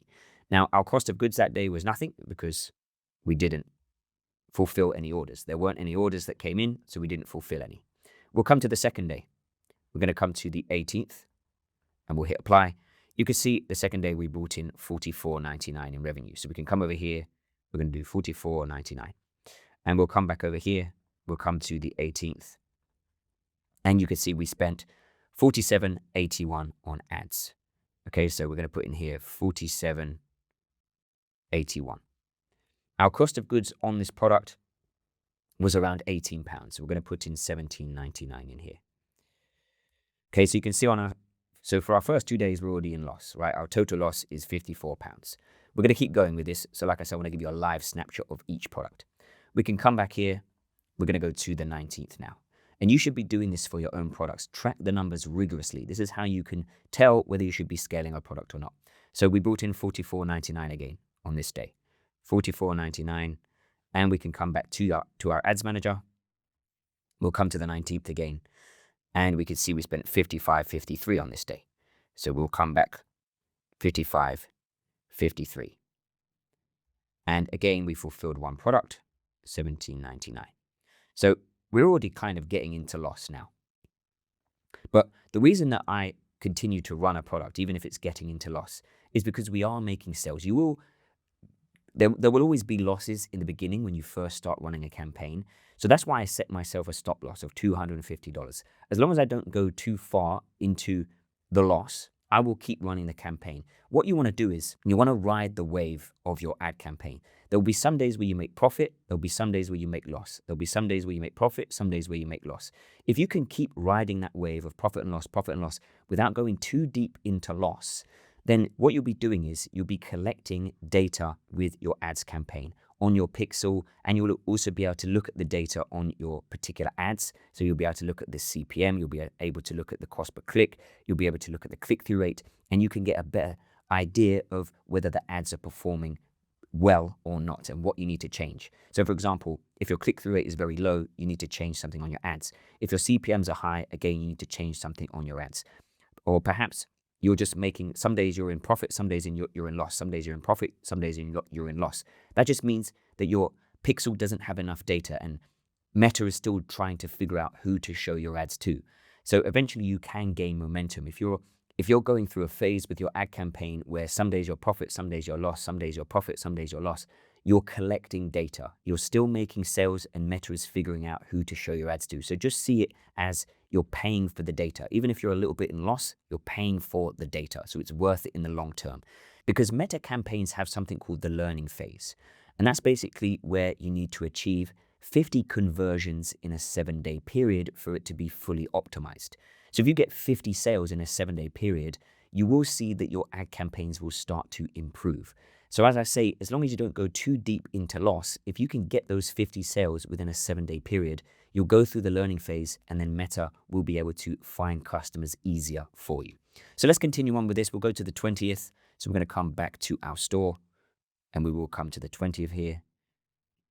And we can see again $44.99. So we could put that in here. And now we're going to come back to our ads manager. We'll come to the 20th.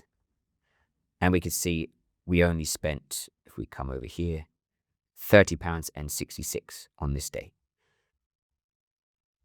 And again, one order fulfilled. So our cost of goods was $17.99. We're going to come to the 21st.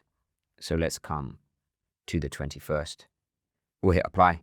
We can see $89.33 on this day. So we'll come in here, $89.33.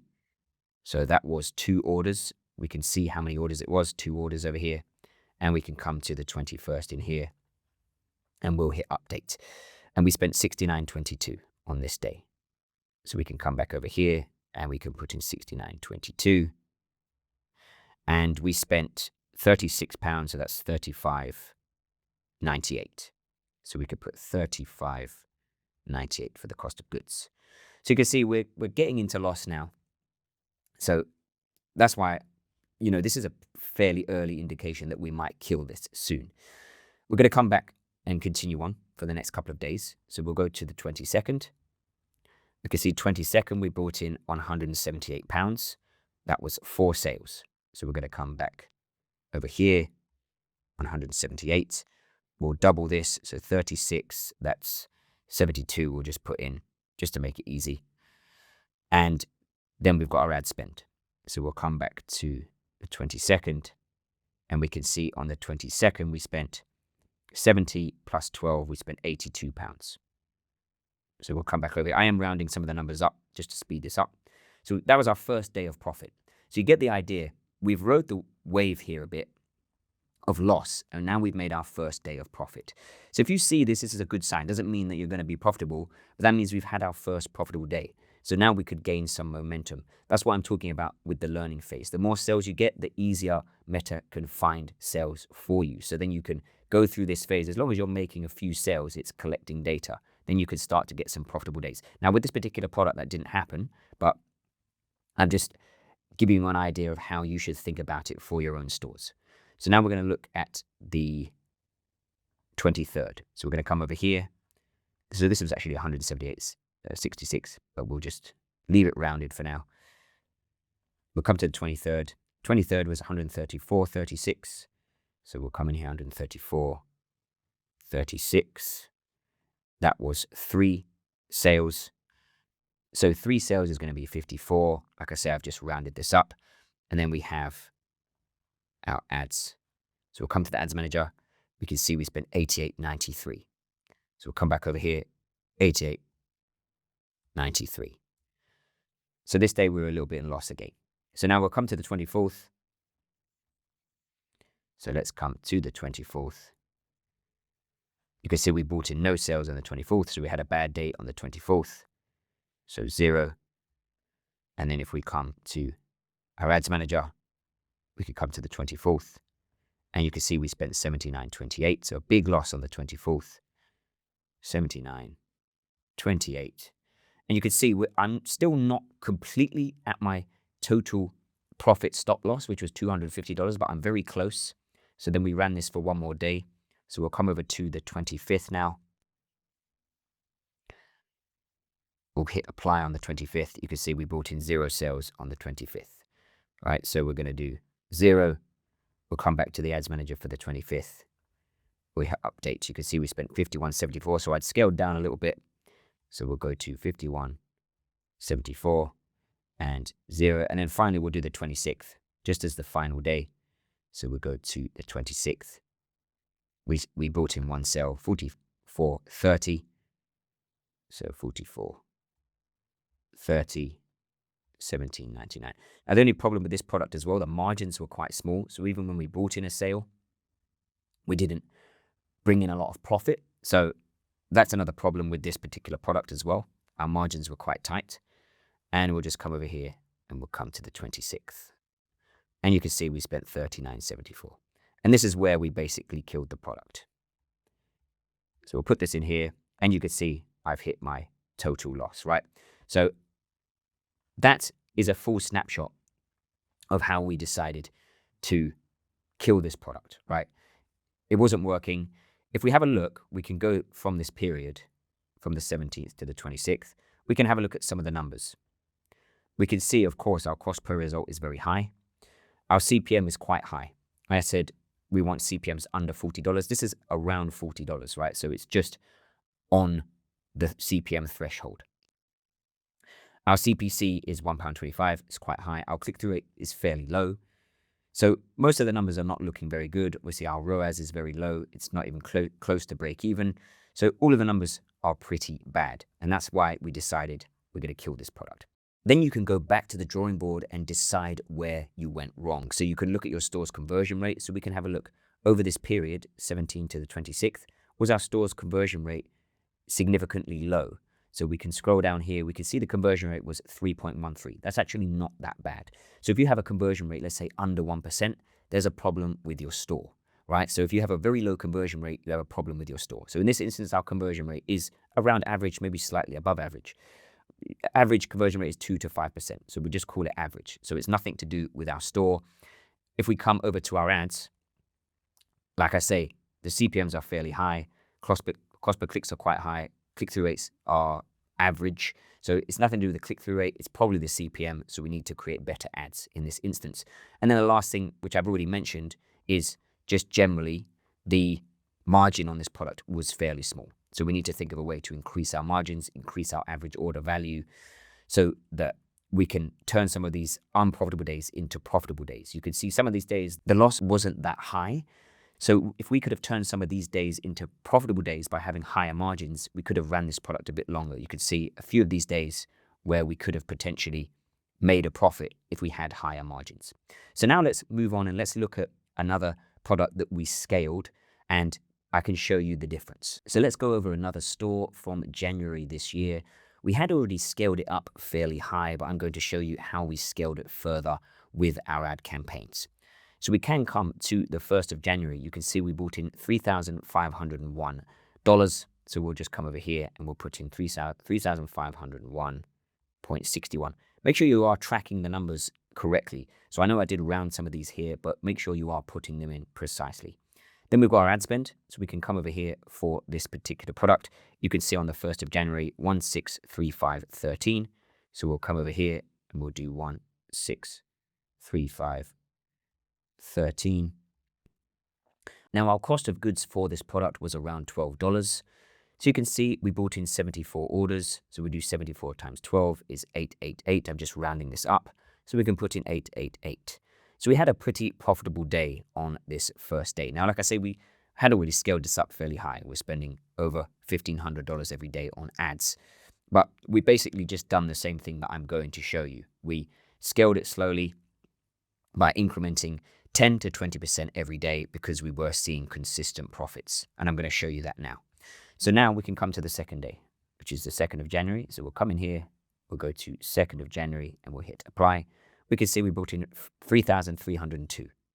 So we'll come over here, 3,302.60, and we'll come into the ads manager for the second. You can see 1,649.65.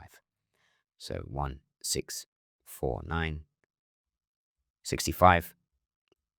And then we can see how many sales we brought in, 66. So we'll do 66 times 12, which is 792. So we can come in here for our cost of goods. We could put in 792. And you can see we had another profitable day. It wasn't as profitable, but it was still pretty profitable. So now this is a good indication that we're going to start scaling this product. So we can come back in here. We're going to go to the third now. We'll hit apply. You can see on the third, we actually brought in quite a lot less. So we'll just wait for this to load and we'll come back to the ads manager. We'll come to the third and we'll hit update. You can see we spent 1655.41 on ads. So we'll come in here, 1655.41. We can have a look. We brought in 56 sales. So we'll just change this to 56. So that's 672. So we didn't have a massively profitable day on this day in comparison to the previous 2 days. And then we've got 2714.15 here. 2714.15. So you can see the profit has gone down.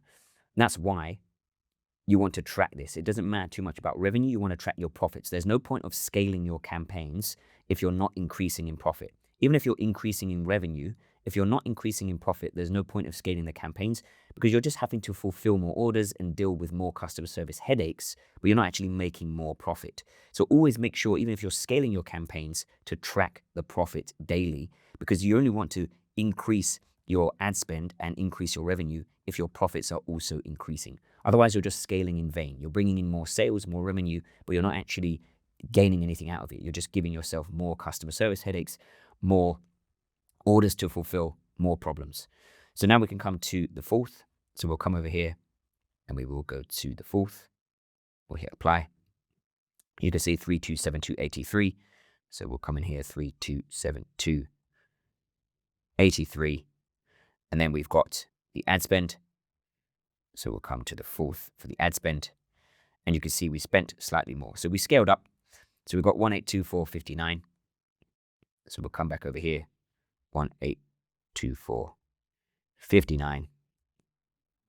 And then we can see we've got 59 orders, which is 708. So we can come over here, 708. And we're basically, at this point, we haven't changed how much we're spending.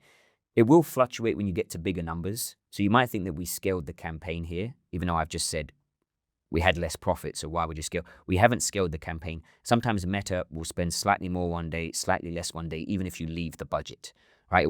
It will fluctuate the budget. It won't always spend the exact budget that you set it to. But you can see we increased our profits, right? So now we've increased our profits, we can begin scaling. So we're going to come back to day number 5. We'll hit apply. You can see we brought in 2288.45. So we'll come over here, 2288.45. And we made 47 sales. So this is how you see things can go up and down when you're running meta ad campaigns. This is why you should track them daily. And then you can get a weekly snapshot of your overall profit for the week. So now we'll come to the 5th. We'll hit update. You can see we spent 1740.92. So again, slightly less. 1740.92. Okay, now you can see for this particular day, we made a loss. That's fine. You are going to have some days where you make a loss, okay? Even when you're scaling a product. We'll come to the 6th now. I'm going to speed this up a little bit and basically explain how we decided to start to scale. So now we've got 231776. So we'll come over here, 231776. And we've got our ad spend. So we'll come back here, we'll come to the 6th. We'll hit update. You can see 1681.70. So if we come over here, we've got 1681.70. And then we've got our cost of goods, right? So 49 orders and 588. So we're going to come over here, 588. Okay, so we barely made any profit that day. Now I'm going to fast forward to a month. We basically track this for an entire month. Things are going up and down. We have some profitable days. We have some days of loss. We have some days of basically break even. But what happened over a period for the rest of January, we started to make a lot of profitable days, right? And then we scaled up in February. So we go to a random day in February. Let's go back to the analytics. We'll come all the way to February. We'll come to the 24th of February. You can see we brought in 3815 in February. As a matter of fact, we can come to a random day. We'll go to the 1st of March, right? You can see 1st of March, we brought in 4K, and we'll go to the ad spend for the 1st of March. We'll hit update, and you can see the amount that we spent was kind of similar. So we've only been scaling the budget very, very slowly, right? So you can see we are scaling this product pretty slowly. We have gone from a $1,500 daily ad spend to a $2,000 daily ad spend now over a few months period. And like I say, the reason that we're doing that is because we don't just want to scale revenue, we also want to scale profits. You can see we're having some days where we didn't scale profits. So that's why we're scaling slowly. The other reason is that this is a seasonal product. So we are going to be pushing it a lot harder throughout the summer. It is a seasonal summer product, so we expect to make a lot more sales in the summer. So we're going to start pushing the daily ad spend throughout the summer as well. But the key thing I want you to take away from this video is that you need to know your numbers when it comes to killing or scaling an ad campaign. You can see the ad campaign we showed you that we killed. We had our total profit and loss, so we set ourselves a stop loss. Once we got to that, then we killed the campaign, and then you will go back to the drawing board. You're going to read the numbers, you're going to look at the metrics. We have a full guide on how to read the metrics and read the numbers and what to look out for. And then for this particular product that we're scaling, we scaled slowly and we're scaling based on the daily profit. We want to make more profits and not just bring in more sales and revenue. We don't just want to scale in vain, we want to scale profitably. So you can scale slowly. And like I say, if you have a seasonal product, you are going to scale slowly as well. Now, of course, if you're a complete beginner, you are probably thinking, okay, so how do you scale up to these high numbers? You just do the same thing. You just scale slowly. You have some profitable days, you have some lost days. As long as you don't hit your threshold that you're willing to lose on your ad campaign, just keep riding the wave of profit and loss. Like I say, you'll go through something called the learning phase. So when you're in your ads campaigns, they will say learning phase. And once you come out of that learning phase, that means that you've got more data on your meta pixels and on your ad campaigns so that it can find customers easier for you. So just think of any loss that you're spending on a campaign, just think of it as you're purchasing data. You're getting data on your pixel, and also you're able to read the metrics so you can see where you need to improve. Is it your store's conversion rate? Do you have a low conversion rate, under 2%, for example? Then you need to do something on your store to improve it. Your store design, it could be your product pricing, it could be the offer of your product is not appealing enough, so you need to do something there. Is it your ad metrics? So is your click-through rate low? Are your CPMs high? Then you need to do something with your ads. And if you're just seeing consistent profitable days, just increase the budget 10 to 20% every 3 to 5 days. That's all you need to do. Just come into your ad budget. So you can come over here. If we scroll across, you'll see the daily budget. You can just go and change this and increase it 10 to 30% every 3 to 5 days, depending on how profitable you are. So if you've had a very profitable day, you can increase it 30%. If you've had a mildly profitable day, you can increase it 10%. So those are all the things that you need to do. So for example, on this day here, even though this was a bad campaign, we had a profitable day, we could increase our budget by 10%. I wouldn't recommend doing it just after one day. You want to see a few profitable days in a row. So like I say, every 3 to 5 days is where you would increase the budget. So if you see 3 profitable days in a row, then you can increase the budgets. If the profits are kind of low, increase it by 10%. If the profits are high, increase it by 30%. And then wait another 3 to 5 days. If it continues like that, then increase it again. If it's break even, just leave it and let it spend and collect the data. So that is all you need to do when it comes to killing or scaling an ad campaign.